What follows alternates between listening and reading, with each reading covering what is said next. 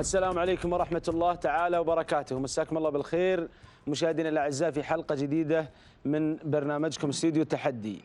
مرحبا بكم مشاهدينا الأعزاء، بعد الترحيب بحضراتكم ورحب بضيوف البرنامج مبارك بن حمد بن نايف. يا مرحبا أبو حمد وسعد بوجودك. تبقى يا أبو بريك، وكذلك أنا أسعد معكم في هذه الحلقة. رحب أيضا بفهد بن علي المهندي. يا مرحبا أبو علي ومساك الله بالخير. الله يرحب بك أبو بريك ومساك الله بالنور، ومسي عليك وعلى أخوي مبارك بن حمد.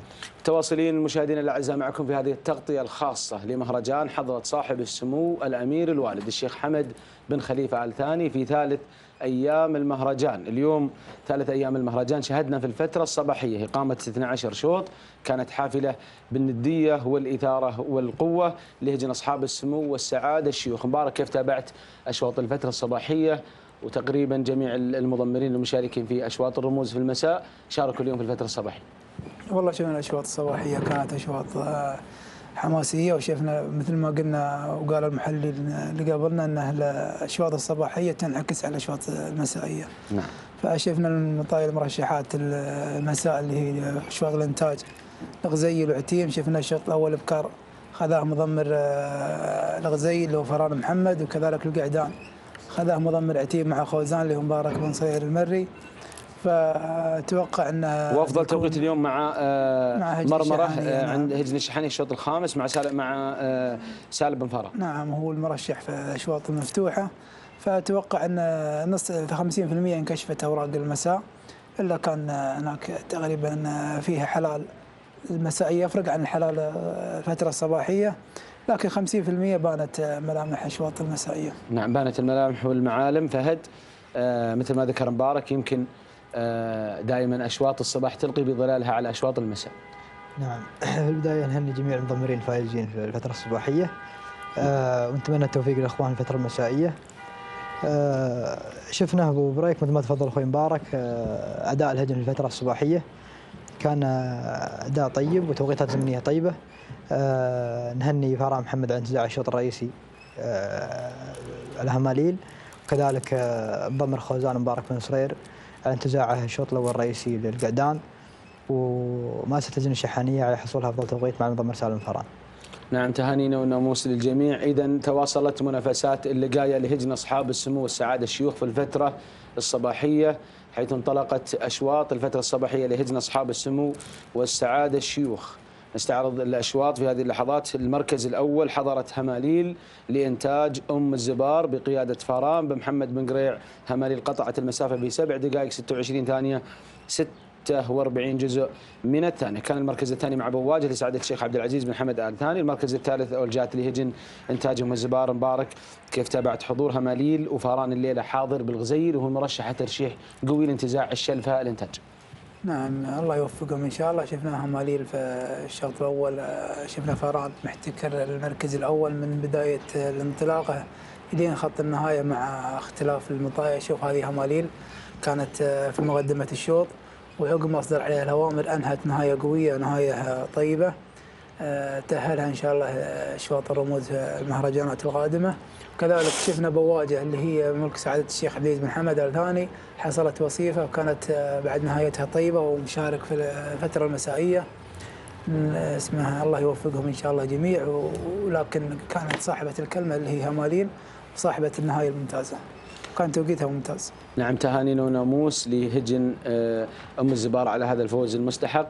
أيضا تواصلت منافسات الأشواط الصباحية. الشوط الأول الرئيسي للقاء القعدان حضر فيه خوزان لهجن إنتاج أم الزبار بقيادة مبارك بن محمد بن صير، هو بالتالي يا فهد أيضا محضر الليلة قعود مرشح عتيم.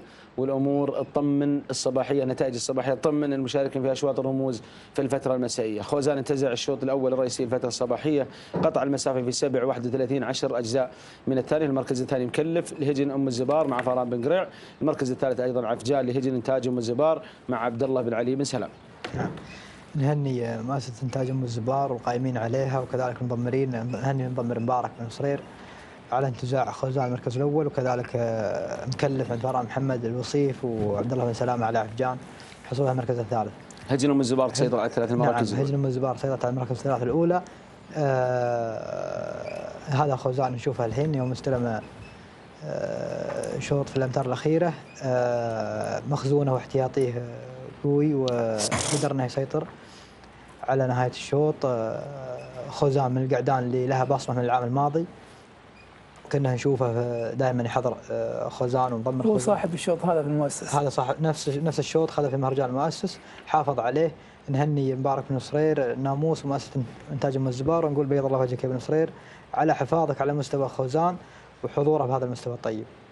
نعم، إذا تهانينا مرة أخرى لهجن أم الزبار على فوز خوزان بالشوط الرئيسي الفترة الصباحية ولجميع الفائزين.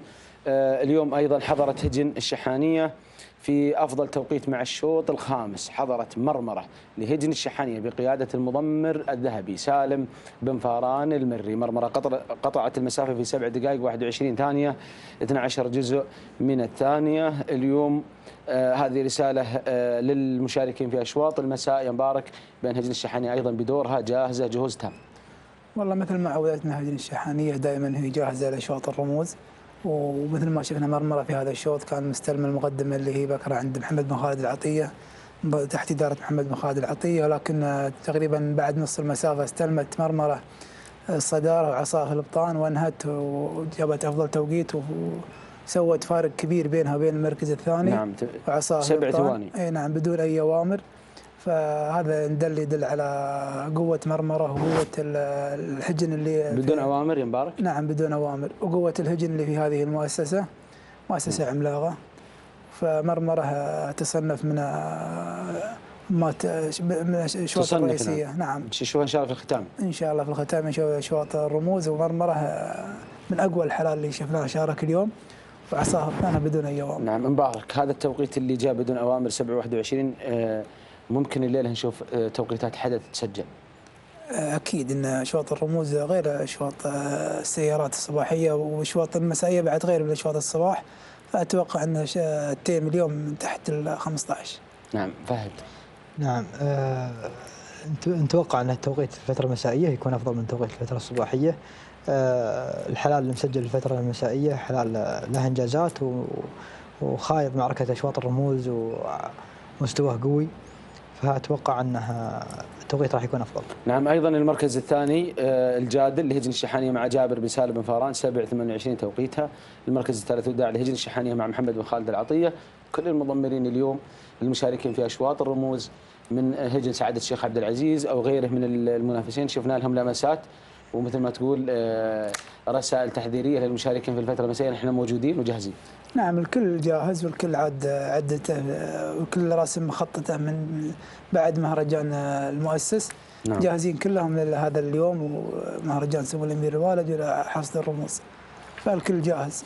نعم، نتمنى إن شاء الله التوفيق للجميع. إذن 12 شوط في الفترة الصباحية، نشوف قائمة بأسماء الفائزين في هذه الفترة الصباحية.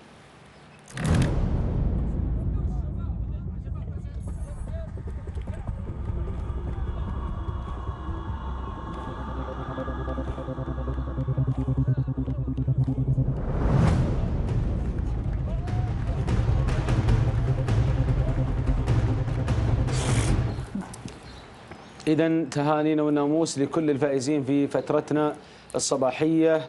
الفترة المسائية راح تشهد إقامة 10 أشواط تستهل ب6 رموز ذهبية. جماهير المضمرين المتابعين عشاق الأصالة يترقبون انطلاقة أشواط الفترة المسائية للقاية لهجن أصحاب السمو والسعادة الشيوخ. أنتم على موعد مع الإثارة في تمام الساعة 1 من ظهر هذا اليوم. مبارك بن حمد بن نايفة كذلك في ترقب من الجمهور من المتابعين لأسماء المشاركة في هجن أصحاب السمو والسعادة الشيوخ، في هجن منتقلة ملكيتها من أبناء القبائل إلى هجن أصحاب السمو الشيوخ. أهلها أيضا يتابعونها، جماهيرها، متابعة السلالات اللي راح تنتزع الرموز كالعادة. أتوقع عدة أمور تهم المتابعين لأشواط وأحداث الليلة. نعم أكيد، الهجن اللي مسجلة في الشوط لها جماهير. نعم. وهجن حاصدة رموز، عندك المفتوح صاحبة الرمزي اللي الوذنة موجودة في الشوط، عندك اللي هو أشهب، عندك عتيم، عندك الغزيل، عندك سدرة. فالمطايا هذه كلها لها جماهير، فالناس كلهم متشوقين يبون يشوفون الإثارة، يبون يشوفون المنافسة، والرمز من اللي بيحصل على الرمز، من صاحب الكلمة الأخيرة. فالكل على ترقب على هذه الأشواط. نعم، والمضمرين وضعهم صعب الليلة. والله المضمرين وضعهم صعب، وحتى المشاهدين الحين بعد بينهم تنافس. ما لا هي نعم. نعم. فهد، أشواط الليلة أهمية الأشواط عند الجميع. نعم. الأشواط أبو بريك أشواط مهمة. نخبة الهجن مشاركة فيها صاحبة الرمز وفيها وصيفة الرمز. بنشوف هل الهجن كانت على مستواها. فيه هجن بشعار هجن غرافة انتقلت من أشواط السيارات إلى أشواط الرموز، نشوف حضورها في الأشواط. كذلك الجمهور المتابع يبي يشوف أبرز الهجن اللي لها ماضي في مؤسسات، هل تستمر على إنجازاتها، هل في هجن طلعت من أبناء القبائل لأصحاب سمو الشيوخ، هل تستطيع انتزاع الرموز. فأكيد الكل متشوق أنه يشوف الفترة المسائية. نعم، إذن الانطلاقة ستكون في تمام الساعة 1 مع أول أشواط الذهب، الشلفة الذهبية، الشوط المفتوح لهجن أصحاب السمو والسعادة الشيخ، وقائمة بأسماء الهجن الحاضرة في شوط الشلفة المفتوح للقاية.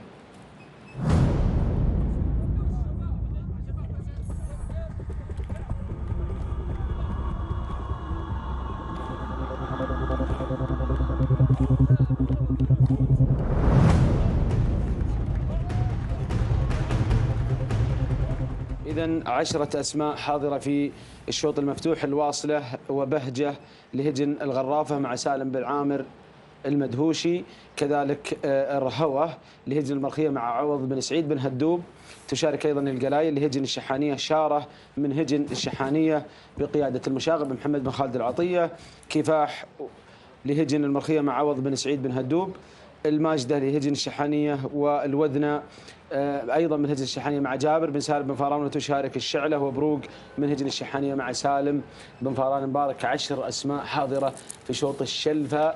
أكثر الأسماء هذه شاهدنا منهم إشارات اليوم في الفترة الصباحية بأنهم جاهزين. صحيح، شفنا الأسماء المشاركة مثل ما شافوا أخواننا المشاهدين. فمثل ما ذكرنا أن صاحبة الرمز موجودة في هذا الشوط ووصيفتها والمركز الثالث، فأتوقع أن المنافسة بتكون بين اسمها الوذنة والماجدة. نعم، بتكون المنافسة بينهم، وأتوقع أن الوذنة هي صاحبة الرمز وبتكون هي اليوم صاحبة الكلمة. نعم، وأجمعتوا في ليلة البارحة في الاستديو على ترشيح الوذنة. نعم، الوذنة صاحبة رمز وكانت نهايتها قوية، وأتوقع أنها اليوم بتكون هي صاحبة الرمز. نعم، إذن بس عندنا صالح الدعبة رشح الماجدة، باقي المحللين أجمعوا على الوذنة. وبعد صالح له نظرة، ووصيفة الرمز تأخذ الرمز. الوذنة الماجدة وصيفة الرمز. كيف بيكون السيناريو في هذا الشوط تتوقع؟ أتوقع أن بروق بتقوم في مقدمة الشوط. نعم، بروق والشعلة. نشوف لو نلاحظ أن كل مضمر داخل باسمين، أكيد أن في اسم يكون كورقة ضغط وفي اسم يكون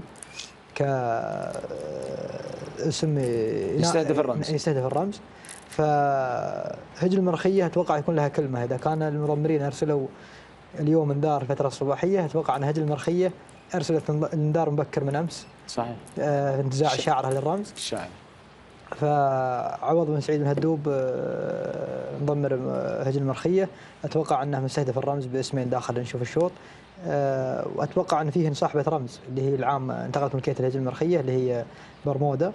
أتوقع أنها من ضمنها، لكن ما نعرف اسمها بالضبط. هي رهوة ولا كفاح؟ ما أدري بالضبط وش اسمها، لكن أتوقع أنها من ضمن الأسماء الموجودة.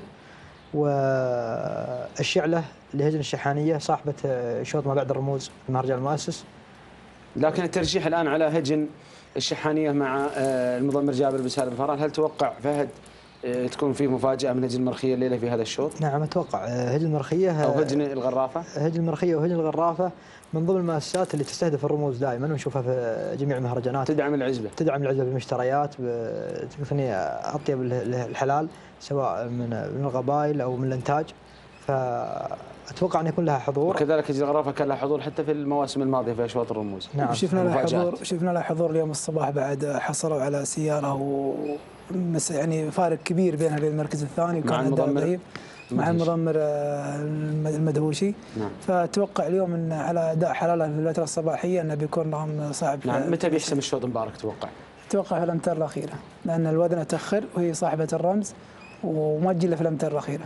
نعم، وطبيعة ركض المنافسين أتوقع أن السيناريو الشوط أنه مثل ما قال أخوي فهد، أن المقدمة بتكون مع بروق بجر الشوط، وبتوصل الوذنة في الأمتار الأخيرة.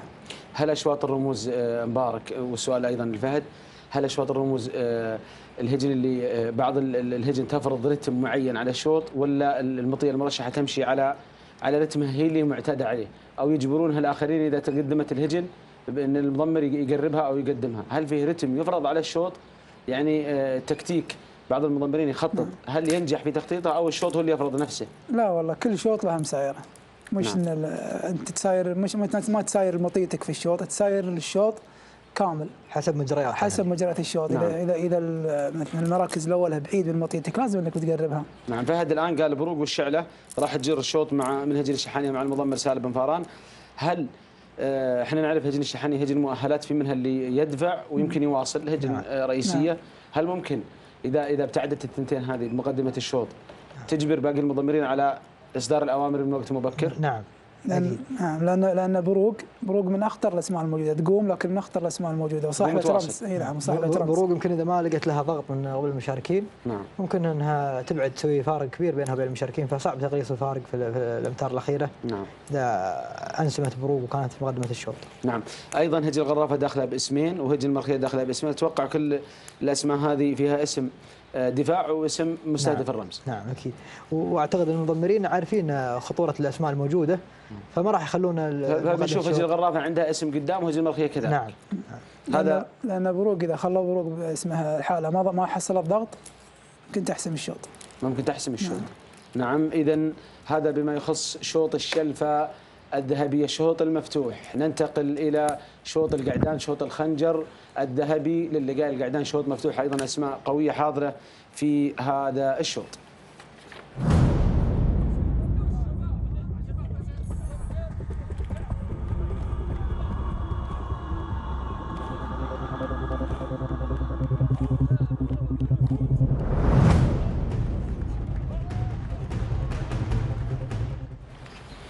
إذن 8 أسماء حاضرة في الشوط الخنجر المفتوح. متعب لهجن الغرافة، الفايز وغازي لهجن الشحانية، معاند لسعادة الشيخ عبد العزيز بن حمد آل ثاني، أشهب، صابر، جويزيان، سياف من هجن الشحانية. مبارك 8 أسماء حاضرة، 7 أسماء للشحانية، هو معاند لسعادة الشيخ عبد العزيز بن حمد آل ثاني مع محمد بن مبارك بن سعيد النابت، وهو بالمناسبة مضمر الأبهرية اللي حصلت أعتقد وصيفة في أشواط الحقائق على الرمز. نعم. أتمنى لهم التوفيق الجميع إن شاء الله. عندك متعب صاحب رمز. نعم. وعندنا متعب هجن الغرافة. نعم، صاحب رمز في العام الماضي. كذلك عندك الفايز وغازي بعد كذلك صاحب رمز في العام الماضي في شواط الشعب. وكذلك معاند عند سعادة الشيخ عبد العزيز بن حمد.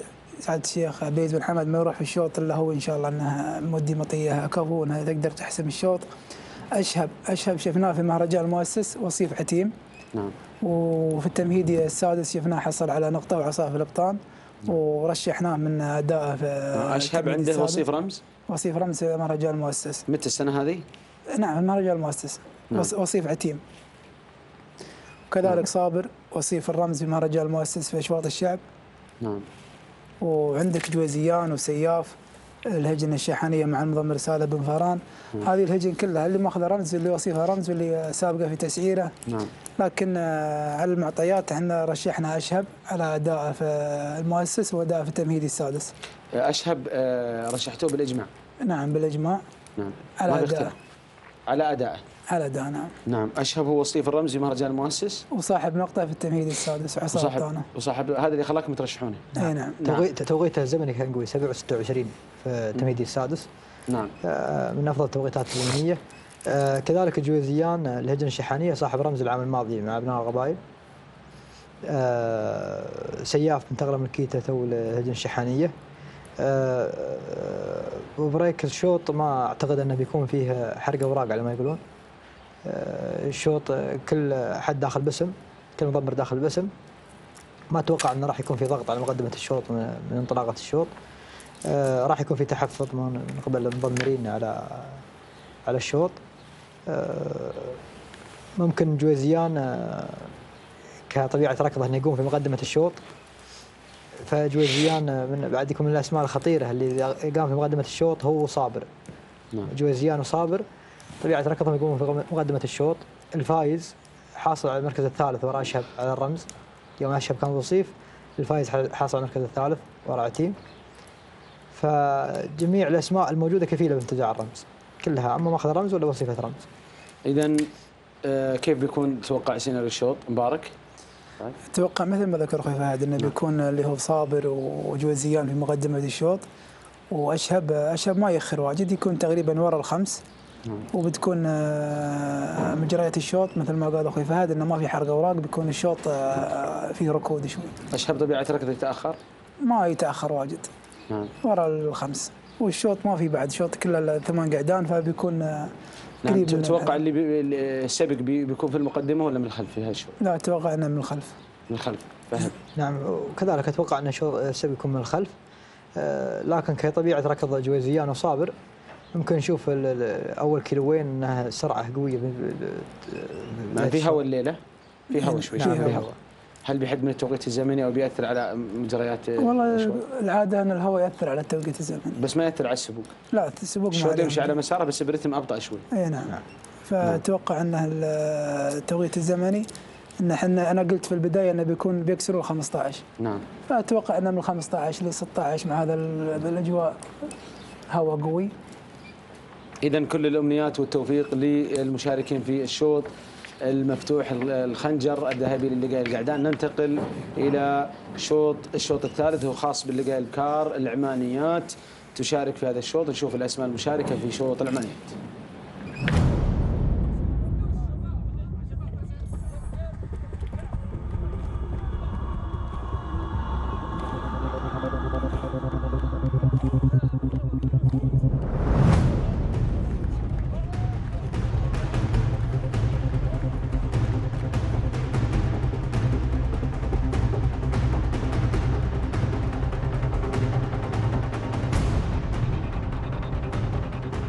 إذا 12 اسم: رهف لسعادة الشيخ عبد العزيز بن حمد بن خالد آل أحمد آل ثاني مع محمد بن بخيت بن برقان بن مقارح.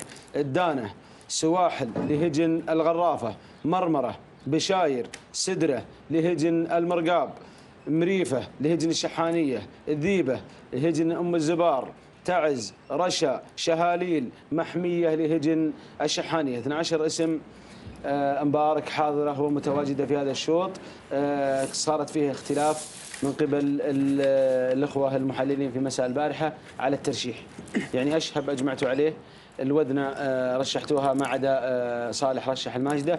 في هذا الشوط اختلاف كبير وتباين في ترشيحات المحللين.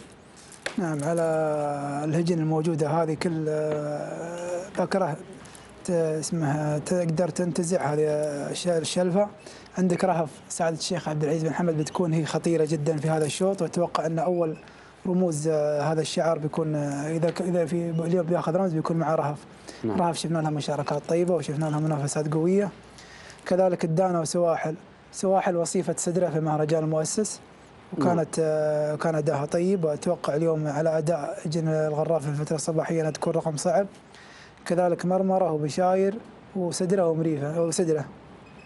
مرمرة وبشاير اتوقع ان لخدمة سدرة، اذا سدرة بتشارك اليوم بتكون هي رقم صعب، بتكون هي من اخطر الاسماء المشاركة.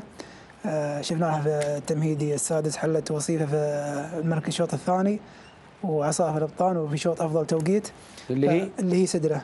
نعم، اخذت الرمز، هي صاحبة رمز المؤسس. وين جت ثاني في المحلي؟ في المحلي السادس. وعصاها في ابطانها. نعم. فاذا البكره طيبه وبخير بتشارك، فبتكون هي من اصعب او هي اصعب اسم موجود في هذا الشوط.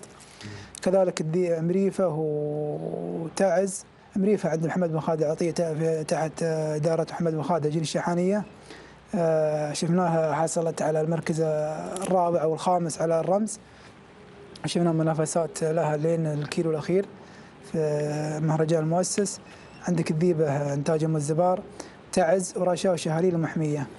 تعز وشهاليل هي من اخطر المشاركات في هذا الشوط من هجن الشحانيه. تعز حصلت على المركز الخامس على ما اعتقد فهد في المؤسس، وشهاليل المركز الثالث. فاتوقع ان الاسمين هذه بيكون اليوم من اخطر الاسماء في هجن الشحانيه في هذا الشوط. نعم فهد. نفس ما تفضل اخوي مبارك، رهف من اغوى الاسماء الموجوده. سعادة الشيخ عبد العزيز بن حمد الثاني. رهف شفنا لها مشاركات مع ابناء القبائل عند إدارة محمد بخيت بن برقان. صاحبة عدة نقاط عديدة، انتقلت ملكيتها لسعادة الشيخ عبد العزيز. هجن الغرافة داخلة باسمين، الدانة وسواحل. الدانة طبيعة ركضها تقوم في مقدمة الشوط، وأتوقع أنه يستخدمها المضمر سالم بن عمر مدهوشي كورقة ضغط على مقدمة الشوط. سواحل وصيفة الرمز. كذلك سدرة صاحبة حاملة اللقب موجودة، فهي من أخطر الأسماء. هجن الشحانية تعز وشهاليل، أتوقع من أصعب الأسماء الموجودة عندهم. شهاليل حاصلة على المركز الثالث على في مهرجان المؤسس. نعم. تصوراتكم كيف بيكون الشوط؟ كيف بيكون مسار الشوط؟ بيكون مسار الشوط اللي هي مثل ما ذكر أخوي فهد الدانة، بتكون مقدمة الشوط هي وشاير لهجن المرقاب، والدانة لهجن الغرافة، وكذلك اللي هي رشا أو هي رشا نعم لهجن الشحانية، بيكون هي مقدمة الشوط. وسواحل وسدرة وتعز وشهاليل بيكون في المراكز، ومحمية بيكون في المراكز المتأخرة لين تقريبا الكيلو الأخير بيبدأ هنا يبين مع علم الشوط. نعم. هذه الخطة التكتيكية. السبق بيكون من قدام ولا يحسن في الأمتار الأخيرة؟ لا، السبق يحسن في الأمتار الأخيرة بوجود سواحل. بيحسن من وقت مبكر تتوقع ولا في آخر الأمتار؟ لأن سدرة حسمت أعتقد في الأمتار الأخيرة، في الأمتار الأخيرة والأخيرة النهائية يعني. نعم. عندك سدرة وعندك سواحل وعندك شهاليل وتعز. نعم. كلهن يخرن في المراكز المخلفية ويجن في آخر الأمتار. نعم. فأتوقع أنه بيكون السبق في آخر الأمتار. ممكن هجن الشحانية تفاجئ الليلة باسم من الأسماء الحاضرة معها، اسم يمكن أنا ذكروا لي محمية، لكن محمية أنا ما عرفت والله محمية وش بالضبط. نعم. هم يمتلكون نخبة من الهجن. نعم يمتلكون النخبة، وهذه كلها النخبة، والحالة اللي عند الشحانية ما ودوا في هذا الرمز إلا كلها منقيات من نخبة. وأتوقع أنه اللي راح يبادر بالضغط على مقدمة الشوط اللي هي هجن الشحانية، لأنها تسحب الشوط. نعم، لأنه راح يتم الضغط على الدانة لهجن الغرافة. أتوقع أنها الدانة تقوم في مقدمة الشوط. نعم تقوم في مقدمة الشوط، ومن الهجن اللي لها نقاط يعني إن فعلت ما تستعمل. نعم. فأكيد أنه راح يتم الضغط عليها من قبل هجن الشحانية أو هجن المرقاب. إذا كان في ضغط، تصور شيء معروف بيكون أوراق بتحترق، لكن نعم. إذا راحت مثل ما قال مبارك مطية وما حصل ضغط ممكن تواصل. نعم. مثل ما ذكر بروق في الشوط المفتوح. فأنت توقعاتك إذا الدانة تقدمت، هل هجن الشحانية بتسمح بهذا التقدم وتخلي على راحتها ولا راح تبادر أتوقع أنها راح تضغط عليها، تبادر بالضغط عليها هي وهجن المرقاب كذلك، لأن هجن المرقاب يحملون حاملة اللقب، سدرة موجودة في حلالها موجود من مسجلة في الشوط، وكذلك هجن الشحانية تمتلك نخبة من الحلال اللي حصلت على المركز الثالث والمركز الرابع. نعم. فأتوقع من مبادرة هجن الشحانية. نعم. في حالة الضغط فهد على المقدمة على الدانة من هجن الشحانية، توقع بيخدم هذا الموضوع سدرة لأنها تتأخر، وبيخدم بعد المرشحات اللي تقوم ورا. أنا أتوقع إذا سدرة بتشارك وطيبه بخير، لأني أنا سمعت أنها في وعكة صحية، لكن إذا بتشارك وهي يعني على أتم جهوزيتها بيكون الضغط يبدأ من هجن المرقاب. بيستخدم اللي هي بشاير ومرمرة، كلهم بيستخدموا الثنتين خدمة سدرة. نعم. لأن سدرة تأخر وهي صاحبة الرمز في مهرجان المؤسس، وهي من أقوى الحلال المسجل في هذا الشوط، فأتوقع أن الضغط بيبدأ من هجن المرقاب. هجن المرقاب على المقدمة مثل ما فعلوا في مهرجان المؤسس. نعم مثل ما فعلوا. نعم. أنتم رشحتوا، كان في تباين في الترشيح في شوط اللي قال بكار العمانيات، في انقسام كبير جدا ما بين المحللين، يمكن بس اسمين شخصين أجمعوا على اسمين، كل في اسمين مرشحين، سواحل وتعز حصلت على ترشيحين، وسدرة وشهاليل تم ترشيحها أيضا من بعض المحللين. نعم. تعليقك مبارك على التباين، يعني ما في اتفاق، دائما نشوف إجماع بثلاثة أسماء بأربع أسماء. نعم احنا شفنا أنا مرشح تعز حاصل على المركز الخامس في مهرجان المؤسس، وحاصل على المركز الأول في التمهيدي السادس. أنت على آخر مشاركة. أي على آخر مشاركة، والبكرة الترشيح ما قد سبقت السنة هذه كلش إلا في مهرجان المؤسس حصلت على المركز الخامس. كم هي بجاهزة؟ يمكن لا هي جاهزة، لكن يمكن معها عذرها. ولا سابقة من التمهيدي الأول للتمهيدي الخامس، فالتمهيدي السادس شفنا لها مشاركة وحصلت على المركز الأول، فرشحتها على آخر مشاركة لها وعلى مشاركاتها اللي قبل. نعم. فهد. أنا رشحت سواحل بناء على الوصافة، وصيفة سدرة، وكان فارق بسيط يعني بينها وبين سدرة، وسواحل من الهجن للترشح حلت وصيفة رمز. نعم. من الممكن وصيفة تنتزع رمز تاخذ الرمز. نعم. وتعز من الهدن اللي لا حضرت في يومها سجلت التوقيت. تعز العام يوم انتقلت ملكيتها توقع جاي ب 4/16. نعم شهر أفضل توقيت. نعم اللي تعز. نعم. وانت رشحت يا فهد؟ سواحل. سواحل. نعم. رشحت تعز في مهرجان المؤسس. وين جات؟ الحرب جت خامسة اعتقد او سادسة. واليوم ممكن مبارك يصيد وانت مرشح. نعم. عز الله سبوق وترشح. كل الاسماء الموجوده كفيله بانتزاع الرمز.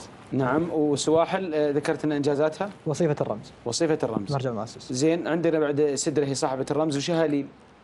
المركز الثالث. رشح راشد السعدي. نعم المركز الثالث على الرمز. نحن انا اشوف ترشيحات الخبراء دائما في دائره الثلاث او الخمس او على بناء مثل ما رشح مبارك اخر مشاركه. لكن ابو بريك رهف اللي سعاده الشيخ عبد العزيز بن حمد. نعم. ما حد رشحها رهف. تراها من الاسماء الخطيره. نعم. اشرت لها الان في هذا الاستديو. نعم قويه وشرنا لها المساء البارحه بعد على انها كفيله بتنتزع عنها الشوط الشبه. بعد بس لا تنسى بعد المضمر الصارم امس ما اخذ رمز. حاصل على رمز واليوم شفنا له منافسات. نعم منافسات في دائره الثلاث ورهف من الحلاله اللي لهن انجازات قويه ولها منافسات.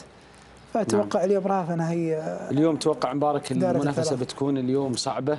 بتكون في اليوم إثارة تشويق ما بين المشاركين. نعم هذا أصعب شوط بيكون يعني حتى الدليل أن الترشيحات اختلفت فيه. فهذا الشوط هو صعب أنك يعني تتوقع فيه من اللي بتسبق. احنا رشحنا وإن شاء الله أن اللي يدخلون كلهم في الثلاث. نعم. عشان لغة المحللين. لكن الشوط هذا من أصعب الأشواط اليوم. نعم. إذا متواصلين مشاهدينا الأعزاء في هذه التغطية الخاصة بمهرجان سمو الأمير الوالد. فاصل ونواصل.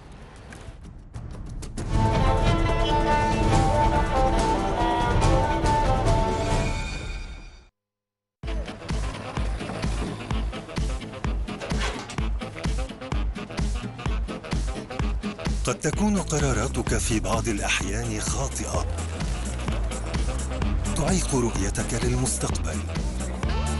ربما تتسم بالوضوح دون ثقة، فلكل قرار ناجح توجد مشولة صائبة.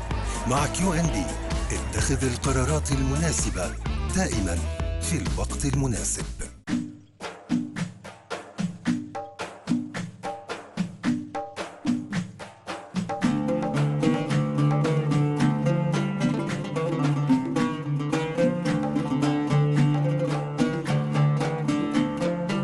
نلتقيكم الليلة في ليلة مميزة، 3 معاريس من اخواننا وعيالنا اللي ان شاء الله نتمنى لهم السعادة.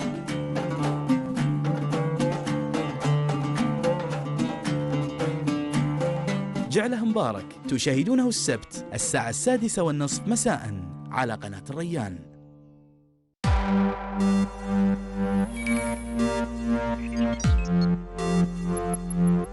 أحدث الإصدارات العالمية والأخبار المستقبلية لأهم الشركات التي تعنى بالتكنولوجيا. تطبيقات محلية وعالمية مهمة ومفيدة.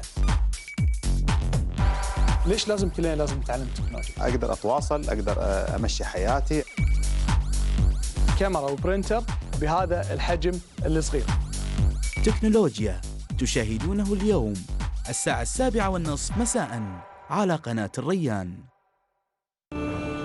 يقول الله عز وجل: قل إنما أنا بشر مثلكم يوحى إلي أنما إلهكم إله واحد. ما في أحد أفضل من أحد، كل الناس سواسية عند الله، وكان وعد ربي حقا. من قرأ أول سورة الكهف وآخرها كانت له نورا. أصحاب الكهف تشاهدونه الجمعة الساعة 10 صباحا على قناة الريان. مرحبا، أهلا بكم أحبة المستمعين، إخوتي الأكارم، أحبة المشاهدين، في هذا اللقاء المبارك وفي هذا اليوم الجميل، في حلقات جميلة وفي طرائف متنوعة لسلف هذه الأمة المباركة. وللمزاح لا شك آداب وضوابط تجعله جزءا لا يتجزأ من حياة المسلم، بل هذا الدين يخالطه شيء من الضحك، لكن الضحك المباح التي جعلتها الشريعة وجاء بها علماء هذه الأمة المباركة. طرائف السلف تشاهدونها الخميس الساعة 7:30 مساء على قناة الريان.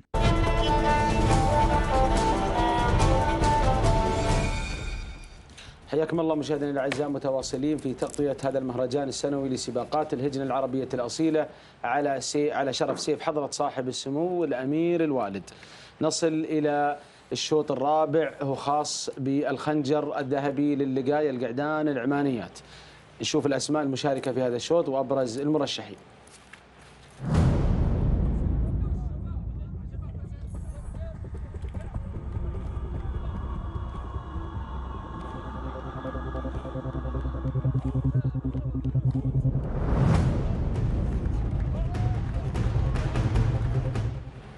إذن 10 أسماء تشارك في هذا الشوط، شوط الخنجر الذهبي للقعدان العمانيات: مكينس لسعادة الشيخ عبد العزيز بن حمد آل ثاني، شايش لهجن الغرافة، القاطع لسعادة الشيخ عبد العزيز، المشوك جهجاه من هجن الشحانية، صنديد والكايد من هجن إنتاج، أم الزبار البصير ومشغل ومشهور من هجن الشحانية.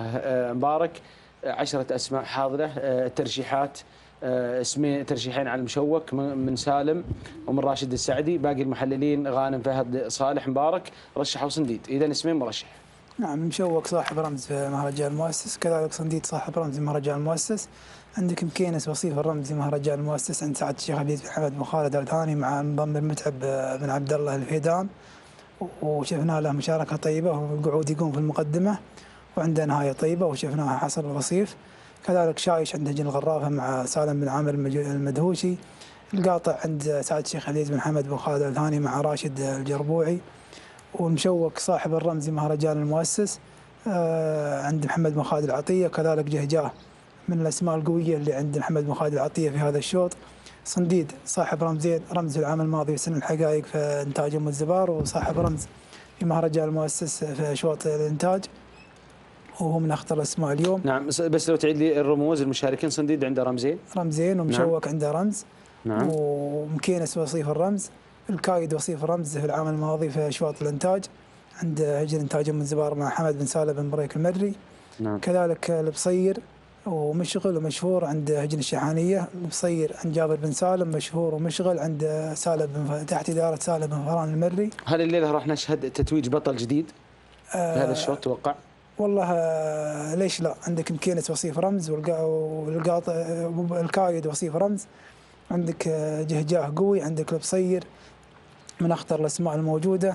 أتوقع البصير اليوم يكون هو شوط قوي هذا الشوط. نعم، شوط قوي وكلها حاصلة على رموز ووصيفة رموز ما شاء الله. فأتوقع أن البصير اليوم يكون عنده مفاجأة قوية.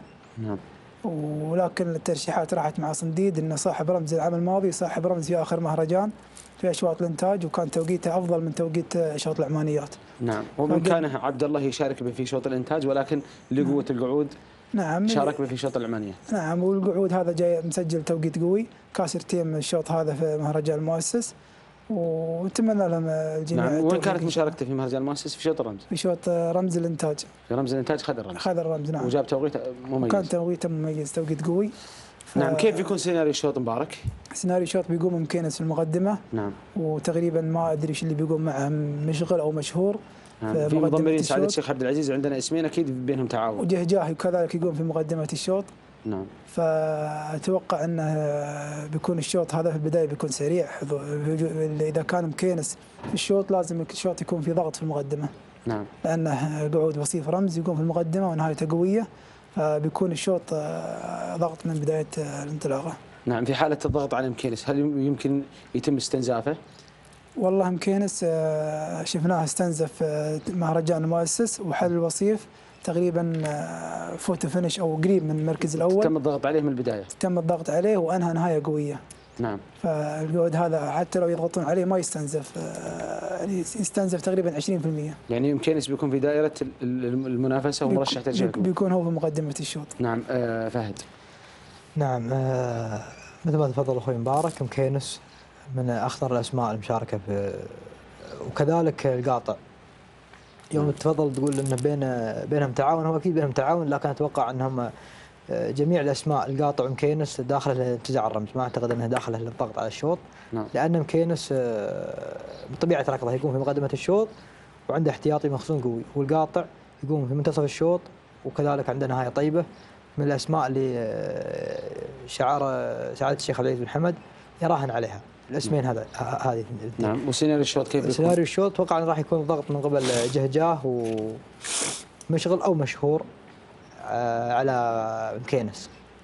انتاج ام الزبار ما اعتقد انها راح تبادر بالهجوم، وكذلك هجن الغرافه عندها اسم واحد اللي هو شايش، واعتقد انها راح تحفظ لين الامتار الاخيره لانها ما عندها الا اسم واحد داخل انتزاع رمز.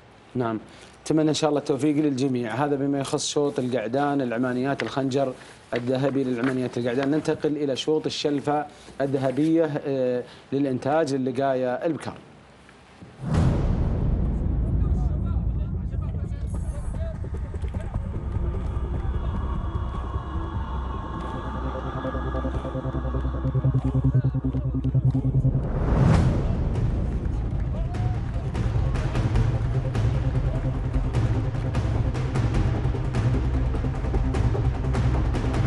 هذه الأسماء أمامكم مشاهدينا الأعزاء. 12 اسم: مذيار، مزون، الزبارة، سياسة، ناصية، صملة لهجن أم الزبار، جنى لسعادة الشيخ عبد العزيز بن حمد آل ثاني، الغارية، فكرة، الغزيل، الداودية لهجن إنتاج أم الزبار، والسعدية لهجن الشقب. كيف يكون سيناريو الشوط؟ 12 اسم حاضر ومتواجد. أنتم كمحللين رشحتوا بالإجماع الغزيل، لا اختلاف على الغزيل. نعم، الغزيل رشحنا صاحبة رمز العام الماضي مهرجان في نفس هذا المهرجان، وكانت أفضل توقيت عندها وكان نهايتها قوية وشفنا لها مشاركات. السنة هذه في التمهيديات ما انسبقت، كلها حاصلة على المركز الأول في مشاركاتها في التمهيديات. عندك اللي هي مزون ومذيار، عندها هجن من الزبار تحت إدارة جابر بن علي المري. عندك سياسة وناصية من أقوى الأسماء، حاصلة على نقاط وحاصلة على مراكز متقدمة تحت إدارة مبارك بن صرير. عندك صملة وصيفة الرمز العام الماضي، وصيفة الرمز مهرجان المؤسس تحت إدارة ناصر محمد الشهواني. عندك جنى هجن الشيخ عبد العزيز بن حمد آل ثاني، جنى قوية وشفنا حلال بن برقان أدى أداء طيب. عندك الغارية وكذلك فكرة، والغزية اللي هي صاحبة الترشيح صاحبة الرمز العام الماضي. كذلك عندك الدودية، عندك السعدية لهجن الشقاب. احنا أول مشاركة نشوف هجن الشقاب في هذا المهرجان، وشفنا مشاركة في سن الحقائق، فأتوقع أن هجن الشقاب تدور أول رمز لها في هذا المهرجان. المرشحة كم رمز في رصيدها قلنا؟ رمز في مهرجان سمو الأمير وادي العام الماضي. نعم، رمز في مثل هذا المهرجان في الحقائق. نعم، في مثل هذا المهرجان. وصملة وصيفة الرمز مرتين، العام الماضي والسنة هذه. صملة وصيفة الرمز مرتين. اي نعم. نعم. والسيناريو كيف الهجن اللي بتقوم قدام توقع مرة ثانية؟ والله الهجن اللي بتقوم قدام أنا بالضبط ما أعرف الهجن اللي بيقوم في المقدمة، لكن أتوقع الشوط وين بيحسم توقع؟ بيحسم تقريبا عند آخر 800 متر. نعم. فهد. مثل ما تفضل أخوي مبارك، الهجن هذه كلها لها عدة نقاط عندنا في سباقات تمهيدية. من أخطر الأسماء الغزيل اللي صاحبة الرمز العام الماضي، وصاحبة الشوط الرئيسي في مهرجان المؤسس فترة الصباحية. نعم. أعتقد بدون أوامر أو أوامر طفيفة جاتها وبانفرادة تامة. صملة وصيفة الرمز في مهرجان المؤسس والعام الماضي كذلك. الزبارة أعتقد أنها صاحبة رمز العام الماضي، وأتوقع أنها تقوم في مقدمة الشوط عند نفس المضمر الغزيل فراء محمد. نعم. شعار سعادة الشيخ عبد العزيز بن حمد شفنا له مشاركة طيبة في بداية المهرجان، فأتوقع أن الزبارة رمز المؤسس، رمز السباق سمو الأمير. سمو الأمير سمو الأمير ختامي. نعم. المؤسس كانت غدير عند بعد فراء. عند فراء أخذها في المؤسس العام الماضي، أخذت المؤسس العام هذا اللي هي غدير، والعام الماضي غدير. يعني الرمز الأول في المؤسس في هذا الموسم أخذ فاران بن محمد بن قريع مع هجن أم الزبار. نعم. فاران احتكر أشواط البكار إنتاج أم الزبار. والليلة من خلال مشاركة الزبارة ومشاركة الغزيل يطمح لانتزاع هذا الرمز. مصر من خلال ما نشوفه. نعم. وأداءه الفترة الصباحية اليوم أداء طيب. الشوط الأول. نعم. 3 أشواط أخذ اليوم. نعم. بتوقع الغزيل بيكون توقيتها حدث اليوم. نعم. توقعت إذا حصلت ضغط وحصلت أوامر. نعم. هل في اسم يشكل خطورة على الغزيل بما أنكم رشحتوا جميعا؟ والله في أسماء عندك ناصر. يعني أبرز الأسماء اللي لو أعطوك ترشيح خيارين وش بترشح؟ عندك صملة، ناصية، سياسة، هذه الأسماء كلها قويه لهذا الشوط، لكن اتوقع ان صمله هي ثاني اسم ترشح الغزيه. نعم، هذا بما يخص شوط الشلفه الذهبيه للقايه البكار الانتاج. ننتقل الى شوط القعدان اللقايه الانتاج لهجن اصحاب السمو والسعاده الشيوخ.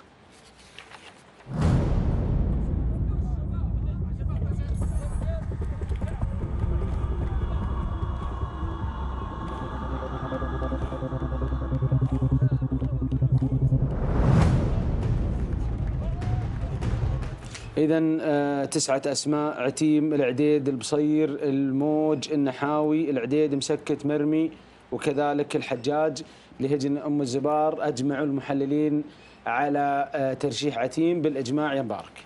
والله عتيم مجمعين عليه من أول ما أركض في التمهيدي الأول في سن الحقائق، والعرب كلهم مجمعين على عتيم. كم رمز في رصيده؟ رمزين. نعم. ولم يذق طعم الهزيمة في كل اشتراكاته. نعم. وعتيم ما ينترشح عليه قعود. فإذا نعم. قلت لي كيف سيناريو الشوط بيقول لك بيقوم عتيم بينهي عتيم.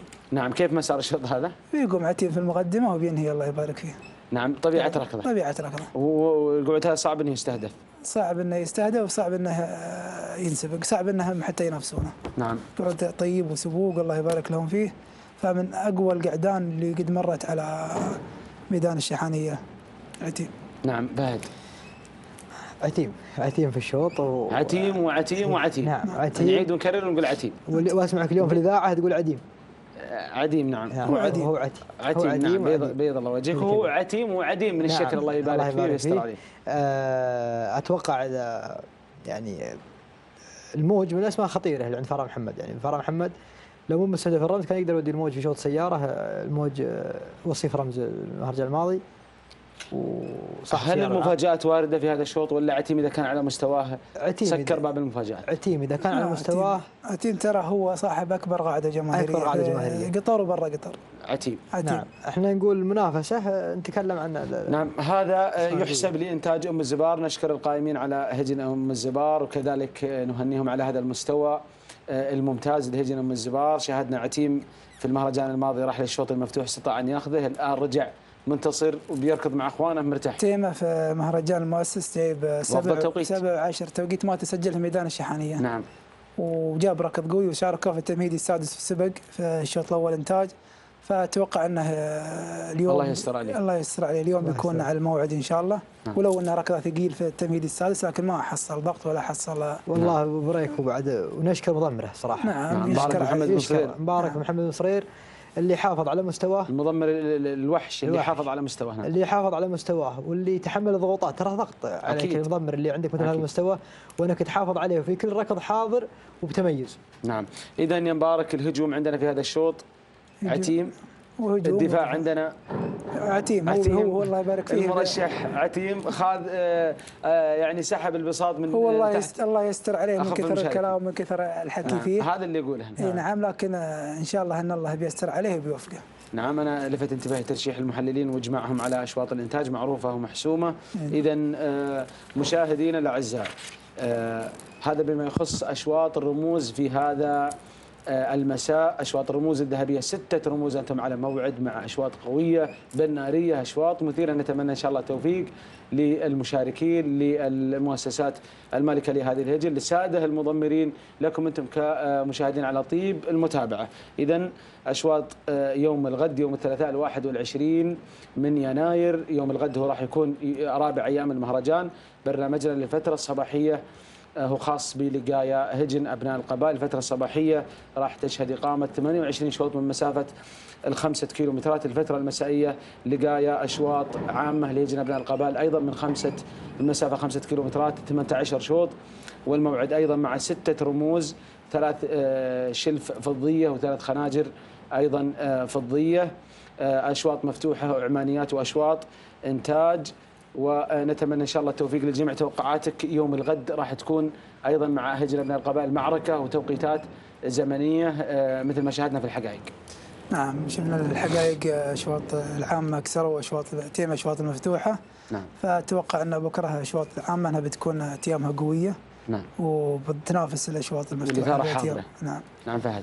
نعم نتمنى ان شاء الله التوفيق للجميع، واتوقع بكره راح تكون اثاره قويه، وكذلك توقيتات زمنيه نعم. بعد حاضره. نعم في هواء مبارك الليله بما يخص اشواط الرموز، الاشواط المفتوحه، توقعاتك التيم الليله؟ والله في هواء والله في هواء قوي، في هواء قوي. شوف نعم. الاعلام بعد نعم في هواء قوي. نعم في هواء قوي. اتوقع التيم انه بيكون 18 19. نعم نعم يعني الهواء الليله يتحكم في التوقيت الزمني. اي نعم. ما راح نشوف توقيتات من مهرجان المؤسس. ما اعتقد 7 لأن 10 الجو بعد برد الليله. نعم 7 10 ما اتوقع انها نعم فهد تكرر. نفس الكلام، اتوقع 18 19. نعم كسر حاجز 20 في بسيط. بيكسر حاجز 20 التوقيتات الليله. توقع المحللين في ظل ما تواجه لجن من رياح عاتيه وهواء يمكن يحد من التوقيت الزمني. اذا مشاهدينا الاعزاء نصل الى ختام تغطيتنا لهذه الليله، نتمنى ان شاء الله التوفيق للجميع. نشكركم مبارك بن حمد بن نايف وفهد المهندي، مشكورين وفالكم التوفيق. اذا مشاهدينا الاعزاء حتى الملتقى في مساء الغد، نتمنى ان شاء الله ان نكون قد وفقنا فيما قدمنا. دمتم في حفظ الله ورعايته، والسلام عليكم ورحمه الله تعالى وبركاته.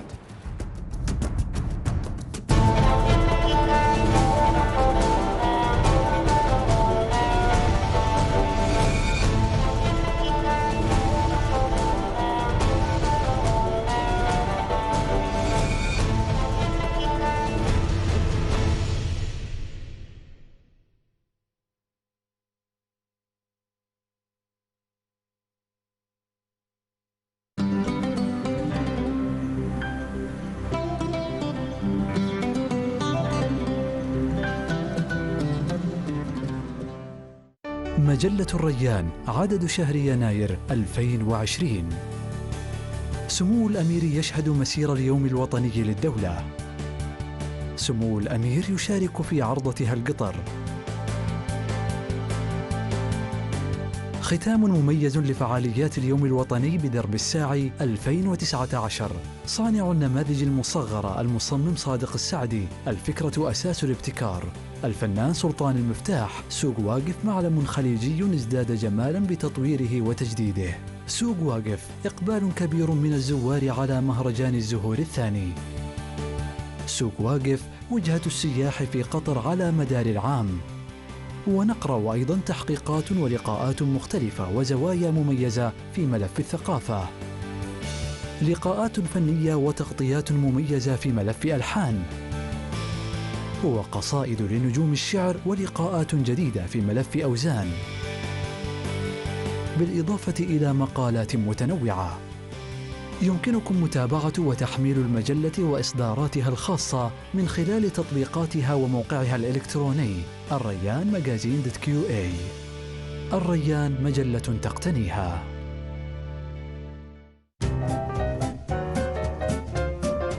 يوم جديد نطل فيه عليكم من استديو لبيب على الهواء. اهلا وسهلا بكم مشاهدينا. ارجع الى الخلف. اوكي لو انك ترتب وتقوم بالتنظيف والترتيب بصوره دائمه ما كنت تعرف نفسك كلها تعبت بصراحه. خطا.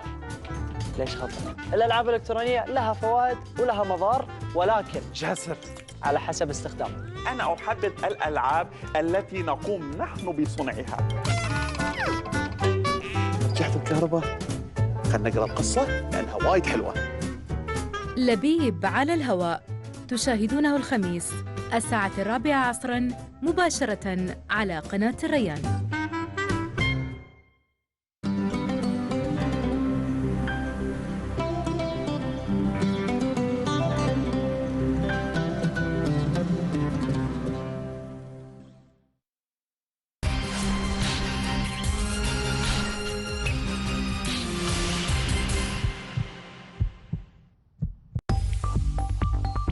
تقوم الكلى بتصفية الدم وإفراز الفضلات وفائض السوائل إلى البول. عند إصابة أداء الكلى تتراكم الفضلات وفائض السوائل في الجسم، والأمر الذي قد يشكل خطراً على حياة الإنسان. يكون التدهور في أداء الكلى بطيء، حيث تحتدم الأعراض كلما تفاقم الفشل الكلوي المزمن. أحياناً لا يتم تمييز أي أعراض للمرض في المراحل الأولى، ولذلك فهي تكتشف فقط في مراحل متأخرة من الإصابة.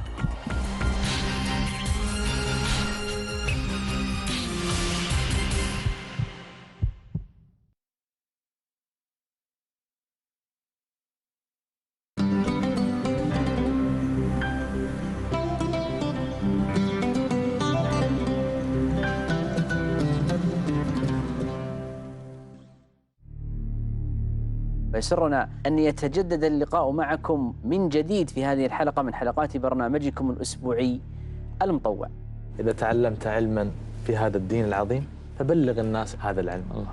الدجل والشعوذة لا تجده مع العلم والثقافة والمعرفة. هؤلاء الأئمة كلهم أخذوا طريق مختلف، لكنهم كلهم وصلوا إلى الحق. هؤلاء جالدوا وتعبوا في طلب العلم.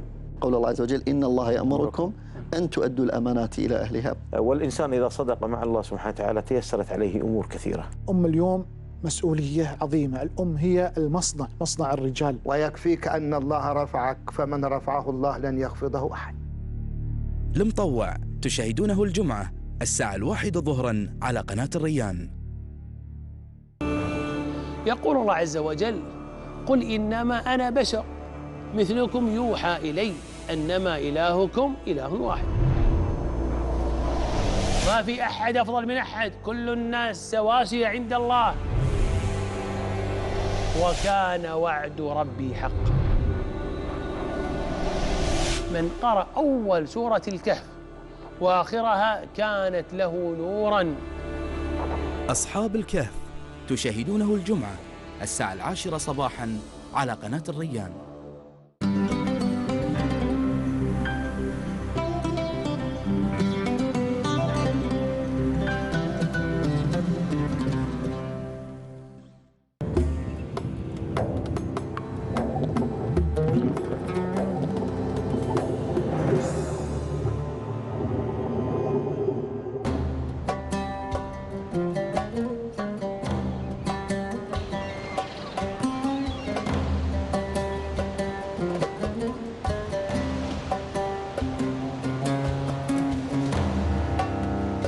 لطالما ارتبطت الرويس بالجزر القريبة منها، فكانت مقصداً لأهالي الصيد والرحلات.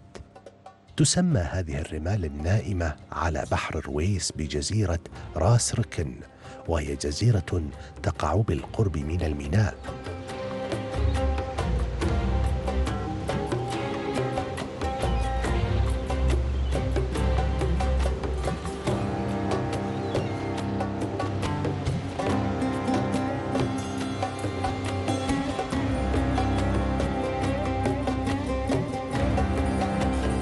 الجزيرة غنية بأنواع مختلفة من النباتات التي انتشرت على مساحة الجزيرة، ورسمت بألوانها لوحات شتى حق للجزيرة أن تتباهى بها.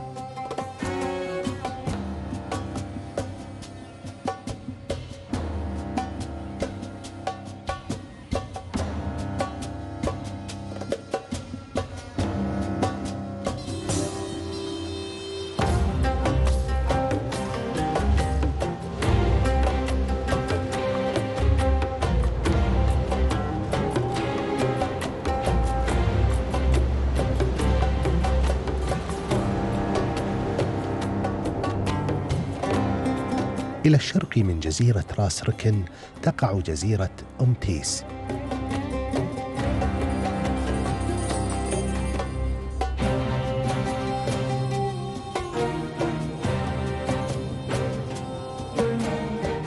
إذ تمتد على مساحة تقدر بنحو 5 كيلومترات. تعد المنطقة هنا مليئة بالحواجز الرملية وأشجار القرم.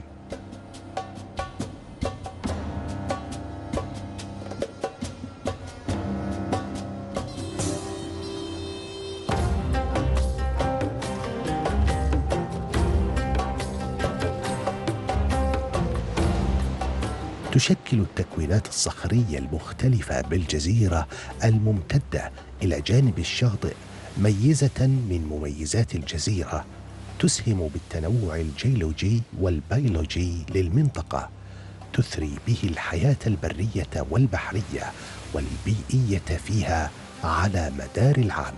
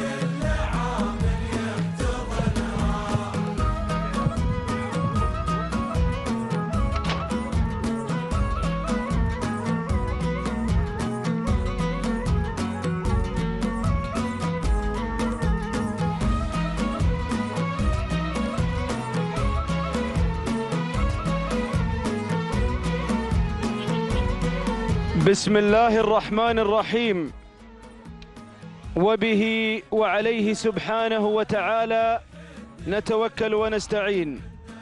مشاهدينا الأعزاء والحفل الكريم، السلام عليكم ورحمة الله تعالى وبركاته، وأسعد الله مساءكم بكل خير. نجدد بكم ومعكم التحية واللقاء في مهرجان حضرة صاحب السمو الأمير الوالد. هذا المهرجان الذي يقام على شرف سيف حضرة صاحب السمو الأمير الوالد الشيخ حمد بن خليفة الثاني، يحفظه الله ويرعاه من كل سوء ومكروه. هذه ليلة اللقاية لهجن أصحاب السمو والسعادة الشيوخ، أشواط الذهب، أشواط الرموز الذهبية. هذا هو شوط الشلفة، شوط الشلفة الذهبية ينطلق. مشاهدينا الأعزاء، بسم الله وعلى بركة الله، بسم الله نبدأ وعليه نتوكل، ومنه سبحانه وتعالى نطلب التوفيق والسداد والنجاح. ثالث أيام هذا المهرجان السنوي الكبير، هذا المهرجان الذي يشهد إقبال جماهيري غفير وكبير على المتابعة الأشواط، على المشاركة في الأشواط. 7600 مطية سجلت حاضرة في هذا المهرجان، يستوعبها وتستوعبها ميادين التحدي، ميدان البصير، ميدان الشحانية. نتمنى التوفيق للجميع حيث أتى هذا المهرجان وإقامة المهرجان بالدعم السخي والمتواصل والدعم الكريم والتوجيهات السامية من سيدي حضرة صاحب السمو الشيخ تميم بن حمد آل ثاني أمير البلاد المفدى، يحفظه الله ويرعاه من كل سوء ومكروه. مقدمة الشوط، شوط الشلفة يا متابعين يا مضمرين لمن شلفة. هذا الشوط المفتوح، المقدمة غرفاوية مع هجن الغرافة، من تنتزع الصدارة تنتزع المركز الأول. هنا الواصلة تصل إلى المركز الأول، تتقدم بخطى ثابتة على المركز الأول بقيادة المضمر سالم بن عامر المدهوشي. يلا يا المدهش، يلا يا المضمر المدهش، داخل باسمين، بالواصلة وببهجة، بالواصلة وببهجة في هذا الشوط المخيف، في هذا الشوط المريب للمضمرين. يحسب له المضمرين الحسابات الكثيرة، الحسابات الخاصة لمثل هذه الأشواط، أشواط الرموز. ننتقل إلى المركز الثاني، وصلة بروق، وصلة البروق. صدقت يا مبارك يا بن حمد يا بن نايفة، قال بروق بتجر الشوط جر، وأيضا في رصيدها رمز ومرشحة أيضا من الأسماء المرشحة لاختطاف الشوط، وبالتالي الضغط على المقدمة والمواصلة. قبل شوي في الاستديو قال الأخوان المحللين سيناريو الشوط بروق بتكون في المقدمة. بروق تعودت وعودت المضمرين على الضغط على المقدمة. هذه بروق من نوادر هجن الشحانية، يتابعها المخضرم الذهبي سالم بن فران في التضمير. حصل دخول وتسلل على المقدمة في هذه اللحظات على المركز الثاني. وصلت شارة لهجن الشحانية مع المضمر محمد بن خالد العطية، انتقلت إلى مقدمة الشوط، وبالتالي نعيد حسابات الإذاعة في هذا الشوط. شوط الشلفة، لمن الشلفة الذهبية يا مضمرين. كفاح انطلقت على المركز الأول، تسيطر مع هجن الشحانية مع المضمر المشاغب.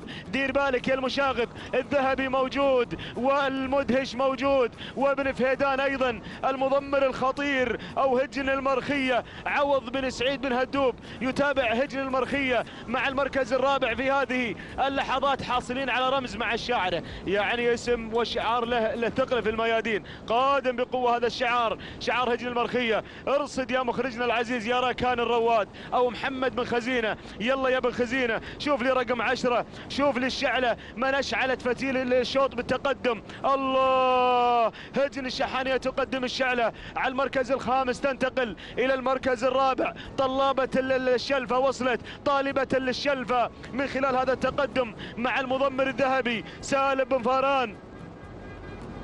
من يتابع بروق ويتابع أيضا الشعلة في المركز الثالث في هذه اللحظات. أرى أيضا اسم خطير قادم، أرى الوذنة. الله مرحبا بالوذنة، مرحبا بالوذنة. بنذيعها في المركز السادس، انصبت عليها الترشيحات في ليلة البارحة بإجماع المحللين، بإجماع الخبراء. هذه الوذنة بإنجازاتها برموزها تتسلح الوذنة بكل ما تحمله من أيضا رصيد في الإنجازات. ولكن نعود إلى المركز الأول، نعود إلى شارة من تنطلق عكس الريح. في هذه الرياح في هذا المساء تنطلق الوذنة وتبتعد عن كل المنافسين. الوذنة الكيلوين الأخيرين أو شارة على المركز الأول، شارة هجن الشحانية مع محمد بن خالد العطية، شارة حاصلة على سيارة في المهرجان الماضي في شوط الختام. واليوم يا أبو خالد في الشلفة، اليوم في الشلفة. حكم أعصابك يا المشاغب، حكم أعصابك يا أبو خالد.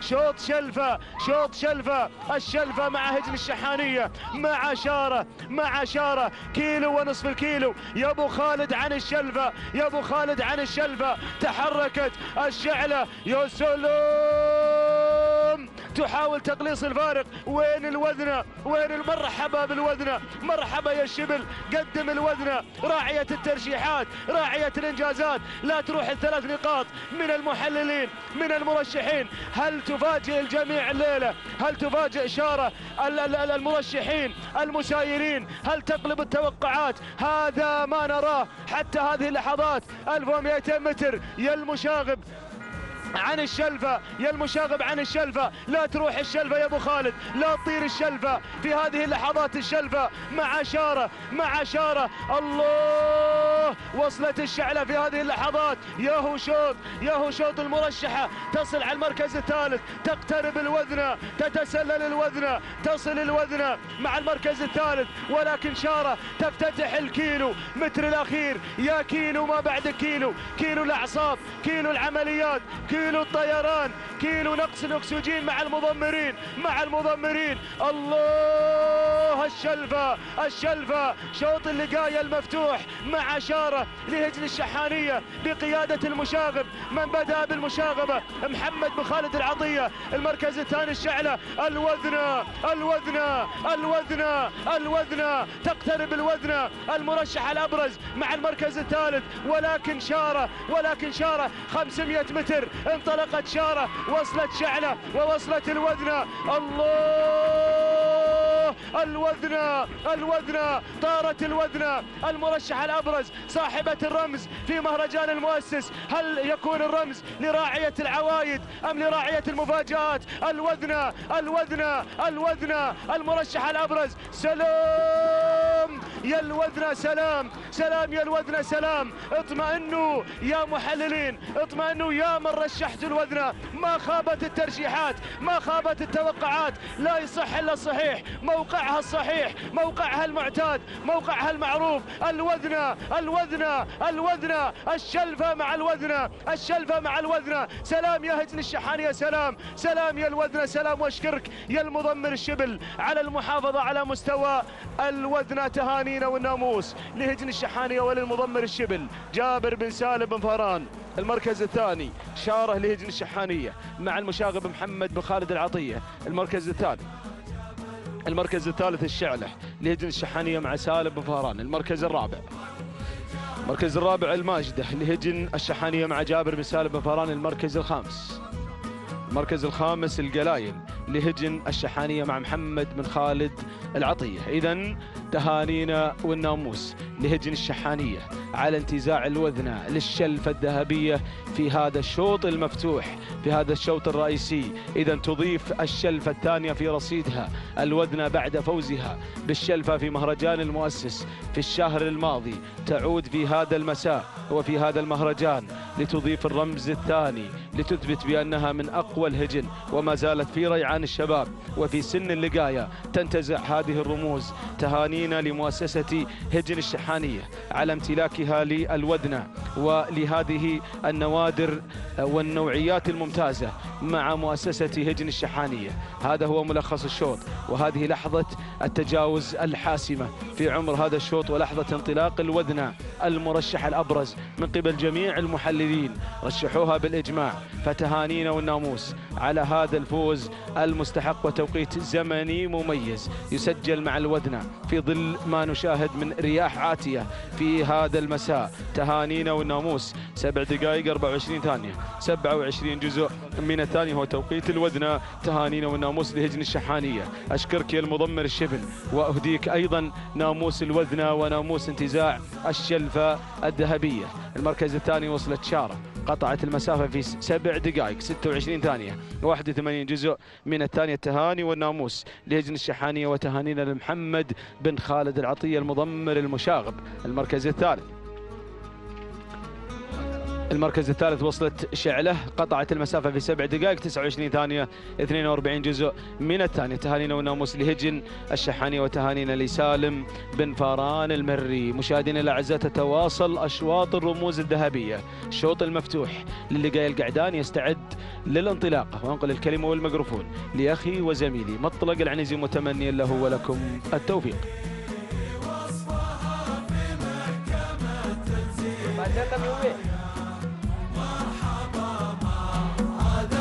بسم الله الرحمن الرحيم. شكرا محمد بن بريك المري. أيها الإخوة المتابعون في كل مكان، أسعد الله مساءكم جميعا بكل خير. تحية مسائية شحانية ذهبية في هذا اليوم الخاص بسن اللقاية ضمن هذا المهرجان السنوي الكبير لسباقات الهجن العربية الأصيلة على سيف حضرة صاحب السمو الأمير الوالد الشيخ حمد بن خليفة آل ثاني حفظه الله ورعاه.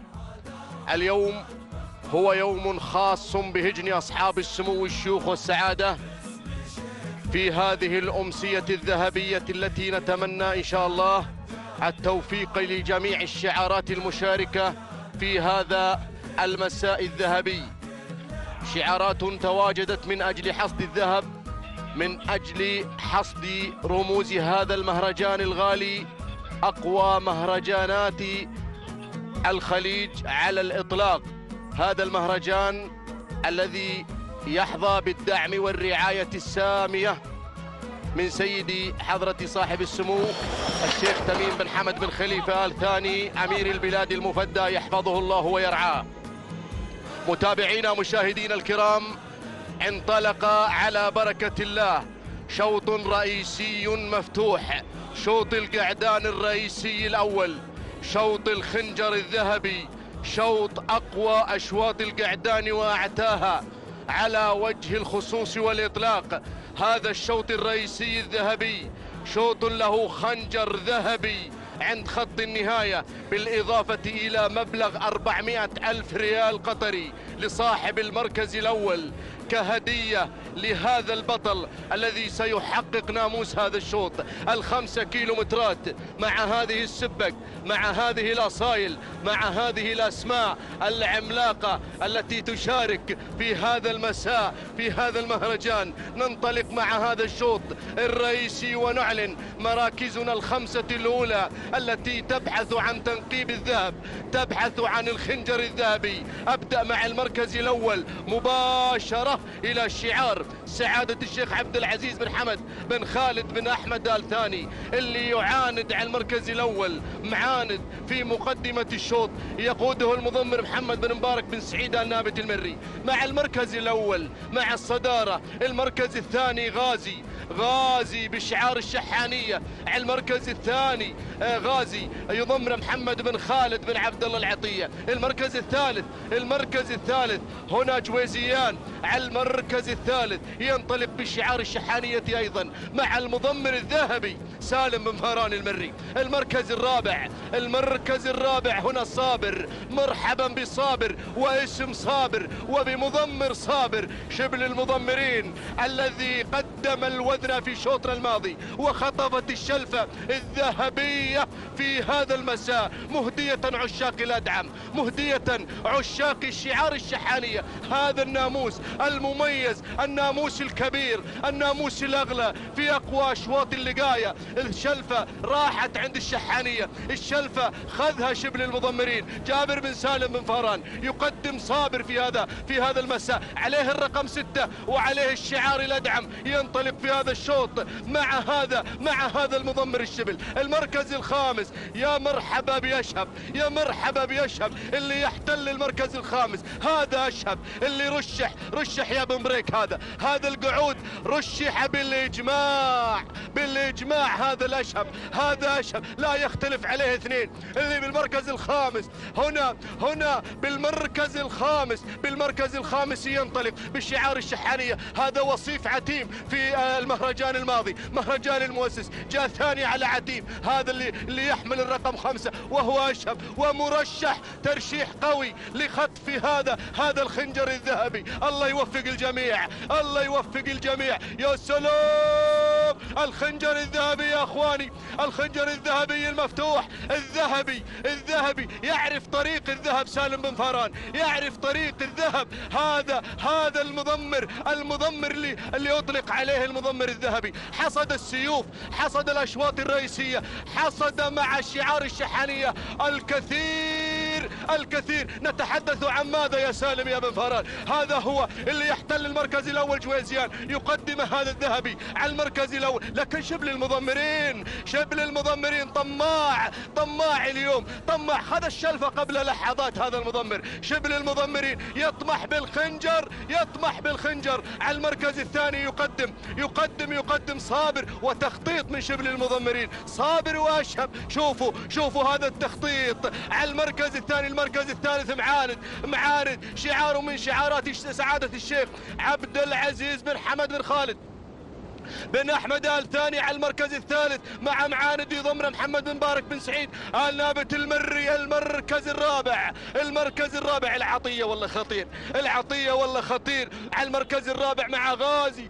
بنقول غزا غازي العطية ولا لا؟ اليوم غزا غازي للخنجر الذهبي على المركز الرابع. يقدمه محمد بن خالد بن عبد الله العطية. المركز الخامس سياف، مرحبا بسياف، مرحبا بشعار سياف على المركز الخامس. يا سلام، الذهبي يقدم سياف ويقدم جويزيان على المركز الخامس. يا سلام، يبدو ان الرمز شحاني، ان لم يكن لمعاند راي اخر، ان لم يكن له راي اخر. بسم الله عليك يا سلام، الخنجر الذهبي يا ابو جابر، الخنجر الذهبي مع الذهبي حتى هذه اللحظة. لكن والله شبل المضمرين خطير، شبل المضمرين، ذلك الشبل على المركز الثاني. يقدم صابر اسم خطير. اعرف هذا القعود جيدا. المركز الثالث يتقدم معاند بالشعار سعادة الشيخ عبد العزيز بن حمد بن خالد بن احمد آل ثاني مع محمد بن مبارك بن سعيد آل نابت. المركز الرابع سياف لهجن الشحانية مع سالم بن فهران المري. المركز الخامس أين أنت يا أشهب؟ يقول المحللون أين أنت يا أشهب؟ أين أنت يا شبل المضمرين؟ راح الخنجر مع الذهبي. الذهبي سالم بن فهران المري يعرف طريق الذهب، يعرف طريق الانتصار، يعرف طريق الأشواط الرئيسية. رئيسي القعدان المفتوح، الرئيسي الخنجر 400,000 ريال قطري. لمن من هذه الأسماء؟ يا سلام، صابر، ولكن سياف قادم وأشهب قادم. ولعت دخن الشوط، دخن يا اخواني، دخن الشوط، ولع الشوط. شوفوا الذهبي، قلت لكم الذهبي يعرف طريق الذهب. الله يا سلام، سياف سياف سياف سياف على المركز الأول، سياف الشحانية، سياف الشحانية مع المركز الأول، سياف أم الزبار، إنتاج سياف أم الزبار، يا سلام. والمركز الثاني أيضا من إنتاج أم الزبار مع المستشار، سلالة المستشار. جود افترنون للشحانية، جود افترنون للشحانية. مساء الذهب، مساء سياف، مساء الرئيسي، مساء الإبداع، مساء الفوز والانتصار. تهانينا والناموس لهجن الشحانية وللذهبي اللي قلت لكم يعرف طريق الذهب، يعرف من أين تؤكل الكتف. سالم بن فاران، يا سلام.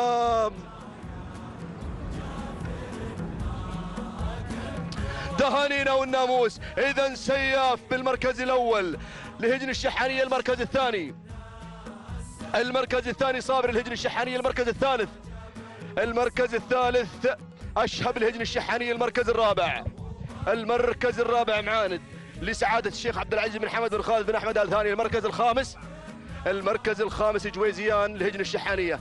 إذا سياف اللي خطف الخنجر الذهبي وسلالة سياف المملوكي لأم الزبار الحاصل على الخنجر الذهبي. والمركز الثاني صابر، المركز الثاني صابر أيضا ينحدر من سلالة المستشار للمملوك لهجن أم الزبار. هناك بهذه المحمية الغالية خطف الخنجر سالم بن فاران المري بعرض ولا أروع في هذا اليوم. خطف الخنجر مع سياف، سياف الغني عن التعريف. تهانينا، تهانينا والناموس لهجن الشحانية، تهانينا للقائمين عليها. خطف الخنجر الذهبي المفتوح في هذا اليوم، خطف الخنجر سياف، حقق الناموس مع الذهبي سالم بن فاران المري. التوقيت الزمني 7 دقائق 27 ثانية 55 جزء من الثانية. تهنئة للذهبي، تهنئة لسالم بن فاران المري الذي قدم سياف في هذا الشوط. يا سلام، شوفوا السلالة يا أخواني، شوفوا السلالة هناك موجودة عند أم الزبار، عند أم الزبار محمية أم الزبار. هذا سياف من سلالة سياف. المركز الثاني 7 دقائق 30 ثانية 52 جزء من الثانية. صابر لهجن الشحانية مع شبل المضمرين. جابر بن سالم بن فاران أيضا مملوك هذا صابر لهجن الشحانية، وبمتابعة جابر بن سالم بن فاران والسلالة سلالة المستشار المملوكي لهجن أم الزبار. تهانينا والناموس. حيوا هذه المحمية يا أخواني، حيوا هذه المحمية، محمية أم الزبار التي تقدم وتحرص دائما على تقديم النوعيات والحرص أيضا على الماركات الذهبية التي تقدم في الأشواط الرئيسية. ما قصرت أم الزبار، حصدت وحققت وفازت وانتصرت دائما في الطليعة. هذه المؤسسة العملاقة مؤسسة أم الزبار. تهانينا والناموس. المركز الثالث، أعطونا التوقيت الثالث. المركز الثالث، المركز الثالث أشهب لهجن الشحانية مع المضمر جابر بن سالم بن فاران المري.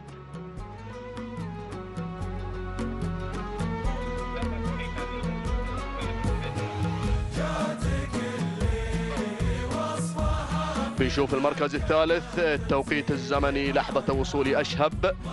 تهنئة لهجن الشحانية على تحقيق الذهب في الأشواط الرئيسية. نشوف التوقيت الزمني الآن على الهواء مباشرة 7 دقائق و32 ثانية 78 جزء من الثانية. توقيت صاحب المركز الثالث يشهب لهجن الشحانية بقيادة المضمر جابر بن سالم بن فاران. تهانينا والناموس.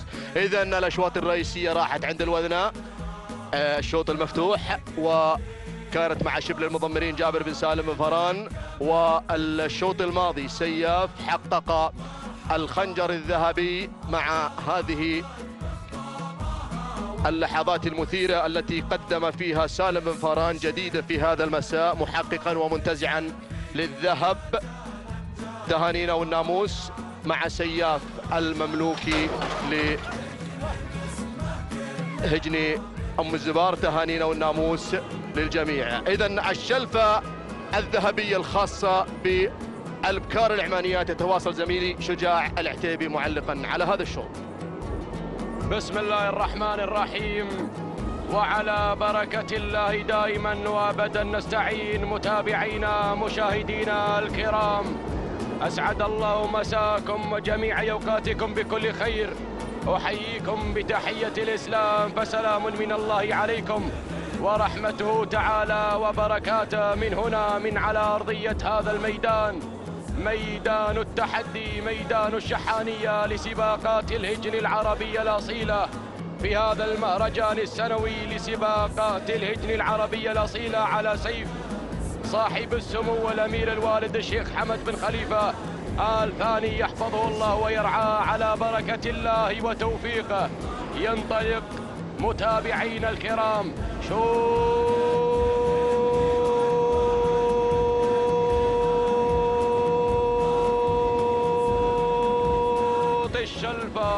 الشلفة الذهبية للقاية الابكار، ومن مسافة 5 كيلومترات هنا الابكار العمانية تنطلق على أرضية هذا الميدان، على ميدان التحدي.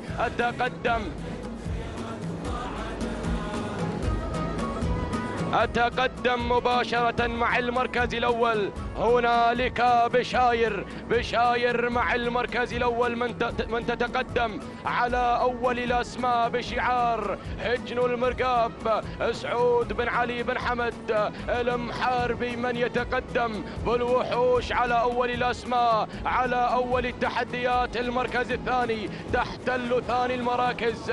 هنالك الذيبة مع المركز الثاني هجن أم الزبار. حمد بن سالم بن حمد بن بريك المري يتقدم مع المركز الثاني. المركز الثالث هنا شعار هجن الغرافة على ثالث الأسماء. تنطلق الدانا هجن الغرافة. سالم بن عامر بن راشد المدهوشي يتقدم مع المركز الثالث. المركز الرابع مرحبا بمرمرة مع المركز الرابع. هنا بشعار هجن المرقاب. سعود بن علي بن حمد بالوحوش ينطلق مع المركز الرابع. المركز الخامس، خامس الأسماء، خامس التحديات، تتقدم تعز مع المركز الخامس. هجن الشحانية جابر بن سالم بن فاران المري يتقدم الشبل على خامس الأسماء، مقدما لنا تعز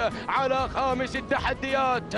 هكذا كانت النتيجة متابعينا مشاهدينا الكرام للخمسة المراكز المتقدمة. أعود مع المركز الأول، أعود مع شعار هجن المرقاب مع بشاير الخير يا أبي المحاربي من يتقدم هنا مع المركز الأول. هجن المرقاب سعود بن علي بن حمد بالوحوش يتقدم مع المركز الأول. المركز الثاني أيضا يصل الدعم من قبل مرمرة. هجن المرقاب سعود بن علي بن حمد بالوحوش يقدم لنا مرمرة ولكن الله اقتحمت الصفوف وانطلقت مع المركز الأول. هنا شهاليل فرقت الصفوف، انطلقت إلى المركز الأول بالشعار الأدعم، شعار هجن الشحانية. سالم بن فاران المري الذهبي في التضمير، الذهبي مع المركز الأول يقدم لنا شهاليل على أول الأسماء. هنا في شوط الشلفة الذهبية، شلفة العمانيات اللقاية. 2 كيلومترات ما تبقى عن خط النهاية. المركز الثاني رشا مع المركز الثاني رشا على ثاني الأسماء. هجن الشحانية جابر بن سالم بن فاران المري يتقدم هنا. الشبل على ثاني الأسماء. المركز الثالث تصل تعز. هجن الشحانية جابر بن سالم بن فاران المري أيضا يصل الدعم من قبل الشبل على رابع الأسماء، ولكن مريفة هجن الشحانية محمد بن خالد بن عبد الله العطية بدأ المشاغب بالمشاغبة يتقدم هنا مع مريفة وتصل محمية هجن الشحانية محمد بن خالد بن عبد الله العطية 5 مراكز 5 شعارات إنه الشعار الأدعم يكتسح المراكز ال5 يسيطر على ال5 المراكز هنا في شوط العمانيات شوط الشلفة يبدو بأنه محسوم مع هذا الشعار الشعار الأدعم يتقدم هنا مع المركز الأول على أول الأسماء هنالك شهاليل مع المركز الأول شهاليل مع البداية الله هجن الشحانية الكيلومتر الأخير الكيلو الخطير الكيلو المثير كيلو ما بين العمالقة كيلو ما بين المضمرين الله تتقدم شهاليل تصل في ثاني الأسماء رشا مع المركز الثاني هجن الشحانية الشبل وأيضا المشاغب يتقدم مع مريفة مع المركز الثالث ولكن أعود رشا وشهاليل الشلفة شلف العمانيات هنالك رشا ولكن مريفة المشاغب الشبل ولكن المشاغب غير مع مريفة هجن الشحانية الشعار الأدعم الغالي على ظهري وضع يقبل إلي النصر وهو شعاري مريفة الشلفة مع مريفة مع الشعار الأدعم هجن الشحانية والمشاغب محمد بن خالد بن عبد الله العطية المركز الثاني وصلت رشا هجن الشحانية جابر بن سالم بن فاران المري المركز الثالث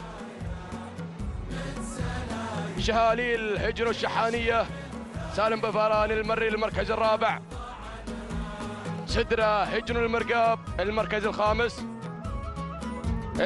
الخامس محمية هجن الشحانية. إذا متابعينا مشاهدينا الكرام تهانينا والناموس لهجن الشحانية على انتزاع مريفة لشوط الشلفة العمانيات شوطنا الثالث للقاية تهانينا والناموس وأيضا للمشاغب محمد بن خالد بن عبد الله العطية من قدم لنا مريفة في هذا الشوط المميز شوط الشلفة الذهبية غادر مع مريفة في شوط العمانية تهانينا والناموس للأدعم على هذا الفوز والانتصار وللمشاغب محمد بن خالد بن عبد الله العطية من ساير مريفة لانتزاع هذه الشلفة الذهبية شلفة العمانيات شلفة اللقاية الابكار تهانينا والناموس للأدعم على هذا الفوز والانتصار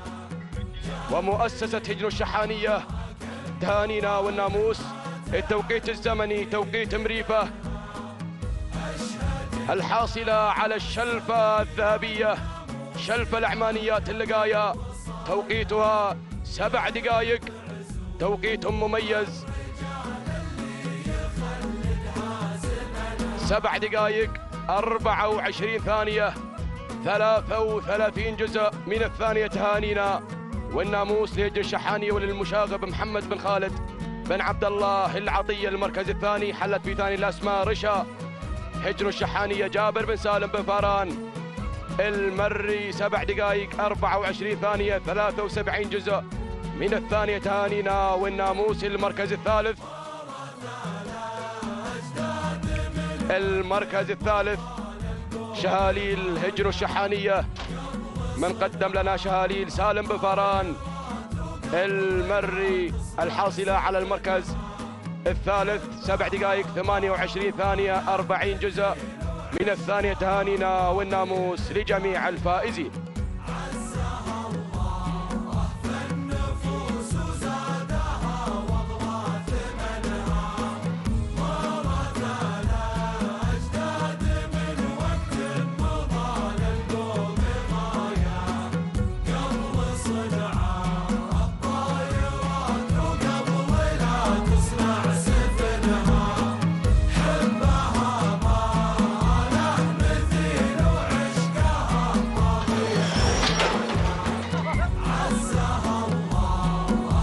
بسم الله الرحمن الرحيم.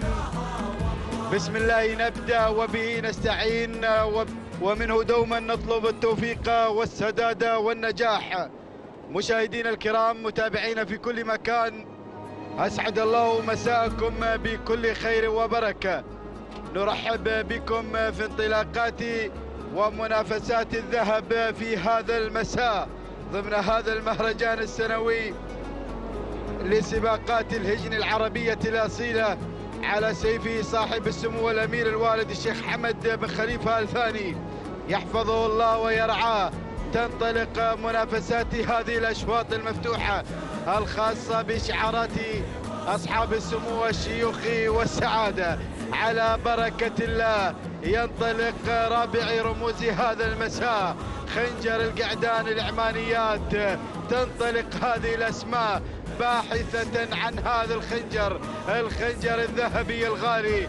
منافسات هذه الأشواط الرئيسية الخاصة باللقاية ضمن هذه الأشواط المفتوحة. أبدأ بالبداية مع شوط الخنجر، مع هذه التحديات، مع هذه الانطلاقات والمنافسات القوية. أبدأ بالبداية وأتابع الصدارة مع مكينس لسعادة الشيخ عبد العزيز بن حمد بن خالد بن أحمد الثاني، متعب بن عبد الله بن راشد آل فهيدان في المتابعة والتضمير. بينما القادم مع ثاني المراكز وصل مشغل لهجن الشحانية ويتابع في التضمير سالم بن فاران المري يقدم لنا مشغل مع ثاني المراكز.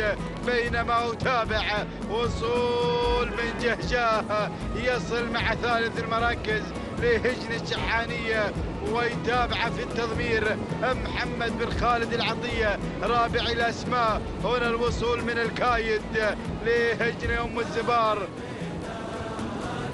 بمتابعة حمد بن سالم بن بريك المري يقدم في رابع المراكز. بينما أتابع القادم مع خامس المراكز وصل المشوك القادم بالشعار الشعار هجن الشحانية الشعار الأدعم بمتابعة محمد بن خالد العطية. الله، هذه الأسماء، هذه التحديات الأولى في شوط خنجر العمانيات القعدان. مشاهدين الكرام، ولكن العودة هنا من اخترق الصفوف، من غير إلى الصدارة. الله، البصير يغير لهجن الشحانية. ينطلق بالبداية والصدارة ويتابع في التضمير جابر بن سالم بن فاران يقدم البصير هنا على البداية والصدارة. بينما أتابع الكايد قادم مع ثاني المراكز لهجن أم الزبار بمتابعة حمد بن سالم بن زاهرة من يتابعه بالتضمير. القادم مع ثاني المراكز ووصول من مكينس هنا مع ثالث المراكز لسعادة الشيخ عبد العزيز بن حمد بن خالد بن أحمد الثاني. متعب بن عبد الله بن راشد آل فهيدان يتقدم مع ثالث المراكز ورابع الأسماء. وصول من المشوك لهجن الشحانية بمتابعة محمد بن خالد العطية القادم مع رابع المراكز. خامس الأسماء الله يا صنديد، وصل صنديد لهجن أم الزبار عبد الله بن علي بن حمد بن سلامة يتابع في التضمير. القادم في هذه اللحظات الله بن سلامة خطير ورمزين في الرصيد يا بن سلامة. من يتقدم في هذه اللحظات، ولكن أعود مع البصير مع الصدارة لهجن الشحانية بقيادة الشبل جابر بن سالم بن فاران يقدم البصير مع البداية والصدارة. ولكن شوف القادم، الأسماء قادمة. المشوق قادم مع ثاني المراكز يتقدم بشعار الأدعم شعار هجن الشحانية وبمتابعة المشاغب محمد بن خالد العطية يتقدم مع ثاني المراكز، ووصول من مشهور لهجن الشحانية يصل مع ثالث المراكز يتابعه الذهبي سالم بن فاران المري. الله الله الله، صنديد قادم لهجن أم الزبار بمتابعة بن سلامة القادم مع هذه اللحظات مع رابع المراكز. الله اشتدت المنافسة، الكل قادم نحو الرمز، نحو الخنجر، ولكن المصير على الصدارة، المصير لهجن الشحانية. الله يا شبل، ركز وتابع هذا التقدم. أرى الأسماء قادمة، أرى الشعارات هنا المشوك قادم مع ثاني المراكز لهجن الشحانية. وصل المشاغب، قادم المشاغب القادم مع ثاني المراكز، ولكن وصل صنديد هجن أم الزبار القادمة في هذه اللحظات في خنجر العمانيات. الله يا بن سلامة يتقدم مع هذه اللحظات، ولكن الأسماء قادمة. التحديات هناك، مشهور مع رابع المراكز لهجن الشحانية بمتابعة سالم بن فاران المري. ولكن أعود مع الكيلومتر الأخير، افتتحنا أبواب المصير مشاهدينا الكرام يتجه نحو خط النهاية في اتجاه سليم، نحو أيضا هذا الخنجر.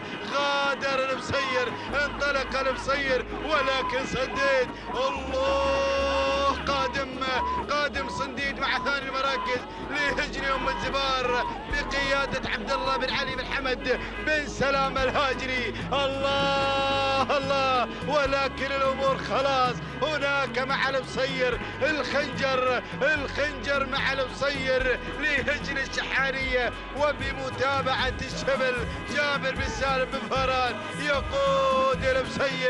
يقود المصير إلى الخنجر، خنجر العمانيات القعدان.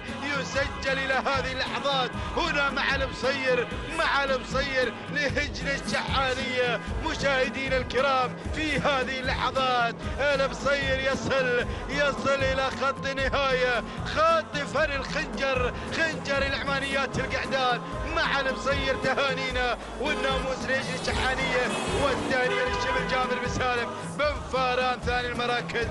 وصل صنديد لهجن أم الزبار بقيادة عبد الله بن علي بن حمد بن سلامة الهاجري ثالث المراكز. وصل المشوك لهجن الشحانية بأيضا قيادة محمد بن خالد العطية رابع المراكز.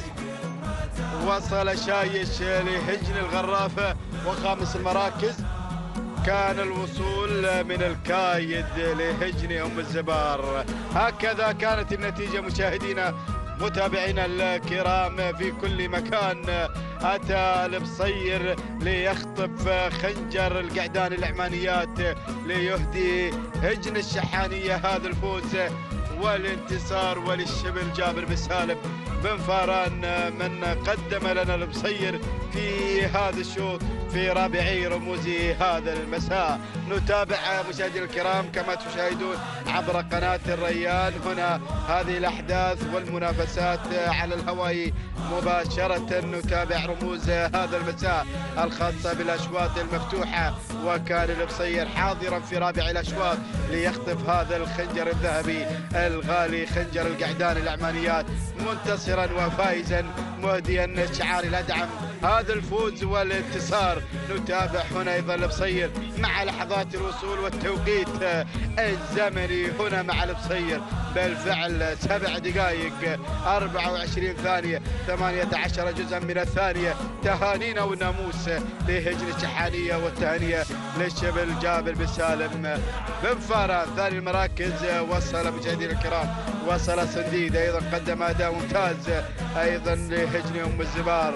هنا هذه الهجن القوية الحاضرة في هذه الأشواط هنا بقيادة بن سلامة ب7 دقائق 27 ثانية 58 جزء من الثانية. الثانية لهجن أم الزبار على حصول صنديد على المركز الثاني. وكما نهني عبد الله بن علي بن حمد بن سلام الهاجري من قدم لنا الصديد في هذا الرمز، بينما وصل في ثالث المراكز المشوك لهجن الشحانية ب7 دقائق 29 ثانية 78 جزء من الثانية.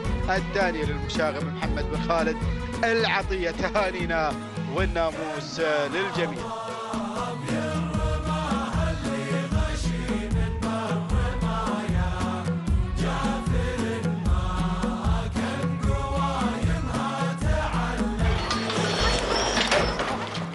بسم الله الرحمن الرحيم. أيها الحفل الكريم، مشاهدينا مستمعينا الأفاضل، أحييكم بتحية الإسلام الخالدة. سلام الله عليكم ورحمته وبركاته. رحب بكم أجمل ترحيب بهذه الانطلاقات المتواصلة ضمن فعاليات مهرجان الأمير الوالد الشيخ حمد بن خليفة آل ثاني حفظه الله ورعاه، انطلاقة الشوط الخامس في مجموع الأشواط لهذا المساء، وهو الشوط الرئيسي للقاية الابكار الانتاج والشلفة الذهبية، بالإضافة إلى BMW X5 تنتظر عند خط النهاية. تنتظر إحدى هذه الأسماء والنجوم اللامعة التي تنطلق من مسافة 5 كيلومترات، الباحثة عن هذا الإنجاز التاريخي، الباحثة عن هذا النصر المميز في هذا العالم الساحر. نتابع هذه المؤسسات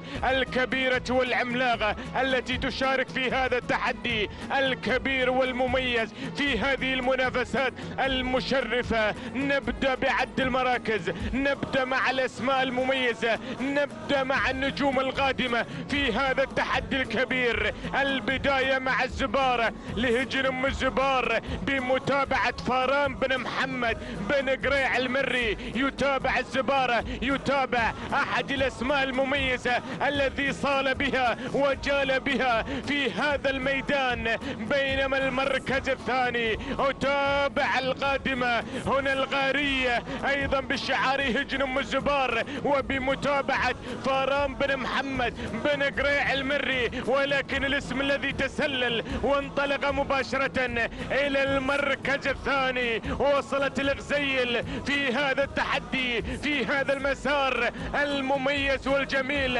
حاملة اللواء والشعار هجن أم الزبار وبمتابعة فاران بن محمد بن قريع المري، ولكن التغير والتسلل مباشرة إلى مقدمة الشوط. هنا جنى لسعادة الشيخ عبد العزيز بن حمد بن خالد بن أحمد آل ثاني. جنى وصلت مباشرة إلى موقع الصدارة، إلى موقع المركز الأول بمتابعة الصارم محمد بن بخيت بن برقان بن مقارح. يتابع جنى التي تحتل المركز الأول، بينما المركز الثاني أتابع فكرة وهجن أم الزبار قادمة وحاضرة في هذا التحدي الكبير، وبحضور المحنك عبد الله بن علي بن سلامة الهاجي الذي يتابع فكرة على المركز الثاني، خاطفا لرمز في هذا المهرجان في سن الحقائق، يتواجد طامعا بأن ينتزع الرمز الثاني. بينما المركز الثالث القادمة هنا الزبارة لهجن أم الزبار وفاران بن محمد بن قريع المري، الصامل الحاضر المميز المبدع دائما، المقدم للأسماء المميزة. يقدم الزبارة ويقدم الغزيل معشوقة الجماهير، تصل مباشرة إلى المركز الرابع حاملة الشعار هجن أم الزبار وبمتابعة الصامل فاران بن محمد بن قريع المري. يتابع الغزيل، يتابع الزبارة ويتابع الغارية على المركز الخامس بشعار هجن أم الزبار. هذه النتيجة للخمس المراكز الأولى، للخمس الأسماء المميزة التي تنطلق في موقع التحدي، في موقع المنافسة، في موقع النداء والإذاعة. بأول نداء أتممت على مسامعكم بالوفاء والتمام. هذه التحديات، هذه الأسماء المميزة، هذه الأصايل الفريدة من نوعها تنطلق هنا باحثة عن الشلفة الذهبية، ولكن نعود مع الصارم، نعود مع المبدع دائما، نعود مع أحد نجوم هذا المهرجان محمد بن برقان بن مقارح، يقدم شعار سعادة الشيخ عبد العزيز بن حمد بن خالد بن أحمد الثاني. يتابع الصارم، يتابع جنى المنطلقة مع البداية، المحافظة والمسيطرة على صدارة الشوط في هذا التحدي، في هذا المسار المميز. ولكن فكرة هنا على المركز الثاني، تنطلق هنا في هذا التحدي الكبير حاملة شعار هجن أم الزبار. هذه المؤسسة الكبيرة، هذه المؤسسة العملاقة التي اجتاحت الرموز وقدمت الكثير من الأسماء المميزة. فكرة بمتابعة المحنك عبد الله بن علي بن سلامة الهاجري، ولكن الزبارة على المركز الثالث أيضا بشعار هجن أم الزبار. والصامل فاران بن محمد بن قريع المري يتابع هنا الزبارة على المركز الثالث، ويتابع الغزيل على المركز الرابع. المركز الخامس وصلت مزون لهجن أم الزبار بمتابعة وبتحديات جابر بن علي بن جابر النجم المري. يتابع مزون. هذه النتيجة 1500 متر يا مضمرين، هي من تفصلنا عن خط النهاية وعن ناموس هذا الشوط. الشلفة الذهبية، الشلفة بالانتظار، الشلفة بالانتظار يا مضمرين، يا عمالقة التضمير الحاضرين والمتواجدين في هذه المنافسة المميزة. ولكن جنى تريد أن تجلي ناموس هذا الشوط إلى سعادة الشيخ عبد العزيز بن حمد بن خالد بن أحمد الثاني. الصارم محمد بن برقان بن مقارح في المتابعة والتضمير. ولكن الله الله الله الله، وصلت الغزيل، وصلت البطلة النجمة النامعة اللامعة مع الكيلو متر الأخير والخطير. شعار هجن أم الزبار يتحرك مع الصامل فاران بن محمد بن قريع المري مع الغزيل معشوقة الجماهير. تنطلق على المركز الثاني، فكرة على المركز الثالث بشعار هجن أم الزبار بمتابعة المحنك عبد الله بن علي بن سلامة الهاجري. صملة على المركز الرابع، ولكن نعود مع صراع المقدمة. جنى على البداية، والغزيل تحاول وتواصل مسيرة الضغط على المقدمة. الله الله الله الله الله، معركة طاحنة من أجل الشلفة الذهبية، من أجل الشلفة. شعار هجن أم الزبار يتقدم، ينطلق الغزيل صاحبة الترشيح الذي يجمع المحللون على ترشيح هذه البطلة، هذه النادرة، هذه الأصيلة، هذه الفريدة. تعرف طريق الذهب، تعرف طريق الناموس، قادمة إلى الذهب وحاضرة من الإنتاج، تنحدر من سلالة عريقة، سلالة شديد المملوك للإنتاج أم الزبار. حيوها وحيوا الصامل فاران بن محمد بن قريع المري. ينتزع هنا، يظفر مع الناموس. الغزيل تغادر الشلفة، ثاني والناموس لهجن أم الزبار على فوز الغزيل وتحقيق الإنجاز وتهانينا للصامل فاران بن محمد بن قريع المري. المركز الثاني صملة لهجن أم الزبار مع المرعب الصغير ناصر بن حمد بن مسفر الشهواني. المركز الثالث جنى لسعادة الشيخ عبد العزيز بن حمد بن خالد بن أحمد الثاني مع الصارم محمد بن برقان بن مقارح. المركز الرابع فكرة لهجن أم الزبار مع المحنك عبد الله بن علي بن سلام الهاجري. المركز الخامس الزبارة لهجن أم الزبار مع الصامل فاران بن محمد بن قريع المري. هكذا مشاهدينا الكرام، مستمعينا الأفاضل، كما تابعتوا معنا الشلفة الذهبية للإبكار الإنتاج وتابعنا هذا التحدي الكبير، وتابعنا هذه النوعيات الفريدة، هذه النوعيات المميزة الذي تملكها محمية هجن أم الزبار والسلالة الشديد التي انتزعت المركز الأول مع الغزيل وانتزعت المركز الثاني مع صملة. هنيئا لكم على هذا الإنتاج الفاخر والسلالات المميزة التي تملكها محمية أم الزبار. تهانينا لهجن أم الزبار، تهانينا للصامل فاران بن محمد بن قريع المري الذي يضيف الرمز الخامس برصيده مع هذه المؤسسة العملاقة الكبيرة. الغزيل معشوقة الجماهير تنتزع الناموس، تحقق هذا الانتصار، تهدي السلامات إلى هجن أم الزبار وتخطف الشلفة والأضواء في هذه الأمسية التراثية المميزة، أحد النجوم الحاضرة واللامعة في هذه المؤسسة العملاقة وفي هذا العالم الساحر. تهاني وناموس لهجن أم الزبار، وتهانينا للصام الفاران بن محمد بن قريع المري. التوقيت الزمني ساعة وصول صم الغزيل إلى خط النهاية معلنة الفوز والناموس 7 دقائق 27 ثانية 17 جزء من الثانية. تهاني وناموس لهجن أم الزبار، وتهانينا لفاران بن محمد بن قريع المري الذي تابع وتألق وأبدع مع الغزيل ومع الكثير من الأسماء الذي قدمها مع مؤسسة هجن أم الزبار. المركز الثاني صملة 7 دقائق 29 ثانية 18 جزء من الثانية. تهاني وناموس لهجن أم الزبار، وتهانينا المرعب الصغير ناصر بن حمد بن مسفر الشهواني. المركز الثالث جاءت جنى في توقيت زمني وقدر مسافة 5 كيلومترات 7 دقائق 30 ثانية 84 جزء من الثانية. تهاني وناموس لسعادة الشيخ عبد العزيز بن حمد بن خالد بن أحمد الثاني، والصار محمد بن برقان بن مقارح من قاد جنى حاصلة على المركز الثالث. تهانينا وناموس لهجن أم الزبار على فوز الغزيل وتحقيقها للإنجاز. شوطنا السادس والخنجر الذهبي للقاية القعدان الإنتاج، والزميل مطلق العنزي له الكلمة، ولكم حسن الاستماع.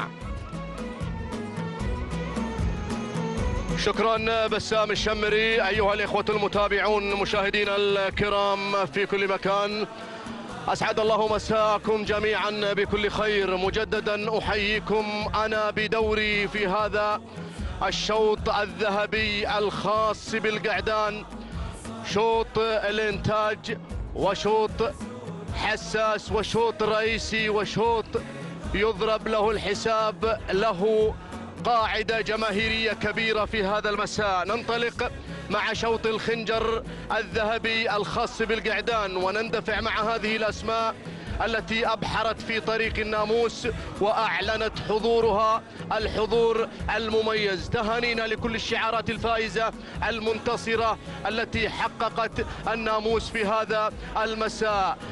أنطلق مع هذا الشوط مع ال5 كيلومترات، مع مسار الناموس، مع مسار الانتصار. أتقدم مع صدارة ومقدمة الشوط المركز الأول، الصدارة والمركز الأول هذا اللي يتقدم رقم 1، هذا هو عتيم. مرحبا بعتيم، مرحبا بعتيم، مرحبا بصديقي، مرحبا بهذا البطل. كيف حالك يا عتيم؟ هل أنت بخير؟ أنت على ما يرام يا عتيم؟ يا سلام، هذا هو عتيم على المركز الأول. ينطلق هذا البطل بشعار أم الزبار على مقدمة الشوط بمتابعة الوحش مبارك بن صرير المري في مقدمة الشوط، يبحث عن الذهب، ينقب عن رمزا في هذا المهرجان. هذا البطل المركز الثاني، المركز الثاني مسكت لهجن أم الزبار بقيادة حمد بن سالم بن حمد بن بريك المري. على المركز الثاني ينطلق مع المركز الثاني المركز الثالث، المركز الثالث يمرمي على المركز الثالث، والمركز الثالث يمرمي لهجن أم الزبار بمتابعة المحنك عبد الله بن علي بن سلام الهاجري، يقدمه ويقدم صاحب المركز الرابع من الجانب الآخر العديد أيضا بمتابعة المحنك عبد الله بن علي بن سلام الهاجري. المركز الخامس، المركز الخامس أتابع لبصير، على المركز الخامس لهجن أم الزبار مع المضمر جابر بن علي بن جابر آل نجم المري مع المركز الخامس. هذه النتيجة يا أخواني، النداء الأول لهذه المجموعة الذهبية، المجموعة الذهبية اللي تنطلق في هذا المسار، مسار الناموس. المركز الأول أعود إلى صديقي، أعود إلى المركز الأول، إلى عتيم، إلى عتيم على الصدارة. يا مرحبا بعتيم، يا مرحبا، يا مرحبا، يا هلا والله يرضى عليك، مع أنك بطيت لكن مرحبا يا هلا. تصدق إني نويت أسوق عمري وجيك، لكن دفعك الغلا حتى دفعت البلاء. هذا هو عتيم. يا سلام، لسان حاله يقول اليوم أنا للذهب يا أبو سعد، اليوم أنا سأحقق الذهب، سأحقق ما تمنيت اليوم. يا سلام عتيم على المركز الأول يقدم هذا الاسم الوحش اللي ما قصر. مبارك بن محمد بن صرير المري على صدارة ومقدمة الشوط على المركز الأول يقدم هذا العتيم، يقدم هذا البطل اللي يا أخواني هناك معلومة لم يذق طعم الهزيمة هذا القعود منذ أن أدب. هذا البطل لم يذق طعم الهزيمة أبدا أبدا أبدا أبدا، حتى بالتفحيم ما قد انسبق هذا القعود. هذا هو البطل، هذا هو البطل، هذا هو العتيم والعديم والمميز، هذا هو الذهبي. يقدم هذا الوحش مبارك بن صرير المري على المركز الأول. عتيم عليه الرقم 1. نعم دائما موقعه الطبيعي المركز الثاني مسكر لهجن أم الزبار مع المضمر حمد بن سالم بن حمد بن بريك المري. المركز الثالث لا يستهان بهذا المضمر، لا يستهان بهذا المحنك.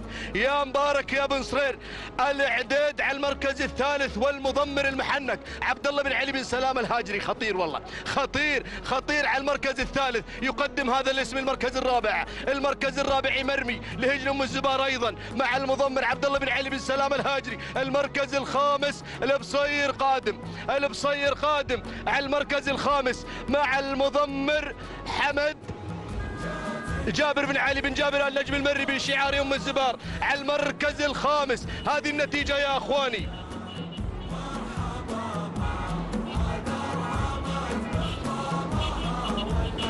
النتيجة المبدئية لهذا الشوط، لكن أعود إلى البطل اللي يقدم هذا الاسم. يا سلام يا سلام يا عتيم يا عتيم يا عتيم يا عتيم على المركز الأول. يا سلام صديقي اللي رافقته في مجال التعليق يا أخواني منذ أن أدب هذا القعود وأنا أعلق عليه في مسيرة ذهبية. قلت لك المحنك خطير. يا سلام قادم الإعداد بشعار أم الزبار مع المضمر عبد الله بن علي بن سلام الهاجري على المركز الثاني. لكن المركز الثالث خلونا نشوف مسكت لهجن أم الزبار والمضمر حمد بن سالم. والمركز الرابع الموج لهجن أم الزبار مع فاران خاطف الشلفة قبل لحظات. المركز الخامس، وين الخامس؟ خلوني مع عتيم. الرمز رمزك والذهب يزهالك يا عتيم، الرمز رمزك والذهب يزهالك. مالي على عرض نشوفه قوة، أنا أشوفك واقف قدامك واللي تبي تسويه هي سوى يا عتيم يا بطل يا فذ أيها البطل إلى الذهب. هلموا إلى الذهب. يا سلام والله العظيم هذا البطل يستحق الذهب، يستحق أن أرفع عقالي لهذا البطل، أن أرفع عقالي لهذا العتيم. الله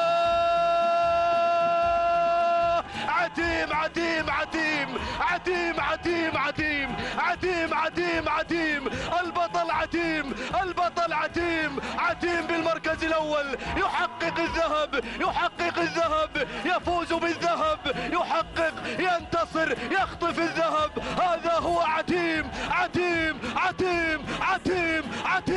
تهانينا لأم الزبار وعتيم يحقق الذهب. الله الوحش مبارك بن صرير المري حقق الذهب مع البطل عتيم. تهانينا والناموس على فوز عتيم وحصوله على الذهب، حصوله على الشوط الرئيسي. وفق في هذا المساء لخطف رمز غالي يتمناه الوحش مبارك بن صرير المري. بالفعل حقق الذهب. تهانينا والناموس. المركز الثاني الموج لهجن أم الزبار. المركز الثالث الإعداد لهجن أم الزبار. المركز الرابع الإعداد لهجن أم الزبار. المركز الخامس النحاوي لهجن أم الزبار. تهانينا والناموس البطل عتيم الذي حقق الذهب في شوط رئيسي حساس، ما يعرف المركز الثاني والله العظيم يا أخواني. هذا البطل ذهب في ذهب في ذهب، لم يذق طعم الهزيمة منذ أن أدب هذا البطل. اليوم عرض ولا أروع. بسم الله عليك يا عتيم. هذا هو عتيم، إنتاج أم الزبار، إنتاج برق الفحل الموجود عند أم الزبار هناك في محمية أم الزبار. حيوا يا أخواني، حيوا حيوا. شوفوا جمهور عتيم، شوفوا جمهور عتيم، والله العظيم يستحق الذهب. هذا البطل بفوز مميز، فوز ذهبي، فوز ولا أروع حققه هذا البطل اليوم. تهانينا والناموس لهجن أم الزبار وللمحمية كافة وكل القائمين على هذه المحمية المميزة النادرة التي قدمت هذه الأسماء العملاقة. فاز عتيم، توقيت الزمني 7 دقائق 27 ثانية 49 جزء من الثانية. عتيم عليه الرقم 1 وحقق الذهب في شوط رئيسي. تهنئة للوحش الذي قاده بكل ثقة، مبارك بن محمد بن علي الجربوع المري، مبارك بن صرير الوحش. تهانينا والناموس. وعلى فكرة في سباق المؤسس فاز في الشوط الرئيسي المفتوح للقاية وحقق الذهب، وفاز وحقق توقيت لم يسجل في عالم سباقات الهجن هنا في الشحانية. 7 دقائق و10 ثواني. توقيت حدث مع البطل عتيم حققه في سباق المؤسس الماضي. تهانينا لهذه المؤسسة العملاقة. اعطوني المركز الثاني 7 دقائق 36 ثانية 31 جزء من الثانية. الموج لهجن أم الزبار مع المضمر فاران بن محمد بن قريع المري. تهانينا والناموس. المركز الثالث العديد لهجن أم الزبار مع المحنك عبد الله بن علي بن سلام الهاجري. تهانينا والناموس. التوقيت الزمني لحظة الوصول إلى خط النهاية. توقيت صاحب المركز الثالث 7 دقائق 42 ثانية 99 جزء من الثانية. تهانينا والناموس لجميع الفائزين. تهنئة لهجن أم الزبار على فوز البطل عتيم بالخنجر الذهبي الخاص بالقعدان. تهانينا والناموس للجميع.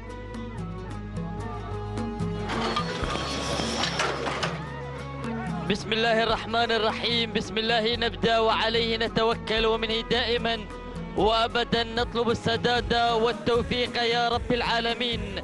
انقضت أشواط الرموز، أشواط الذهب، من استمتعنا بمنافسة الأسماء بحضور هذه الشعارات والأسماء التي رشحت وتوقع المحللين والمرشحين باقتناصها لأشواط الذهب كانت حاضرة ومتواجدة على الوعد، وكان بحضورها الكبرياء المميز والأداء الجميل. كان الحضور للوثنة في شوطنا الأول المفتوح رافقها جابر بن سالم بن فاران، من تابع أيضا الوثنة المملوكة لهجن الشحانية، وكذلك كان الحضور لسياف من اختنص الكيف والناموس وكان متوجا بشوطنا الأول المفتوح للقعدان برفقة الذهبي من يضمر سياف المملوك لهجن الشحانية. تواصلت النواميس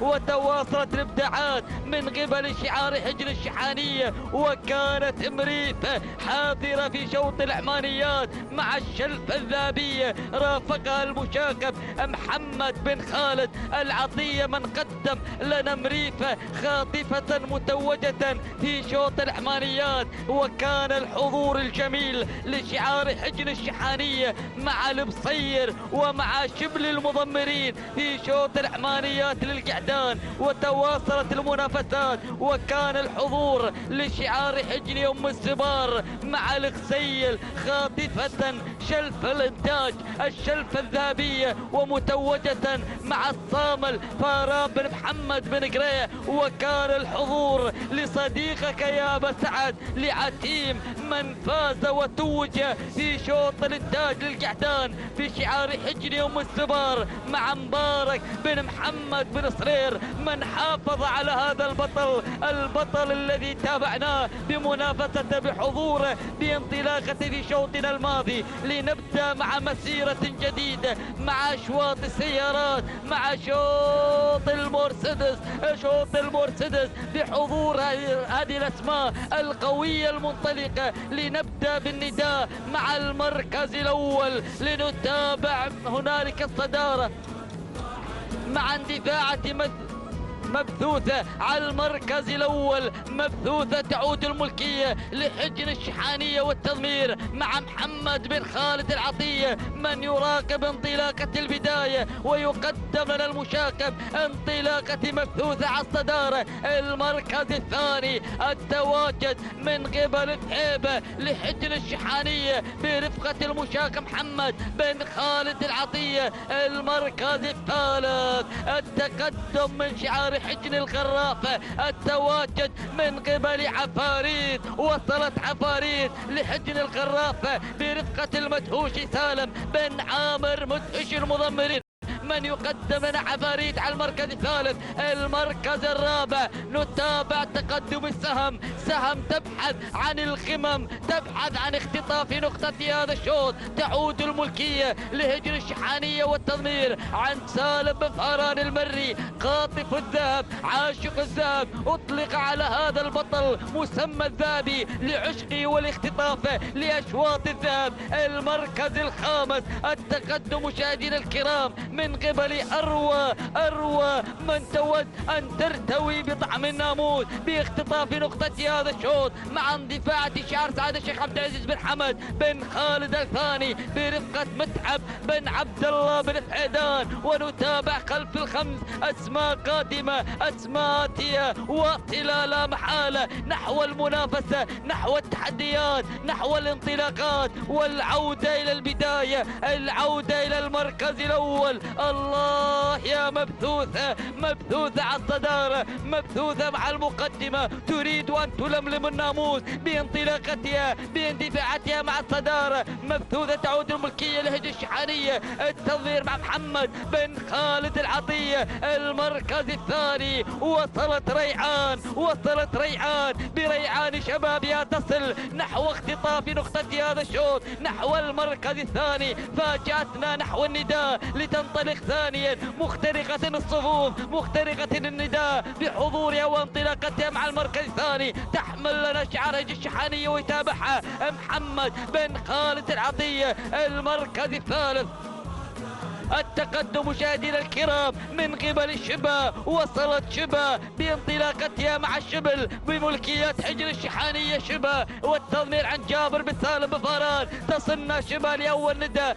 أيضا ترافق ريعان بانطلاقتها، لكنها تحضر مع المركز الثالث. المركز الرابع حاملة الرقم 4 أو هنالك القادمة والواصلة نبا لسعادة الشيخ عبد العزيز بن حمد بن خالد الثاني، متعب بن عبد الله بن فعيدان، من يتابعها بالتضمير. أي شوط هذا؟ بدأ الانطلاق، بدأت السرعة، بدأ الاندفاع. خامسا تصل محمة تصل بمحمة الرسمية بانطلاقتها. وضعوا الأنظار على قدوم محمة لحجر الشحاني وسالم بن فاران، من يتابعها بالتضمير. لكن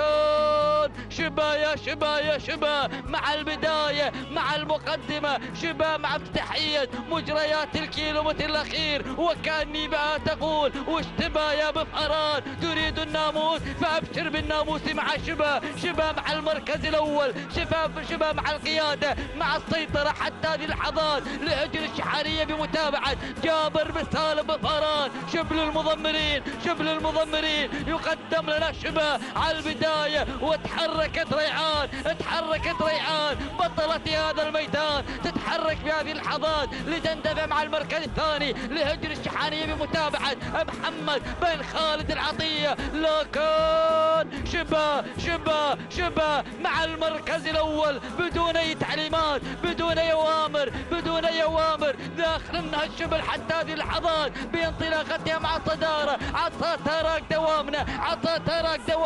لا تحتاج للعصا أبدا بتحرك التقيا مع المركز الأول راعي الوذنة، راعي الوذنة، راعي البصير، يقدم لنا شبه على المركز الأول. قالت لك يا جابر وش اللي تبى الناموس فأبشر، تبى التتويج فأبشر. هذه هي شبه البطلة الحاضرة المتوجة. وضعوا الأنظار على شبه فإنها رقم صعب في المهرجانات القادمة بإذن الله. الثاني والتبريكات لهجة الشحاني، والثاني جابر بن سالم فران. المركز الثاني وسط ريعان لهجة الشحاني. المركز الثالث وصلت نبا لسعادة الشيخ عبد العزيز بن حمد بن خالد. هذا المركز الرابع وصلت مبثوثة لهجة الشحانية. خامسا كان الوصول من قبل مهمة لهجن الشحانية. مشاهدينا الكرام متابعينا الاعزاء، تابعنا المنافسة التي حضرت في هذا الشوط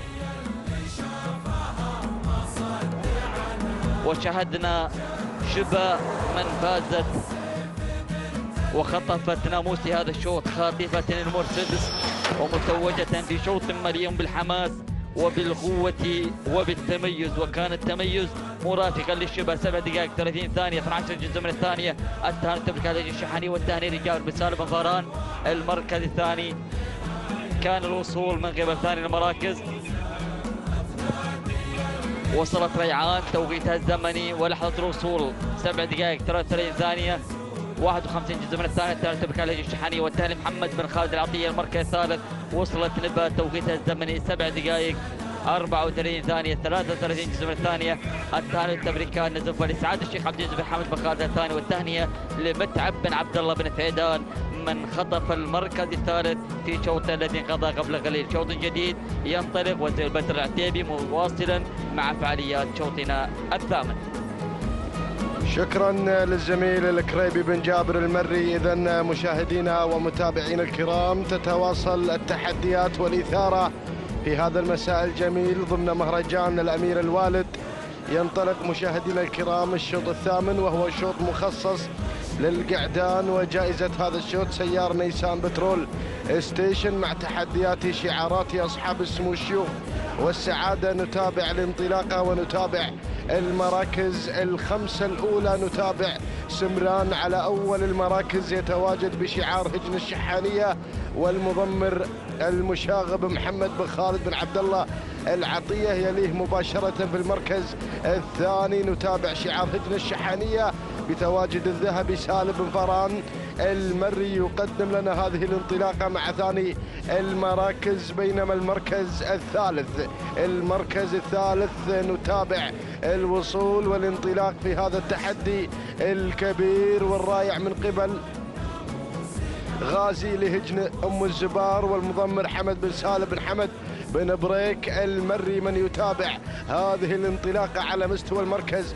الثالث. بينما المركز الرابع نتابع الوصول في هذه اللحظات والتقدم من قبل هذا الشعار الكبير، الشعار الأدعم الذي يقدم لنا دكاك على مستوى المركز الرابع، والمضمر الذهبي سالم بن فران المري. بينما خامس المراكز نتابع منيف لهجن الشحانية مع الشبل جابر بن سالم بن فران المري. هذه النتيجة مشاهدينا الكرام للمراكز الخمسة الأولى مع النداء الأول، ونتحول مباشرة إلى ركب الصدارة لنتابع المقدمة سمران لهجن الشحانية بمتابعة المشاغب محمد بن خالد بن عبد الله العطية. يتواجد مع سمران في المقدمة والصدارة. بينما المركز الثاني لفان لهجن الشحانية والمضمر الذهبي سالم بن فران المري يتواجد في المركز الثاني. بينما المركز الثالث الوصول من قبل غازي لهجن أم الزبار وحمد بن سالم بن بريك المري يتقدم في المركز الثالث. بينما المركز الرابع دكاك لهجن الشحانية بمتابعة الذهبي سالم بن فران المري يقدم لنا دكاك في المركز الرابع. بينما المركز الخامس منيف لهجن الشحانية مع الشبل جابر بن سالم بن فران المري. هذه النتيجة مشاهدينا الكرام للمراكز الخمس الأولى. يا من يتابع قناة الريان الفضائية الناقلة لكم تحديات وانطلاقات هذا المهرجان الكبير نعود مباشرة مشاهدينا الأعزاء لنتابع الأمور مع سمران في الكادر الأعلى عبر قناة الريان. يتصدر ويتواجد في هذا الانطلاق سمران لهجنة الشحانية مع المشاغب محمد بن خالد بن عبد الله العطية، ولكن القادم بتحدياته بإنجازاته الكبيرة لفان لهجنة الشحانية بتواجد الذهبي سالم بن فاران المري. ولكن نتابع الوصول الخطير والانطلاق من قبل مستحيل ينضم إلى المراكز الخمس الأولى لأول إذاعة. يصل مستحيل في المركز الثالث لهجنة الشحانية مع المشاغب محمد بن خالد بن عبد الله العطية. ولكن أتابع وأراقب الأسماء التي بدأت تتدخل وتنطلق مشاهدينا الأعزاء في هذا التجمع في هذه الانطلاقة الكبيرة. غازي لهجن أم الزبار حمد بن سالم بن بريك المري، وهنا أيضا الدخول أتابع الدخول السريع من قبل منيف لهجن الشحانية الشبل جابر بن سالم بن فران المري، وكذلك مجمل يصل مجمل لهجن الشحانية بتواجد الذهبي سالم بن فران المري على المركز الرابع. وكذلك وصول مميز من قبل برزان البارز في هذه اللحظات على خامس المراكز لسعادة الشيخ عبد العزيز بن حمد بن خالد بن أحمد آل ثاني راشد بن سعيد بن صالح الجربوع المري. ولكن نعود مع لائحة 1500 متر 1500 متر يا مضمرين يا متابعين هذه الرياضة، رياضة الآباء والأجداد. نتابع هذه المعركة المميزة. مستحيل الذي لا يعرف المستحيل يتواجد على البداية، ولكن منيف غير في هذه اللحظة. منيف اقتحم المركز الأول لهجن الشحانية الشبل جابر بن سالم بن فران المري 1200 عن خط النهاية عن الناموس المميز. ولكن المركز الثاني مجمل لهجن الشحانية الذهبي سالم بن فران المري يتواجد وينطلق، ولكن يعود مرة أخرى مستحيل ليعلن التواجد والانطلاق في المركز الثالث ويغير إلى المركز الثاني. مستحيل لهجن الشحانية المشاغب محمد بن خالد بن عبد الله العطية، وهنا برزان لسعادة الشيخ عبد العزيز بن حمد بن خالد بن أحمد آل ثاني وراشد بن سعيد بن صالح الجربوع المري. ولكن نعود إلى مجمل يا مجمل. هذا هو مجمل مشاهدينا الأعزاء لهجن الشحانية الذهبي سالم بن فاران المري. الذهبي يتواجد مع مجمل، ولكن الله يا هذا التغيير، الله يا هذا الدخول من قبل منيف لهجن الشحانية الشبل جابر بن سالم بن فاران المري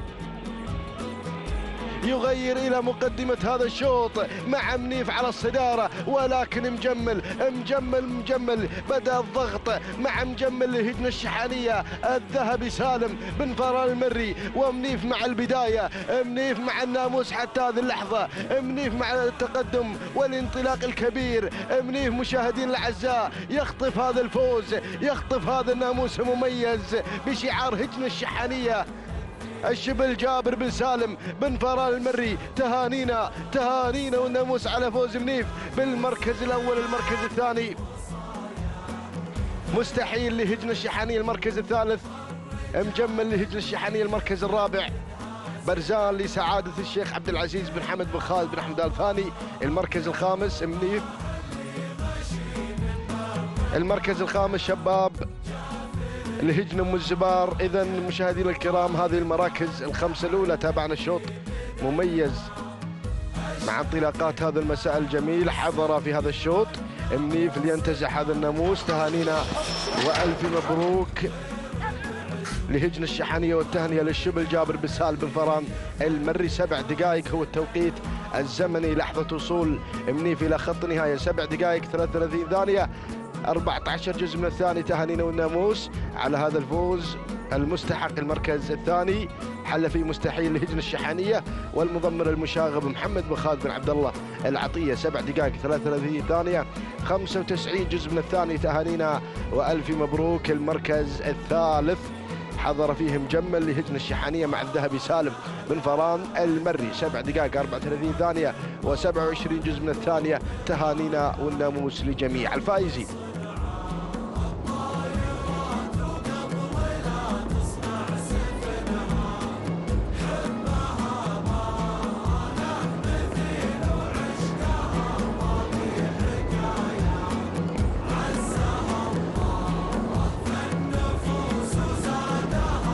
مشاهدينا متابعينا الأعزاء في كل مكان، أسعد الله مساكم بكل خير ومحبة. تتواصل التحديات والإثارة على أرضية ميدان التحدي ميدان الشحانية عبر هذا المهرجان، مهرجان الأمير الوالد وسن اللقاية وشعارات أصحاب السمو والشيوخ والسعادة. وعلى بركة الله ينطلق الشوط التاسع الخاص للبكار من مسافة 5 كيلومترات، وجائزة هذا الشوط نيسان بترول ستيشن. وعلى بركة الله نسير مع هذه الأسماء المنطلقة ومع هذه الشعارات المندفعة والباحثة عن الناموس. نبدأ بعد المراكز وننطلق مع أول الأسماء. أمواج بشعار هجن الغرافة والمدهش سالم بن عامر بن راشد المدهوشي يتقدم مع أمواج مع أول الأسماء وأول الشعارات. ثانيا وصلت القادمة والمنطلقة لجاجة بشعار سعادة الشيخ خليفة بن عبد العزيز بن خليفة بن سلطان الثاني، ومهنا بن محمد بن ضابط الدوسري في عملية التضمير مع لجاجة مع ثاني المراكز. ثالث الأسماء وصلت القادمة الظبي بشعار سعادة الشيخ محمد بن فلاح بن جاسم بن جبر الثاني، ومتعب بن مخلد بن خالد العتيبي في عملية التضمير مع الظبي على ثالث المراكز. رابع الأسماء وصلت القادمة ترهونة هجن الشحانية والشبل جابر بن سالم بن فاران المري يقدم لنا ترهونة مع رابع الأسماء. خامس المراكز وصلت القادمة والمنطلقة الدوحة هجن الشحانية الذهبي سالم بن فاران المري يقدم لنا الدوحة على خامس المراكز. هكذا هي النتيجة الأولى مشاهدينا متابعينا الأعزاء للخمس المراكز المتقدمة والخمس الشعارات المندفعة والمنطلقة. ونعود مع البداية. هجن القرافة، أبناء القرافة يتقدمون مع أمواج بشعارهم ينطلق، وسالم بن عامر بن راشد بن سعيد المدهوشي يتقدم المدهش مع أمواج على أول الأسماء وأول الشعارات. ثاني الأسماء لجاجة بشعار سعادة الشيخ خليفة بن عبد العزيز بن خليفة بن سلطان الثاني، ومهنا بن محمد بن ضابط الدوسري في عملية التضمير مع لجاجة. ثالث الأسماء من الجانب الآخر القادمة الظبي بشعار سعادة الشيخ محمد بن فلاح بن جاسم بن جبر الثاني، ومتعب بن مخلد بن خالد العتيبي في عملية التضمير مع الظبي. رابع الأسماء وصلت مزوح بشعار سعادة الشيخ عبد العزيز بن حمد بن خالد بن أحمد الثاني، وحمد بن طالب بن عمارة في عملية التضمير مع مزوح على رابع الأسماء. خامس المراكز الدوحة بشعار هجن الشحانية والذهبي سالم بن فاران المري يتقدم مع الدوحة على خامس الأسماء وخامس الشعارات.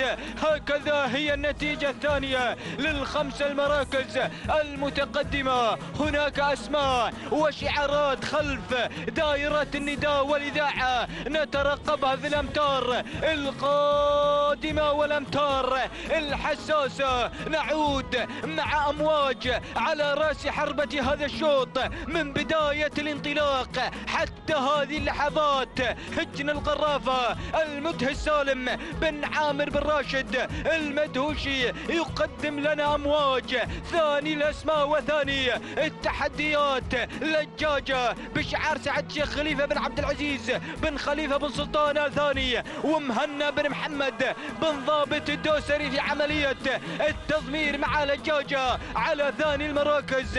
ثالث الأسماء وصل الشعار الأدعم، وصل شعار هجن الشحانية يتقدم مع الدوحة، والذهبي سالم بن فاران المري يقدم لنا الدوحة مع ثالث الأسماء. رابع المراكز مزوح بشعار سعادة الشيخ عبد العزيز بن حمد بن خالد بن أحمد الثاني، وحمد بن طالب بن عمارة في عملية التضمير. خامس الأسماء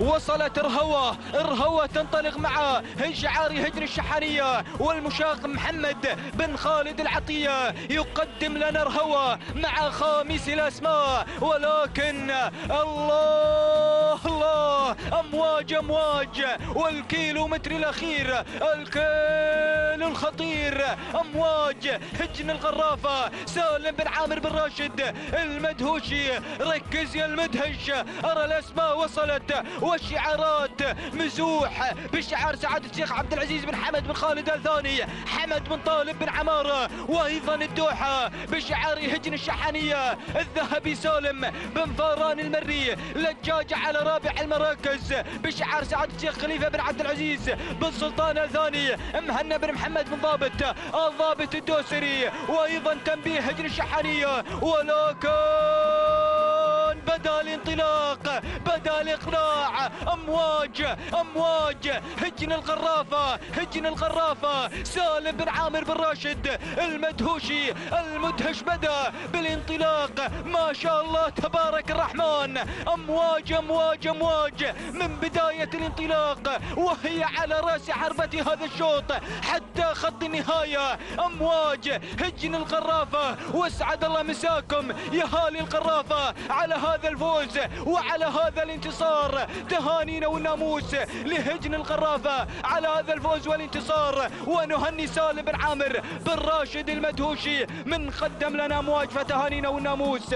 ثاني الأسماء وصلت هنا الدوحة بشعار هجن الشحانية مع الذهبي سالم بن فران المري. ثالث الأسماء مزوح بشعار سعادة الشيخ عبد العزيز بن حمد بن خالد آل ثاني، وحمد بن طالب بن عمارة. رابع المراكز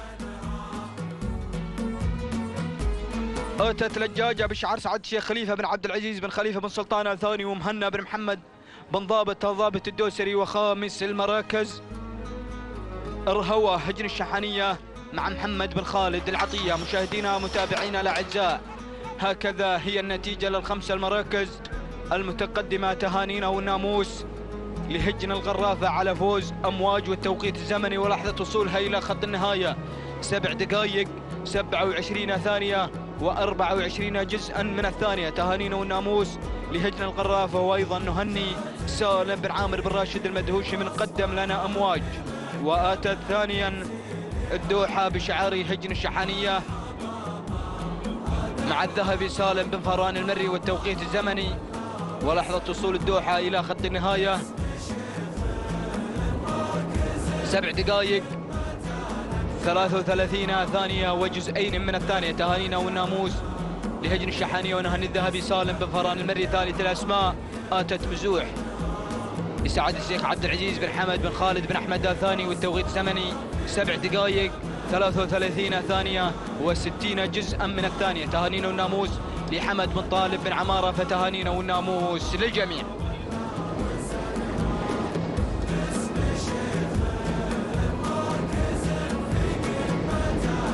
بسم الله الرحمن الرحيم، بسم الله وعلى بركة الله. مشاهدينا الكرام متابعينا في كل مكان، أهلا بكم في انطلاقة شوط الختام في هذه الأمسية على أرضية ميدان الشحانية لسباقات الهجن ضمن تحديات مهرجان الأمير الوالد وانطلاقات هجن أصحاب السمو والشيوخ والسعادة. ينطلق عاشر الأشواط، يحمل لنا تحديات ومنافسات جديدة مع سن اللقاية.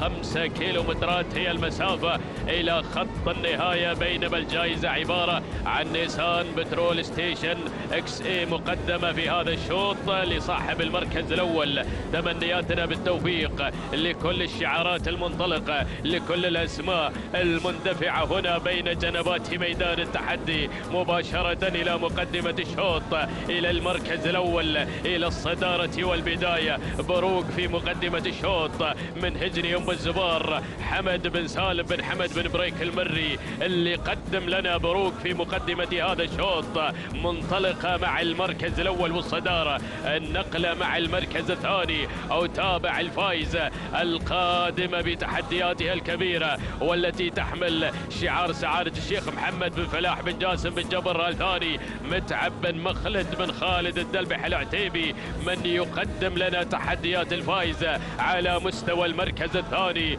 نقلة مباشرة إلى ثالث المراكز لأجد جلمودة على المركز الثالث من هجن الغرافة سالم بن عامر بن راشد المدهوشي، من يتابعها في عملية التضمير. النقلة مع المركز الرابع، ونتابع وتابع التواجد من العفريت القادمة بالشعار الأدعم الكبير، شعار هجن الشحانية، والمتواجدة في هذا الشوط بقيادة المشاغب محمد بن خالد بن عبد الله العطية. ننتقل مباشرة إلى المركز الخامس لنجد سيوف على خامس المراكز من هجن الشحانية بقيادة الذهبي سالم بن فاران المري، اللي قدم لنا تحديات سيوف مع المركز الخامس. هذه النتيجة للخمس المراكز المتقدمة، الخمس الأسماء المندفعة في أول ندى في مسار وتحديات هذا الشوط مع ال5 كيلومترات ومدار ال5 كيلومترات. يا هي أمسية مميزة على ميدان الشحانية لسباقات الهجن في مهرجان الأمير الوالد. نتابع هذه الانطلاقة وتحديات شوط الختام مع انطلاقات الإبكار. الله، النسام بترول ستيشن بالانتظار، ولكن شوط يحمل التحدي مع هذه الأسماء المندفعة، الكوكب الخماسية اللي تابعها على مقدمة الشوط. ولكن نتابع سيوف اقتحمت المراكز، غيرت من المركز الخامس إلى مقدمة الشوط مباشرة لتحمل شعار هجن الشحانية ويضمرها الذهبي سالم بن فاران المري. بينما في المركز الثاني وتابع جلمودة على ثاني المراكز، تتقدم بشعار هجن الغرافة بمتابعة مدهش المضمرين سالم بن عامر بن راشد المدهوشي. وفي المركز الثالث العفريت في ثالث المراكز من هجن الشحانية بقيادة المشاغب محمد بن خالد بن عبد الله العطية. المركز الرابع هناك نتابع انطلاقة الفائزة لسعادة الشيخ محمد بن فلاح بن جاسم بن جبر الثاني متعب بن مخلد العتيبي من يتابعها في عملية التضمير. وفي المركز الخامس نتابع جلمودة من هجن الغرافة، نتابع تحديات سالم بن عامر بن راشد المدهوشي. ولكن ليالي اللي غيرت إلى مقدمة الشوط مع هذه اللقطة الجميلة بمتابعة مخرجنا بن خزينة ليتابع تحركات الأصايل في هذه الساحة التراثية الرياضية المميزة. ليالي في مقدمة الشوط، ولكن شوف التحدي، تابع الإثارة، 3 مراكز في موقع واحد على خط البداية. النزاع الكبير على ناموس الشوط، ولكن اللي غيرت سيوف في مقدمة الشوط في المركز الأول والصدارة من هجن الشحانية 1200 عن خط النهاية. ياهو تحدي مع هذه الأصايل في هذا المساء. هذه سيوف من هجن الشحانية بقيادة الذهبي سالم بن فاران المري، وبمعية سيوف نتابع العفريت من هجن الشحانية مع المشاغب محمد بن خالد العطية. ولكن ليالي في هذه الليلة المميزة من ليالي هذا المهرجان من هجن الغرافة بقيادة مدهش المضمرين، وجلمودة قادمة من هجن الغرافة لتتواجد وتعزز الموقف. المركز الخامس أتابع التواجد والانطلاق من الفائزة في المركز الخامس، وأتابع التدخل في هذه اللحظات. وصلت وتقدمت زاهية من هجن الشحانية مع المشاغب، ولكن عودة مع سيوف مع الانطلاق، مع التحدي، مع الإثارة في مركز الصدارة. هذه سيوف اللي أعلنت المغادرة، انطلقت نحو الناموس، اندفعت في هذه الإثارة المميزة على أرضية الميدان بقيادة الذهبي سالم بن فاران المري. يا سلام يا سيوف، والأداء الكبير. شوف التحدي هناك مع اللحظات الأخيرة ومع لحظات التعليمات.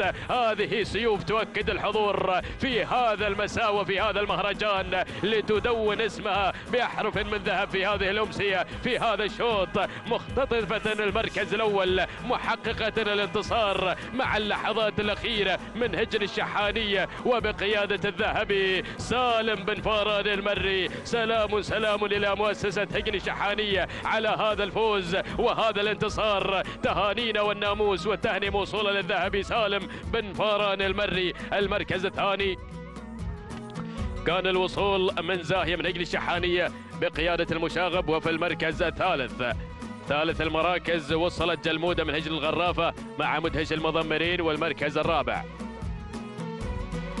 الرابع وصلت العفريت من هجن الشحانية بقيادة المشاغب. وخامس المراكز وصلت بها من هجن الشحانية بقيادة الذهبي سالم بن فاران المري. لحظات الإعادة وهذه سيوف مشاهدينا الأعزاء مع اللقطات البطيئة بمتابعة مخرجنا بن خزينة تصل إلى بر الأمان، إلى خط النهاية، محقق الفوز والانتصار، قاطعة ال5 كيلومترات في فترة زمنية مقدارها 7 دقائق 33 ثانية 97 جزء من ثانية. تهانينا لهجن الشحانية والتهنئة موصولة للذهبي سالم بن فاران المري التي حققت الفوز والانتصار.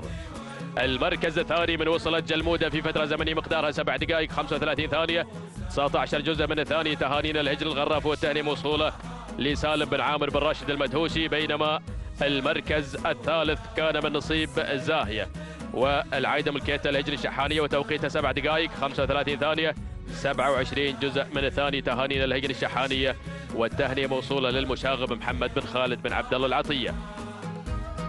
إذا مشاهدينا الكرام متابعين الأفاضل، وصلنا معكم إلى الختام، ونذكر السادة المشاهدين بصاحبة الشوط الرئيسي وصاحبة الشلفة الذهبية.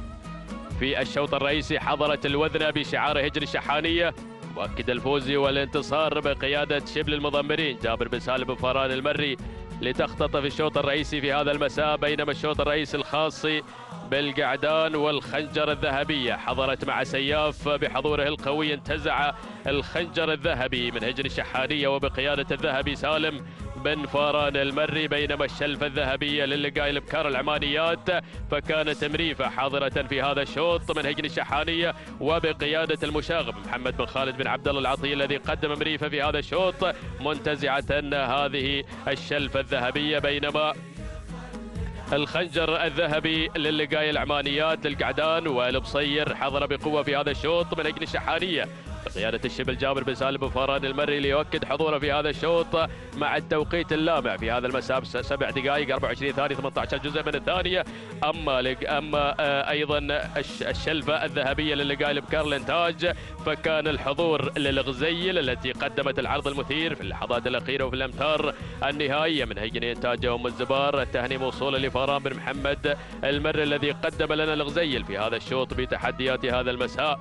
أما أيضا الخنجر الذهبي للقاء القعدان الانتاج فعتيم البطل حضر ليؤكد أيضا حضوره في هذا المساء ويسجل إنجاز إلى إنجازاته الماضية في سجله الذهبي بقيادة أيضا مبارك بن محمد بن صرير. تهانينا لهجن أم الزبار هذا الفوز وهذا الانتصار وحضور عتيم في هذا المساء. إذا مشاهدينا الكرام متابعينا في كل مكان، وصلنا مع حضراتكم إلى الختام بأمل أن نلتقي بكم في منافسات جديدة وفي تحديات أيضا منافسات أشواط صباحي يوم الغد. إلى ذلك الموعد دمتم تقبلوا تحياتي أيضا مخرجنا محمد بن خزينة والمنتجين عبد الله الخوار وعبد الله القحطاني. تقبلوا تحيات الطاقم الفني وإلى الملتقى بعون الله في صباح الغد. إلى ذلك الموعد دمتم بحفظ الله ورعايته، والسلام عليكم ورحمة الله وبركاته.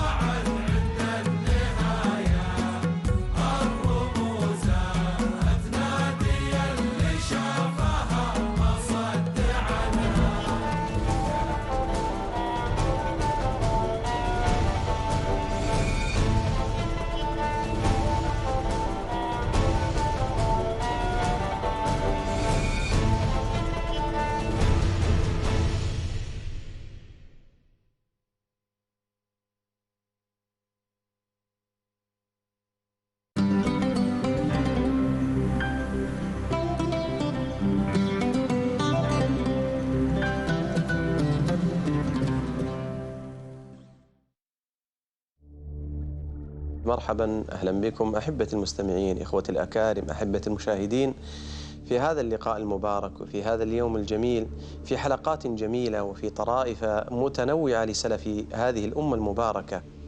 وللمزاح لا شك آداب وضوابط تجعله جزءا لا يتجزأ من حياة المسلم، بل هذا الدين يخالطه شيء من الضحك، لكن الضحك المباح التي جعلتها الشريعة وجاء بها علماء هذه الأمة المباركة. طرائف السلف تشاهدونها الخميس 7:30 مساء على قناة الريان. يقول الله عز وجل: قل إنما أنا بشر مثلكم يوحى إلي أنما إلهكم إله واحد. ما في أحد أفضل من أحد، كل الناس سواسية عند الله، وكان وعد ربي حقا. من قرأ أول سورة الكهف وآخرها كانت له نورا. أصحاب الكهف تشاهدونه الجمعة 10:10 صباحا على قناة الريان.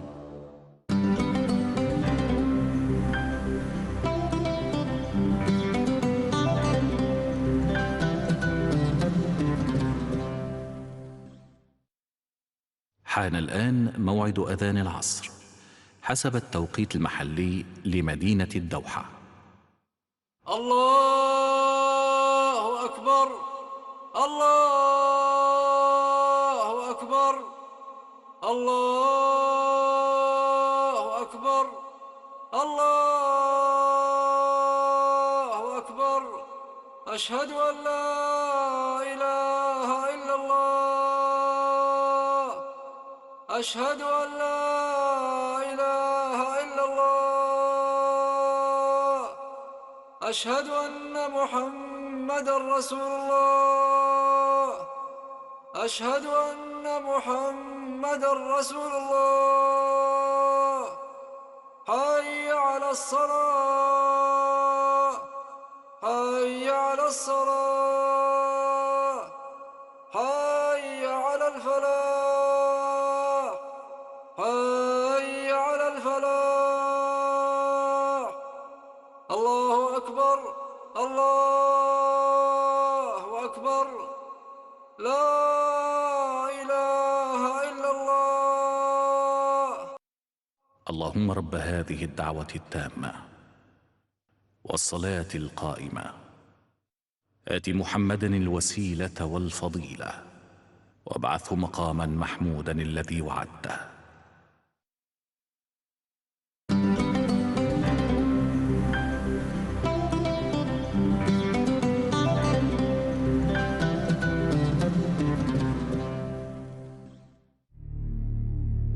ويسرنا أن يتجدد اللقاء معكم من جديد في هذه الحلقة من حلقات برنامجكم الأسبوعي المطوع.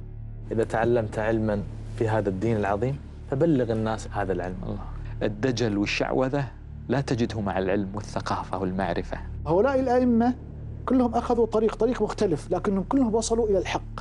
هؤلاء جالدوا وتعبوا في طلب العلم.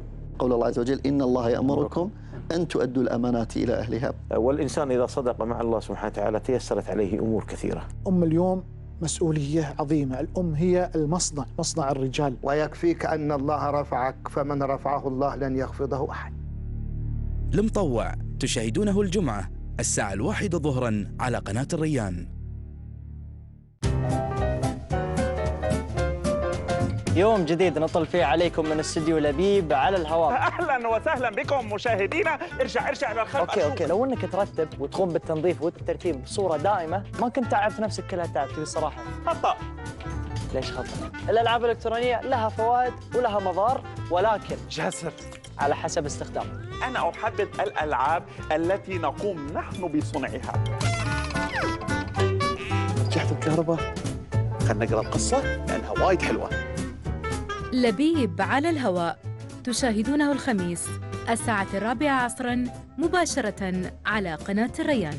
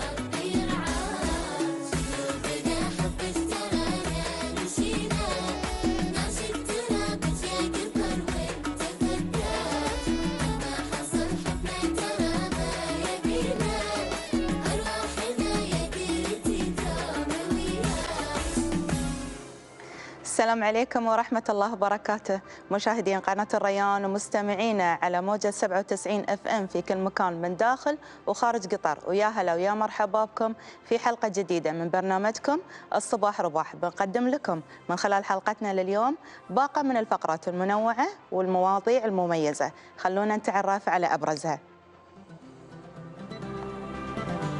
تحت شعار هاماتنا عالية، انطلاق فعاليات مهرجان المسرح المدرسي الثاني.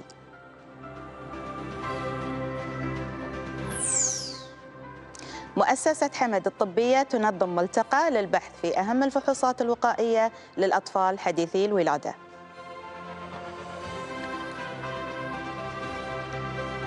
إلى علوم الجو بنتعرف على حالة الطقس لليوم عبر الهاتف مع المتنبئ الجوي في إدارة الأرصاد الجوية أمينة الملا. صبحت الله بالخير أختي أمينة. صباح النور، يا هلا. كلمنا عن اليوم عن حالة الطقس. إن شاء الله. أجواء مستقرة نشهدها حاليا مع درجات حرارة معتدلة تتراوح ما بين 22 إلى 23 درجة مئوية. الرياح السائدة تكون شمالية غربية تتراوح سرعتها ما بين 8 إلى 18 عقدة، وخلال فترة الظهيرة تزداد سرعة الرياح لتصل إلى 23 عقدة وتؤدي إلى إثارة الغبار خاصة على المناطق المكشوفة من البلاد والطرق الخارجية، وبذلك سوف يكون هناك تحذير برياح قوية خلال فترة الظهيرة على أن يلغى خلال المساء بإذن الله. وخلال فترة الليل سوف تزداد نسب الرطوبة ليتشكل ضباب خفيف على بعض المناطق خلال فجر يوم الثلاثاء ويتلاشى مع شروق الشمس بإذن الله. عن الحالة البحرية، تكون الأجواء البحرية غير صالحة لكافة الأنشطة. الرياح تكون شمالية غربية تتراوح سرعتها ما بين 14 إلى 24 عقدة مع هبات تصل 30 عقدة، ويرتفع الموج ليصل 8 قدم، وبذلك ننوه الجميع بتجنب كافة الأنشطة البحرية. هذا والله تعالى أعلم. أمينة الملا المتنبئ الجوي بإدارة الأرصاد الجوية، شكرا لك.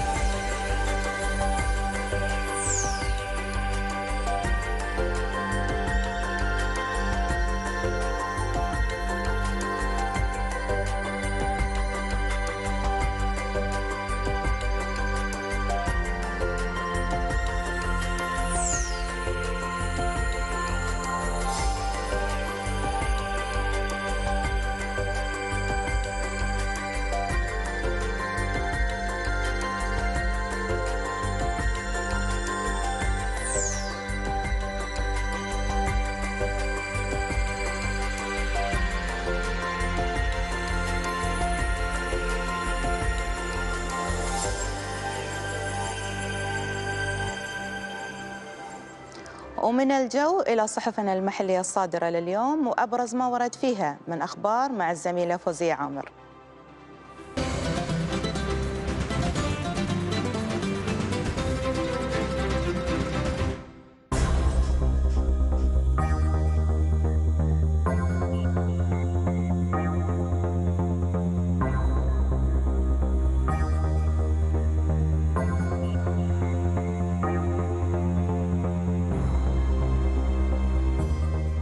البداية من صحيفة الشرق، وفي عنوان رئيسي: يبحثان العلاقات الثنائية وسبل الكفيلة بتطويرها. حضرة صاحب السمو الشيخ تميم بن حمد آل ثاني أمير البلاد المفدى يستقبل الرئيس الإيطالي غداً. وفي الخبر الثاني: الهلال الأحمر يوصل أولى شحنات المنحة الطبية للسودان بالشراكة مع سدرة للطب وبالتعاون مع القوات الجوية. وفي حوارات الشرق: مشاعل النعيمي رئيس تنمية المجتمع في مؤسسة قطر إطلاق مجموعة من البرامج الجديدة لمبادرة قطر تقرأ 2020. إلى صحيفة الراية ومن عناوينها الرئيسية: معالي الشيخ عبد الله بن ناصر بن خليفة آل ثاني رئيس مجلس الوزراء وزير الداخلية شهد حفل توقيع اتفاقيات المشروع 1.7 مليار ريال تكلفة محطة الخرسعة للطاقة الشمسية. وفي خبر آخر، 1900 طالب يقدمون نموذج محاكاة للأمم المتحدة خلال مشاركتهم في مؤتمر ثامن قطر غداً. وفي الأخبار الثقافية، عبر 8 لوحات تمثيلية على مسرح الدراما في كتارا، العرس القطري، فعالية تعزز التراث والهوية. بالانتقال إلى صحيفة العرب، الدكتورة عجائب النابت افتتاح مركز جديد للتبرع بالدم خلال الربع الثاني من 2020. وفي الخبر الثاني، خلال الرحلة الرابعة للبرنامج لمنطقة رأس مطبخ بالخور لكل ربيع زهرة يدعو المخيمين إلى المحافظة على البيئة القطرية. وفي العرب الرياضي، تحت رعاية نائب رئيس الوزراء وزير الدولة لشؤون الدفاع، الدوحة تحتضن اجتماعات لجان المجلس الدولي للرياضة العسكرية. إلى صحيفة الوطن ومن عناوينها: شمال الأطلنطي تدشن محطات مترو لينك لنقل طلاب الكلية لمترو الدوحة. وفي الأخبار الاقتصادية، 16 فندقاً عائماً على جزيرة قطيفان الشمالية لتوفير إقامة للجماهير ضمن قرى المشجعين خلال مونديال 2022. وفي الوطن أيضاً، تأهل 21 سقاراً في هدد التحدي ضمن منافسات مهرجان مرمي. ونختم جولة عناوين الصحف مع صحيفة لوسيل وفيها: مؤسسة قطر تدعم رواد الأعمال لتمكنهم من إطلاق شركاتهم الناشئة. وفي خبر آخر، نفاذ تطبيق قانون السجل الموحد عقب نشره في الجريدة الرسمية رقم اقتصادي موحد للسجلات والتبادل الإلكتروني للبيانات. وفي الصفحة الأخيرة من لوسيل، دار التقويم القطري، 3 كواكب تقترب من القمر في سماء قطر.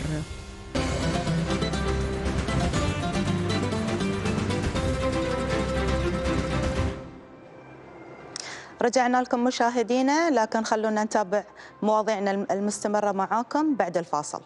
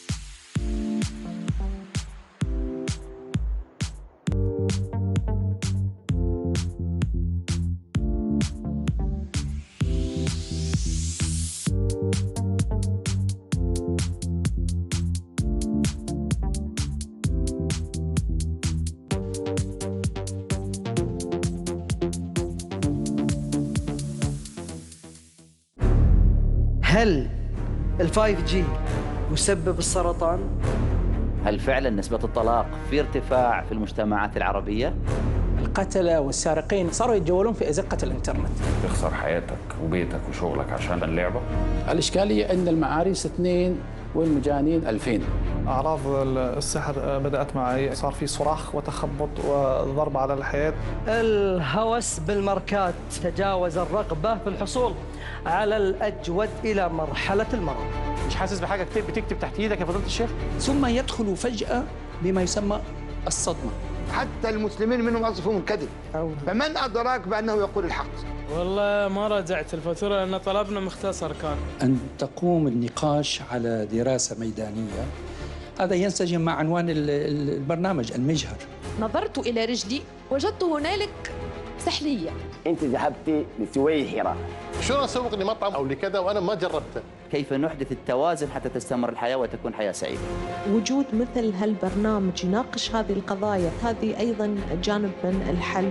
إيجاد الحلول والاستفادة من التجارب والخبرات. المجهر تشاهدونه الجمعة 7:00 مساء على قناة الريان.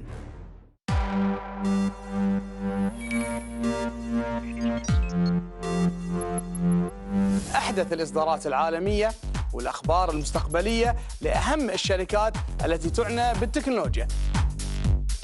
تطبيقات محلية وعالمية مهمة ومفيدة. ليش كلنا لازم نتعلم التكنولوجيا؟ أقدر أتواصل، أقدر أمشي حياتي. كاميرا وبرينتر بهذا الحجم الصغير. تكنولوجيا تشاهدونه اليوم 7:30 مساء على قناة الريان.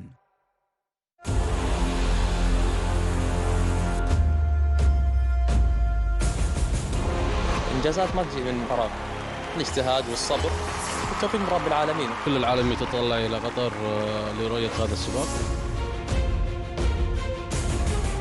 والله طبعا حفل الافتتاح كان أكثر من روعة. مبروك للجمهور اللي حضر اليوم وساندنا. دولة قطر بالذات، يعني احنا عاصمة الرياضة، الكل يسمي الدوحة عاصمة الرياضة. طبعا إقامتها على أرض قطر مهمة بالنسبة لنا ولرماتنا. مساحة رياضية تشاهدونها الخميس 5:00 مساء على قناة الريان.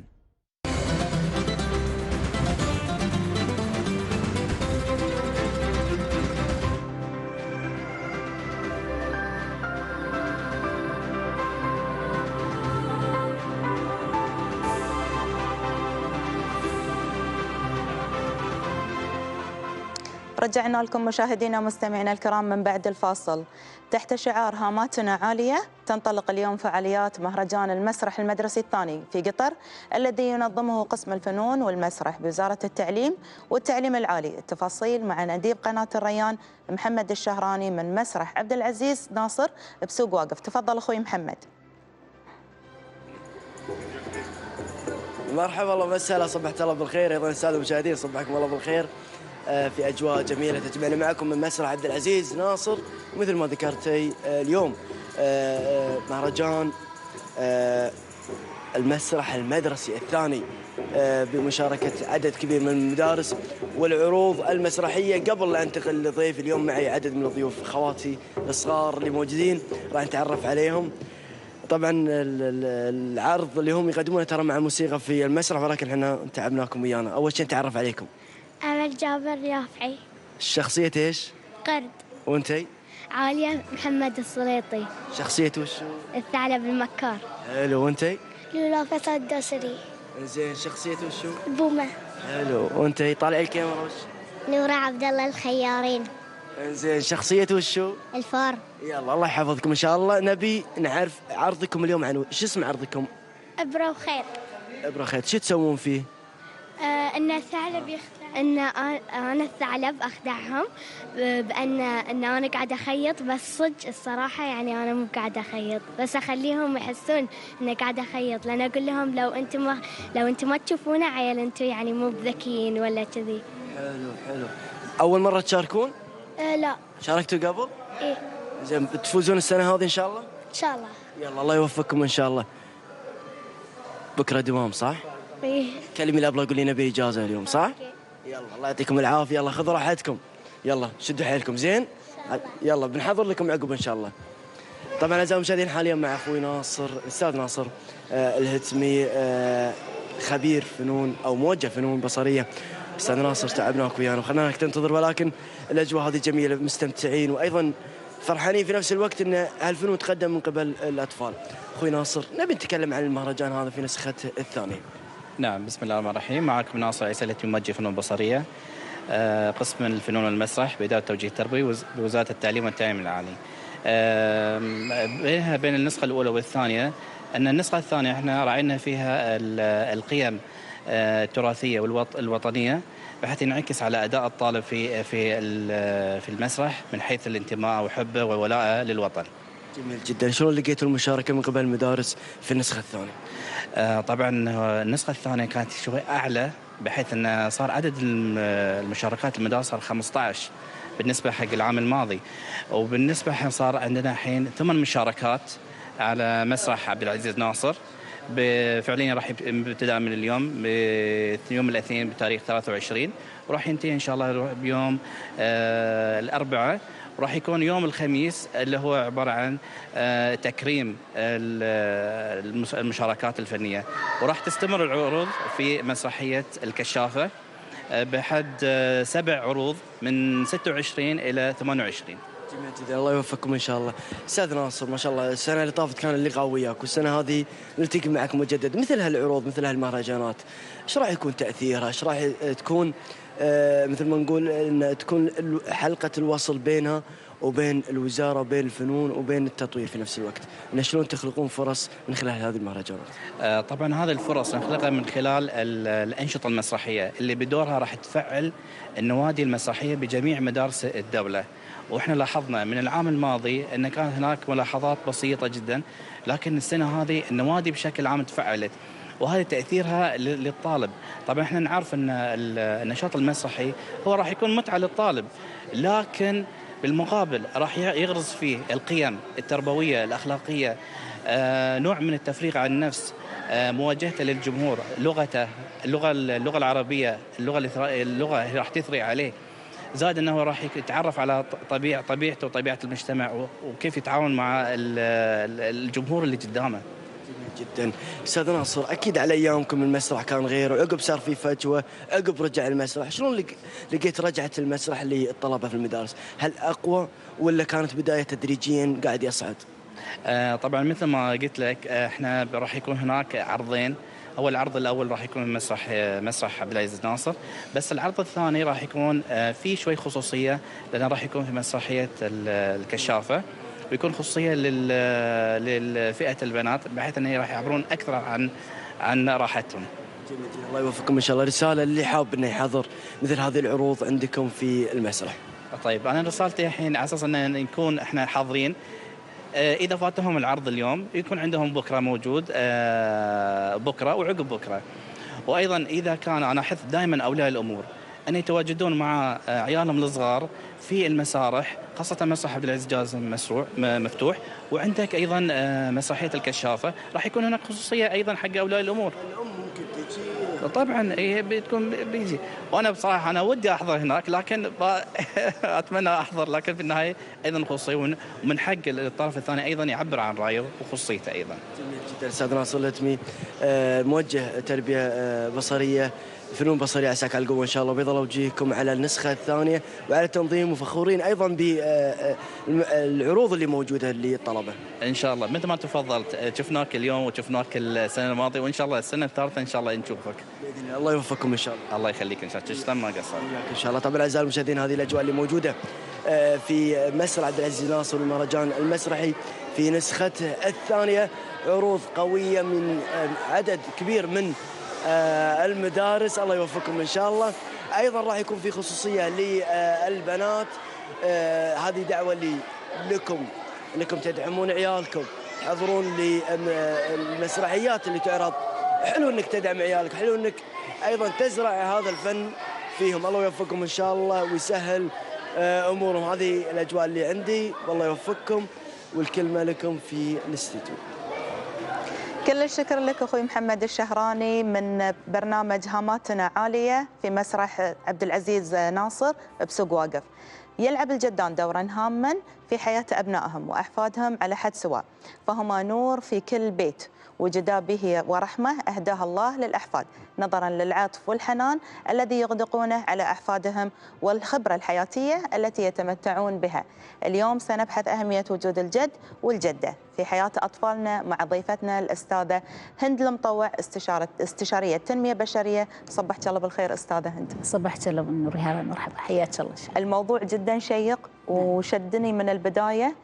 شلون لعب دور الجد والجدة في حياة أبنائنا وفي حياتنا إحنا كسابقا في حياة أمهاتنا وآبائنا؟ نعم. طبعا إحنا نتكلم عن ركيزة قوية فيما يخص الأسرة بشكل عام وفيما يخص الأسرة القطرية بالذات. وجود الجد والجدة يعتبر من أقوى الوسائل والركائز اللي تقوي أواصر الأسرية سبحان الله، ومن أقوى الركائز اللي تخلي الأسر الممتدة أقوى كبناء أسري، وبالتالي يقوي بناء المجتمع سبحان الله. لذلك وجود الجد والجدة والاهتمام بأثرهم في تربية أبنائنا احنا كجيل اوسط، اهتمامنا بهذا الجانب يعتبر من اساليب التربيه اللي تقوي تربيه ابنائنا الحديثه وتدعم هذه التربيه، ولازم نهتم فيها ونأكد عليها ونحييها في نفوس أبنائنا. أستاذتي العزيزة، بناء بعد على كلامك أن هم أصلا الركيزة الأساسية وهم أساس تطوير وتعزيز الهوية القطرية في أبنائنا في جيلنا إحنا بعد. علمونا العادات والتقاليد، علمونا الصنع في الميالس وفي المقاعد في مقاعد الحريم، وبنوا هاي الجيل جيل بعد جيل، فبالتالي لهم الدور الكبير في تطوير وصقل هيئة شكل الطفل وشخصيته كاملة. طبعا ويتناقلونها من جيل لجيل. طبعا الجانب اللي حضرتك ذكرتيه يعتمد على، لو بنجي الجانب التربوي احنا نتكلم عنه بجانب حياتي احنا نعيشه. الجانب التربوي فيه ايضا قيم تربويه كبيره من خلال التواصل مع الجد والجده، وهذا طبعا يعتمد علينا احنا كاباء وامهات في ان احنا نعزز هذه الجانب عند ابنائنا، ما نبينهم. هم طبعا كلها تؤخذ بالقدوه، هاي الاساس. الطريقه اللي انا اتعامل فيها مع والديني هي طريقه فرض الاحترام واكتساب الاحترام والحب من خلال هذا الاكتساب. الطريقه اللي انا ياخذونها مني كقدوه هي اللي بتبقى لهم وهي اللي بتخليهم ايضا يحترموني. اذا احترام الاجداد ينبع من احترام الام والابوين للاباء، واغرس من خلال ذلك ايضا احترام ابنائي لي. اذا هي تؤخذ بالقدوه ولا تؤخذ بالتوجيه. اللي تلاحظينه طبعا سبحان الله، يمكن هذه انت تعيشينها وانا اعيشها ايضا بتوجيه الاباء من خلال بيت الاجداد. تلاحظين في ركائز قويه تغرس سبحان الله ويتربون عليها ابنائنا بطريقه غير مباشره. اولها طبعا الركيزه الدينيه في صلة الرحم سبحان الله، وهذه اللي وصانا بها الله عز وجل، وصانا بها رسول الله صلى الله عليه وسلم. لما تحيا هذه سبحان الله الصلة وقيمة هذه الصلة في نفوس أبنائنا تعزز عندهم القيم الدينية، خاصة إذا صارت صلاة مثلا توجهوا للصلاة مع أبنائهم، وتوجهت الأسرة العائلة كلها سبحان الله تيجي بشكل عام في الصلاة. المحافظة على الصلاة إذا كانت في المسجد، الأب الجد ياخذ أحفاده إلى المسجد. هذه قيم سبحان الله تربوية دينية بس بطرق غير مباشرة سبحان الله، وعفوية في نفس الوقت. نعم أستاذة هند. أستاذة هند، أكيد أهميتهم كبيرة في حياتنا. نعم. ما تأثيرهم بحياتنا وحياة أبنائنا طبعا. نعم. ما تأثيرهم على الصحة النفسية للأبناء نفسهم. هذه أيضا جانب مهم جزاك الله خير للتطرق له، وهو لو لاحظتيه أنت بتلاقين أنه هو من الجانبين، صحة نفسية للأجداد، وبتلاحظين الأجداد اللي أنت تتواصلين معاهم والأحفاد يتواصلون معاهم دائما، وإن كانت عندهم أمراض جسدية فالأمراض النفسية أقل، الاكتئاب أقل، التواصل أكثر، الحياة الاجتماعية أفضل سبحان الله، وتلاقينهم بصحة نفسية ومتشوقين إن دائما اللقاء الأسري هذا يكون عندهم، لأنهم يحسون من خلال أنهم ما زالوا يحيون ويأثرون في المجتمع، يحيون ويأثرون في أحفادهم. والتواصل هذا خاصة إذا كان له نتائج، يعني مثلا أنا بتوجيهي أنا كجدة لما أوجه حفيدتي وألقى أثر التوجيه هذا أقوى من تأثير أمها عليها مثلا، لأني أنا أوجه بسلطة أقل وحب أكثر. الأجداد بشكل عام، الجد والجدة دائما يوجهون أحفادهم بحب أكثر، فيستشعرون الأحفاد سبحان الله المودة في التوجيه، يستشعرون الحب في التوجيه فيتقبلونه بشكل أسهل. دائما يستشعرون، وإن كان أنا توجيهي جيد يعني لأبنائي، لكن يستشعرون أن أنا سلطة الأم والأب فهذه احيانا نخلي التواصل بيني وبين ابنائي شوي فيه نوعا ما تحسين فيه قيود، في حدود، وما يستجيبون لي بسرعه، لكن سبحان الله الاحفاد توجيه الاجداد لقلوبهم اكثر، لان في احتواء، في انتماء، في حب، ينقلون من خلال التوجيه هذا موروث، ينقلون من خلال التوجيه هذا تاريخ، ينقلون من خلال التوجيه هذا قيم، مبادئ، تكون كلها بطرق سبحان الله تربويه لكنها غير مباشره، لذلك اثرها اعظم سبحان الله. وعفويه، وفي نفس الوقت استاذه انه ينقلون الخبره، ينقلون الخبرات السابقه وخبره التربيه، نعم. مثل ما ربوهم عيالهم يربون نعم. عيالهم، نعم. فبالتالي تربيه عيال العيال او الاحفاد تكون على افضل، يعني اكيد الشيء اللي سووه من قبل انه يحسون انه في مو كنقص، حاشا لله، نعم. بس انه يكون في تقصير، فبالتالي يكملونه للاحفاد، أكيد. فبالتالي تشوفين الاجداد دائما يدللون الاحفاد بصوره او باخرى، يعني تشوفين هاي الشيء عندهم. أكيد. وفيه نقطه حبيتها استاذه وابيك يعني تعقبين عليها من ناحيه يوم الجده، نعم. مخلين يعني جزاها الله خير وزاره التعليم والتعليم العالي يوم في كل مدرسه اسمه يوم الجده، فبالتالي يعرضون فيه جميع يعني نواحي الحياه البديهيه للجده، وشلون تعاطفها مع الاولاد، وشلون دور الاولاد والبنات مع جداتهم او جدادهم. كلمينا عن هالموضوع. أنا والله اطلعت على هالبرنامج جدا جدا عجبني، وإحنا نحاول نقويه أيضا من خلال دور الأجداد ومن خلال محاضراتنا والأطروحات اللي نطرحها في المدارس، لأن هذه ما أخفيتش أختي يعني في عندنا الانشغال الحالي اللي إحنا عايشينه وحياتنا العصرية هذه الحديثة، الانشغال في العموم يعني بشكل عام ما يتطرق لنا يوميا من مثلا مشاكل، انشغالات، أحيانا ظروف عمل تشغلك عن التواصل الأسري. التواصل الأسري أحيانا البعض يعني كان بشكل يومي، احنا كنا نروح حق امهاتنا وابائنا الاجداد اقصد، حاليا صار يومين في الاسبوع، والبعض صار يوم واحد، والبعض احيانا يهمل هذا اليوم لاني انا بروح حق جدي وجدتي ويتاجل. هذه لو لاحظتي فيه ياثر بشكل سلبي على الاحفاد وياثر بشكل سلبي على الاجداد، لانه يفقد التواصل هذه كثير من القيم التربويه، يفقد هذا التواصل ايضا كثير من الجوانب اللي انا ما اقدر اوصلها لابنائي، الجده ممكن توصلها لهم. طبعا هي مثل ما قلتي حضرتك توصلها بطريقه عفويه، توصلها بطريقه باساليب تعتمد على خبراتها التربويه، ما توجهها بطريقه مباشر فتكون اقرب للقلوب سبحان الله. يوم الجده يوم هام جدا لها هي حتى تحيا وتعيش وتستشعر ان انا موجوده واثري باقي، مو بس في ابنائي انما حتى في احفادي واحفاد احفادي. غير هذا طبعا ياثر نفسيا على الابناء ان انا عندي صدر حنون الجا له، لما بعض البنات مثلا ما تشتكي حق امها تشتكي لجدتها، هني لازم تكون الام طبعا موضوعيه في الامر وتتابع هذه. احيانا بعض التوجيهات ممكن انها تناسب مثلا سن معين او فئه معينه ما تناسب الجيل الحالي، فانت لازم تتابعين هذا بتوجيه لكنه بتوجيه طيب. بعض التدخلات طبعا اهم شيء فيها ان هي ما تكون بسلطه، ما تكون ان انا الغي مثلا توجيه الام والاب وافرض سلطتي انا كجد او صحيح. جده، لكن لازم تكون بطريقه حبيبه وحميمه، فيها توجيه او تواصل من قبل الوالدين مرتبط ايضا بتواصل الاجداد. جميل. واحنا شلون نشجع ابنائنا، شلون نشجع بناتنا على زياره جداتهم في البيوت؟ هو اهم شيء مثل ما قلت لك اختي وانت يمكن تعيشينه مثل ما انا عايشه، القدوه. لما انا اكون حريصه على صله الرحم، حريصه على اليوم اللي انا ازور فيه امي ووالدي كجد وجده، واحرص على هذا اليوم ان كل الابناء ما في حد ممكن يتسرب، لا هذا اليوم يوم حريصين، مثل يوم طلعتنا، مثل يوم لقاء الاصدقاء اللي انتم بتلتقون مع اصدقائكم فيه مثلا، ان احرص عليه، فاكون انا اول الحضور واكون انا من اللي يلتزم، حتى مثلا ما اخذ معي مشاركه معينه وادير الحوار. البعض طبعا في بعض يعني الله يغفر لنا ولهم ان شاء الله لما يجتمعون الاجتماعات الاسريه الكل ينشغل بوسائل التواصل الاجتماعي، او مثلا ممكن مثلا احنا نتكلم في الامور الحديثه او مثلا جدولنا الاسبوعي وننسى التواصل مع الاجداد، يكونون جالسين وفي صمت. لازم انا اثير الحوار هذا، اخذ من خبراتهم. طبعا خبره الجد والجده اقوى واعظم وتصل بشكل اكبر ومؤثر اكثر، لانها تعتمد على اسلوب حلو راقي، مش اسلوبي انا في التوجيه، انما اسلوب الحكايات، ذكر التاريخ، الخبرات السابقه، طريقه السرد الممتعه اللي يستخدمها الجد والجده، تلاقين اثرها اكثر وسبحان الله اقرب للقلب واستيعابها اكثر ايضا من خلال الاحفاد.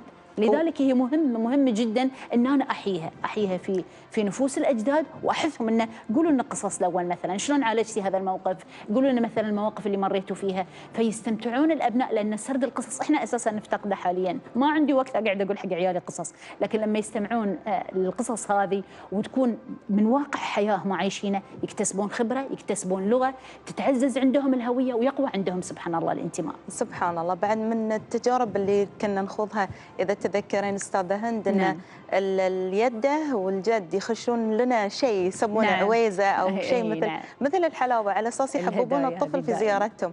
ولا ويوعدونهم يشوقونهم أنه والله تعالوا لي الأسبوع الجاي إذا خلصتوا مثلا مدرسة تعالوا لي كذي. عندهم أسلوب لطيف في التحبيب والترغيب للأبناء.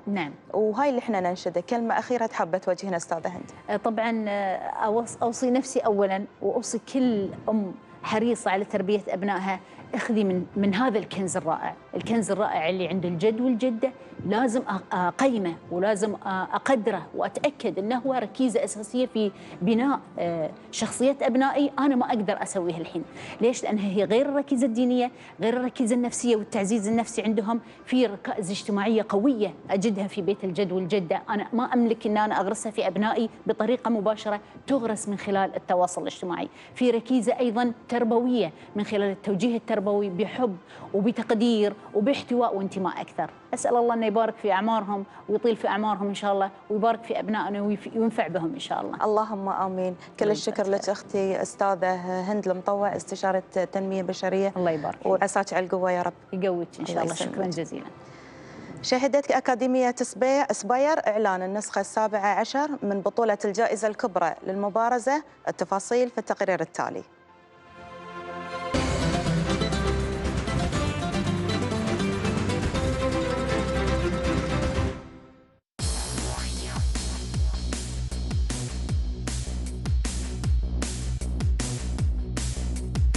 محبو رياضة المبارزة على موعد مع واحدة من أهم البطولات الدولية في المبارزة، بطولة الجائزة الكبرى للمبارزة.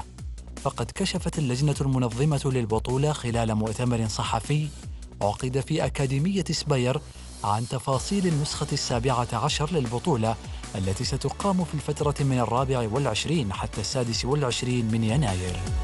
بطولة قطر 2020 هي تختلف عن النسخ السابقة أو حتى البطولات الأخرى اللي قاعدة تصير عندنا في هذه السنة. كما عارفين 2020 سنة الأولمبيات إن شاء الله. شفنا إقبال كثير من اللاعبين واستعدادهم، يمثلون 45 دولة اللاعبين وعددهم حوالي تقريبا 450 لاعب مشارك في هذه البطولة. يذكر أن الاتحاد القطري لرفع الأثقال والمبارزة يستضيف هذه البطولة بشكل سنوي منذ العام 2004 بالشراكة مع مؤسسة سباير التي تقدم مرافقها للبطولة والفعاليات المصاحبة لها. ويحرص المصنفون الأوائل عالمياً على المشاركة فيها لارتباط نتائجها بالنقاط التي يكون لها تأثير كبير على التصنيف العالمي لنجوم العالم.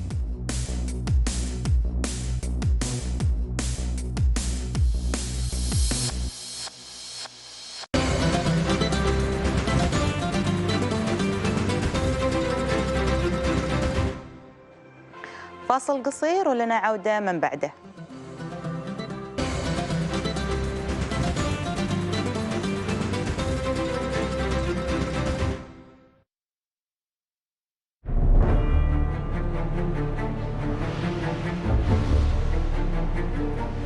صحة الإنسان ثروة والحفاظ عليها واجب. التعليم هو مستقبل أجيالنا. قطر بتراثها نجحت أن تكون وجهة سياحية للمنطقة والعالم.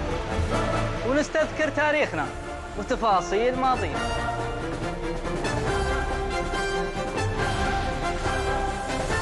تراحيب تشاهدونه من الأحد إلى الخميس الساعة 6 مساء مباشرة على قناة الريان.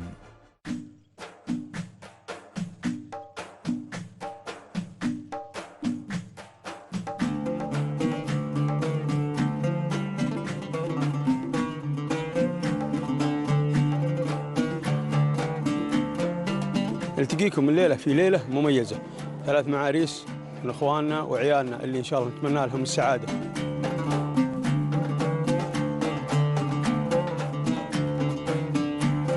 جعله مبارك تشاهدونه السبت الساعة 6:30 مساء على قناة الريان.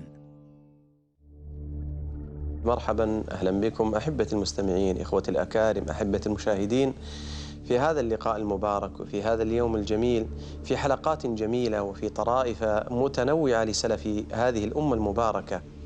وللمزاح لا شك آداب وضوابط تجعله جزءا لا يتجزأ من حياة المسلم، بل هذا الدين يخالطه شيء من الضحك، لكن الضحك المباح التي جعلتها الشريعة وجاء بها علماء هذه الأمة المباركة. طرائف السلف تشاهدونها الخميس الساعة 7:30 مساء على قناة الريان. يقول الله عز وجل: قل إنما أنا بشر مثلكم يوحى إلي أنما إلهكم إله واحد، ما في أحد أفضل من أحد، كل الناس سواسية عند الله، وكان وعد ربي حقا. من قرأ أول سورة الكهف وآخرها كانت له نورا. أصحاب الكهف تشاهدونه الجمعة الساعة 10 صباحا على قناة الريان.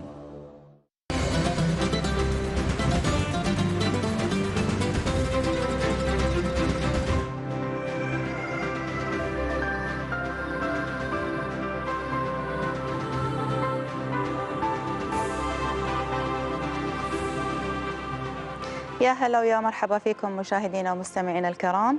تعتبر مكتبة قطر الوطنية صرحا ثقافيا مميزا لما تحتويه من مجموعات تاريخية من المخطوطات النادرة إلى جانب الكتب المتنوعة سواء لجهة اللغات أو المواضيع، كما تحرص المكتبة على تنظيم ورش عمل ثقافية تهدف إلى التشجيع على المطالعة وتنمية المعارف. خلونا نتابع التقرير.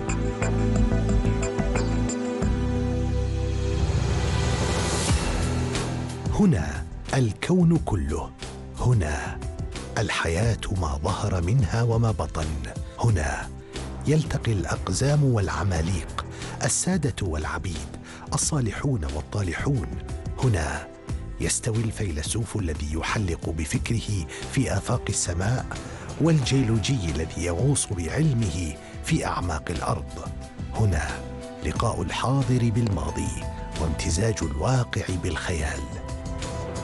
أنت هنا تتجول في مكتبة قطر الوطنية، هنا في قلب المدينة التعليمية، تحفة معمارية تمثل نموذجاً لمكتبات القرن 21، وقد استلهم تصميم المبنى من ورقتين موضوعتين فوق بعضهما مطويتين من الزوايا ومسحوبتين إلى الأعلى، بما يشكل فراغاً بينهما وبما يشبه شكل الصدفة، وتلك هي المساحة الداخلية المفتوحة من المبنى.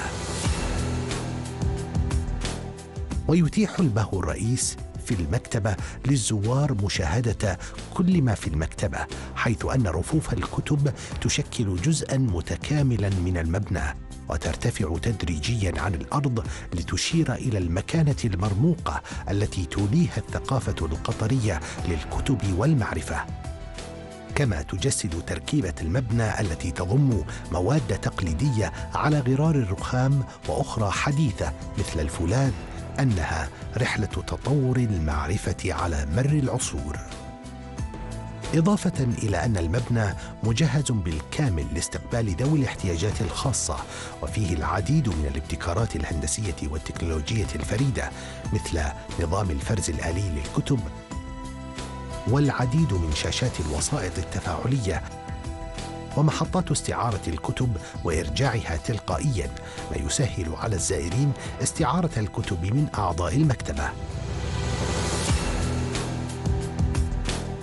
المكتبة التي افتتحت رسميا في إبريل عام 2018 تبلغ سعتها الإجمالية لعرض الكتب 1,200,000 كتاب، وتتوزع الكتب في مكتبة قطر الوطنية على 3 مناطق رئيسية، وبينها أكثر من 150,000 كتاب ومجلة في مكتبة الأطفال واليافعين، كما توفر أكثر من 200 مصدر إلكتروني يمثل كل منها نافذة على أحدث ما وصلت إليه المعرفة الإنسانية من كتب ومجلات ودوريات أجنبية في مختلف التخصصات.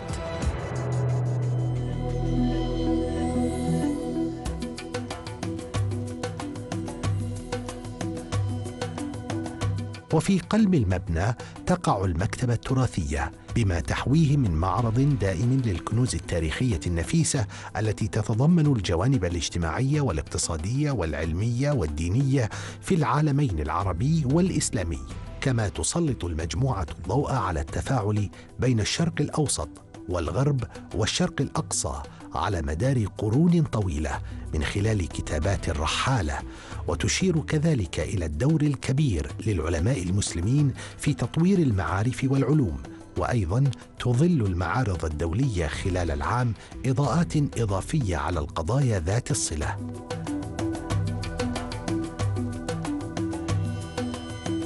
ومن خلال وظيفتها كمكتبة بحثية وتراثية تنشر وتعزز مكتبة قطر الوطنية رؤية أعمق لتاريخ وثقافة منطقة الخليج العربي، وتتيح للمواطنين والمقيمين فرصاً متكافئة في الاستفادة من مرافقها وتجهيزاتها وخدماتها التي تدعم الإبداع والاستقلال في اتخاذ قرار تنمية معارفهم الثقافية.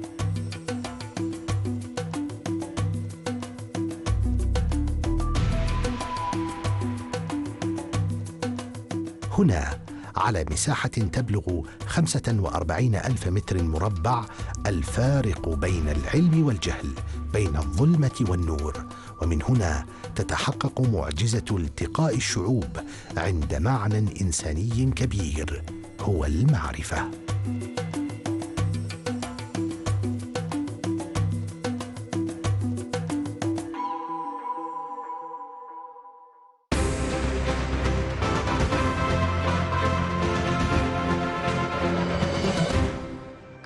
وننتقل الحين إلى مؤسسة حمد الطبية، حيث تطلعنا حنان بلان على تفاصيل ملتقى للبحث في أهم الفحوصات الوقائية للأطفال حديثي الولادة. تفضلي أختي حنان.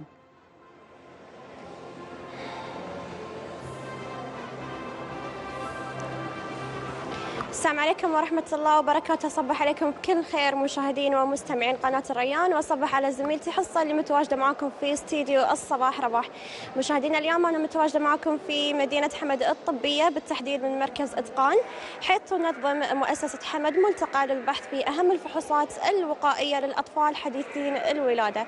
طبعا لتفاصيل أكثر راح تعطيني إياها ضيفتي الدكتورة نورة شهبيك، استشاري أول في أمراض الوراثية وأمراض التمثيل الغذائي في قسم الوراثة في مؤسسة حمد الطبية. صبحت الله بالخير، يعطيك ألف عافية دكتورة نورة.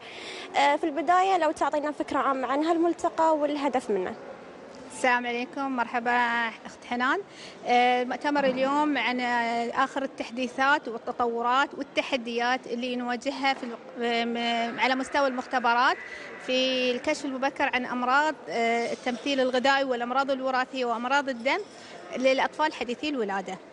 فهالمؤتمر فرصة ان احنا نشارك ونعرض خبراتنا ونشوف خبرات الدول الثانية. عندنا ضيوف من أمريكا وضيوف من أوروبا وكندا لعرض مشاركاتهم، ونعرض احنا مشاركاتنا في هالمجال. ولله الحمد يعني مثل ما قلنا الواحد يحب انه يبدأ إلى ما انتهوا فيه الآخرين. فحسينا من هذا المؤتمر وبعد عرض كل المناقشات اللي صارت، حسينا احنا مثال يحتذى بنا لغيرنا يبتدون وين ما وصلنا، لأن شفنا ان احنا وصلنا أكثر من لمستوى أحسن من الباقي. فاحنا ممكن قطر تكون نقطة وإن غير شلون يبدون غيرنا. يعني أكيد هالشيء مهم، سواء كان حق الأطباء، سواء كان حق المرأة، حق الحامل، حق البيبي، حق الأم. فهي كل الأشياء مهمة. مثل ما ذكرتي دكتورة نورة أن الفحوصات المبكرة وغيرها. لو نتكلم عن أهمية الفحوصات هذه وشنو دورها، يعني إيش كثر مهمة حق الأم بنفسها أو حق الطفل بشكل عام. طبعا يعني لا يخفي على أحد أي شيء يبدأ مبكرا، سواء تعليم، صحة، أي شيء مبكرا يكون له تأثير إيجابي بعدين. فالكشف المبكر لأمراض التمثيل الغذائي يتم فحص الطفل من عمر يوم أو يوم ونص. فهذه راح يساعدنا كثير جدا لمنع الإعاقات والتطورات لبعض الأمراض المزمنة اللي كانت تعتبر قبل مزمنة قبل هالبرنامج، والحين اعتبرت، أنا ممكن أقول لو شفتي أطفال شخصناهم من خلال هالبرنامج طبيعيين حتى ما ينعرفون إنهم مصابين. احنا نقلنا عوائل من انهم يكون عندهم اطفال ذوي احتياجات خاصه الى اطفال طبيعيين، الحمد لله. الحمد لله. طيب حق هالنقطة اللي مثلا حابة انه يبتدي من الألف لين الياء معاكم عشان يتفادى نقول الأمراض الوراثية وغيرها، فهل في علاج معين حق نقول هالأشياء أو لا؟ طبعا من أهم مميزات أي برنامج للكشف المبكر هو يكون سهل، يكون أول شيء تشخيصه سهل، يعني متوفر وعلاجه متوفر. مهم جدا. شنو راح يفيد الأم إذا قلت لها تعالي إن أنت عند طفلك مصاب بمرض وما أقدر أوفر له العلاج؟ مهم جدا توفر العلاج، وهاي اللي إحنا ركزنا عليه من 2003 إنه ما راح نبدأ برنامج إلا إحنا موفرين هالعلاج. وفي البرنامج أول شيء بدأ بس حق القطريين، بعدين ما المؤسسة مشكورة والدولة الحمد لله وفرتها حتى لغير القطريين، يعني العلاج متوفر مجانا حتى لغير القطريين، وهذا شيء تشكر له دولة قطر، يعني يمكن الدولة الوحيدة في العالم اللي توفر هالشيء. 2 لمنع حدوث هذه بعض الأمراض الوراثية، احنا هذه نسويه قبل الزواج. في بعض الفحوصات في فحوصات ما قبل الزواج 3 أمراض وراثية منتشرة عندنا تتضمنها هالفحص. أول مرضين هو مرض الهوموسيستينيوريا، وهو من الأمراض التمثيل الغذائي المنتشرة في دولة قطر، وتعتبر دولة قطر هي أكثر دولة في العالم عندنا هذا المرض اللي هو الهوموسيستينيوريا. والمرض الثاني مرض السيستيك فايبروسيس أو التليف الرئوي، ومرض ثالث وهو يعتبر اختياري وأنا أتمنى في القريب العاجل نخليه إجباري، وهو مرض ضمور العضلات. مرض ضمور العضلات لأنه وايد يفرق علينا التطور اللي صار الحين، الكل سمع عنه العلاج الجيني. العلاج الجيني حق مرض ضمور العضلات، فعشان كذي احنا نبي نكتشفه ما قبل الزواج، واحنا ان شاء الله راح نسعى ان نطبقه واجباري في فحص الزواج. نجي مرحله اوكي صار زواج وهناك بعض الامراض الوراثيه، فاحنا ممكن لو كانت بعض امراض وراثيه غير هالثلاثه تكون معروفة في العائلة، معروفة الطفرة الجينية عند العوائل معينة، مثلا عندنا يجونا متزوجين ان احنا عندنا هالمرض والأم حامل، نكشف هالطفرة الجينية في الأم حامل في أول فترة 120 يوم. فبالتالي إذا كان على حسب نوع المرض ممكن يؤدي إلى أن إجهاض. عساكم على القوة، وإن شاء الله ما يكون في إجهاض ولا غيره، وإن شاء الله الكل يكون فيه عالمية. هذه خطوات عالمية صحية لتقليل من الأمراض. يعني نقول هاي هي المراحل اللي لازم الواحد يتبعها عشان ما لا تصيده لا مرض ولا أي شيء من اللي قلناه إحنا. فيعطيك ألف عافية دكتورة نورة شهبك، استشاري أول في الأمراض الوراثية وأمراض التمثيل الغذائي بقسم الوراثة في مؤسسة حمد الطبية. مشاهدينا كل اللي كان عندي، ونرجع لكم استديو الصباح رباح. كل الشكر لك أختي حنان، والشكر موصول لضيفتك الكريمة. ولين هني نكون وصلنا معاكم لنهاية حلقتنا لليوم من برنامج الصباح رباح. لأي اقتراح أو استفسار يشرفنا تواصلكم معنا عبر مواقع التواصل الاجتماعي لقناة الريان، وفي أمان الله.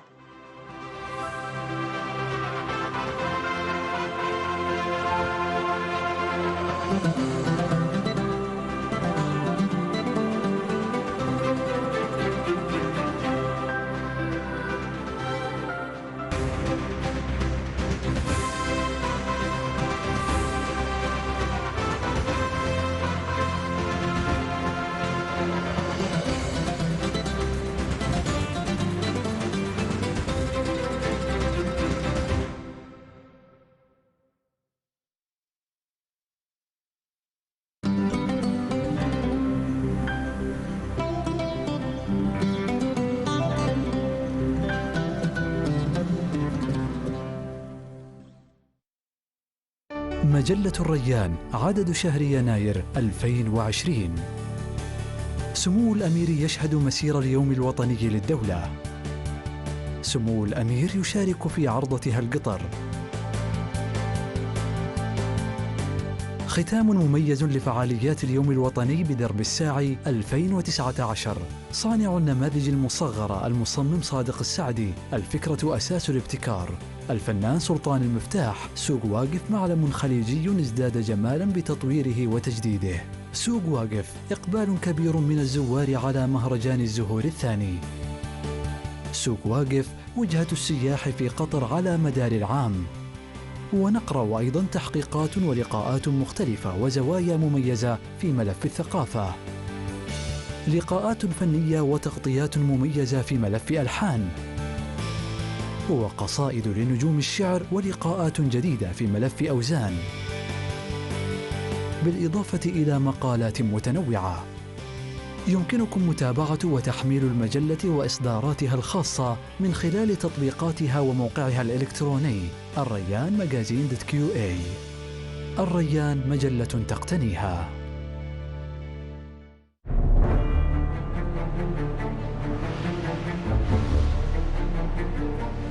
صحة الإنسان ثروة والحفاظ عليها واجب. التعليم هو مستقبل أجيالنا. قطر بتراثها نجحت أن تكون وجهة سياحية للمنطقة والعالم. ونستذكر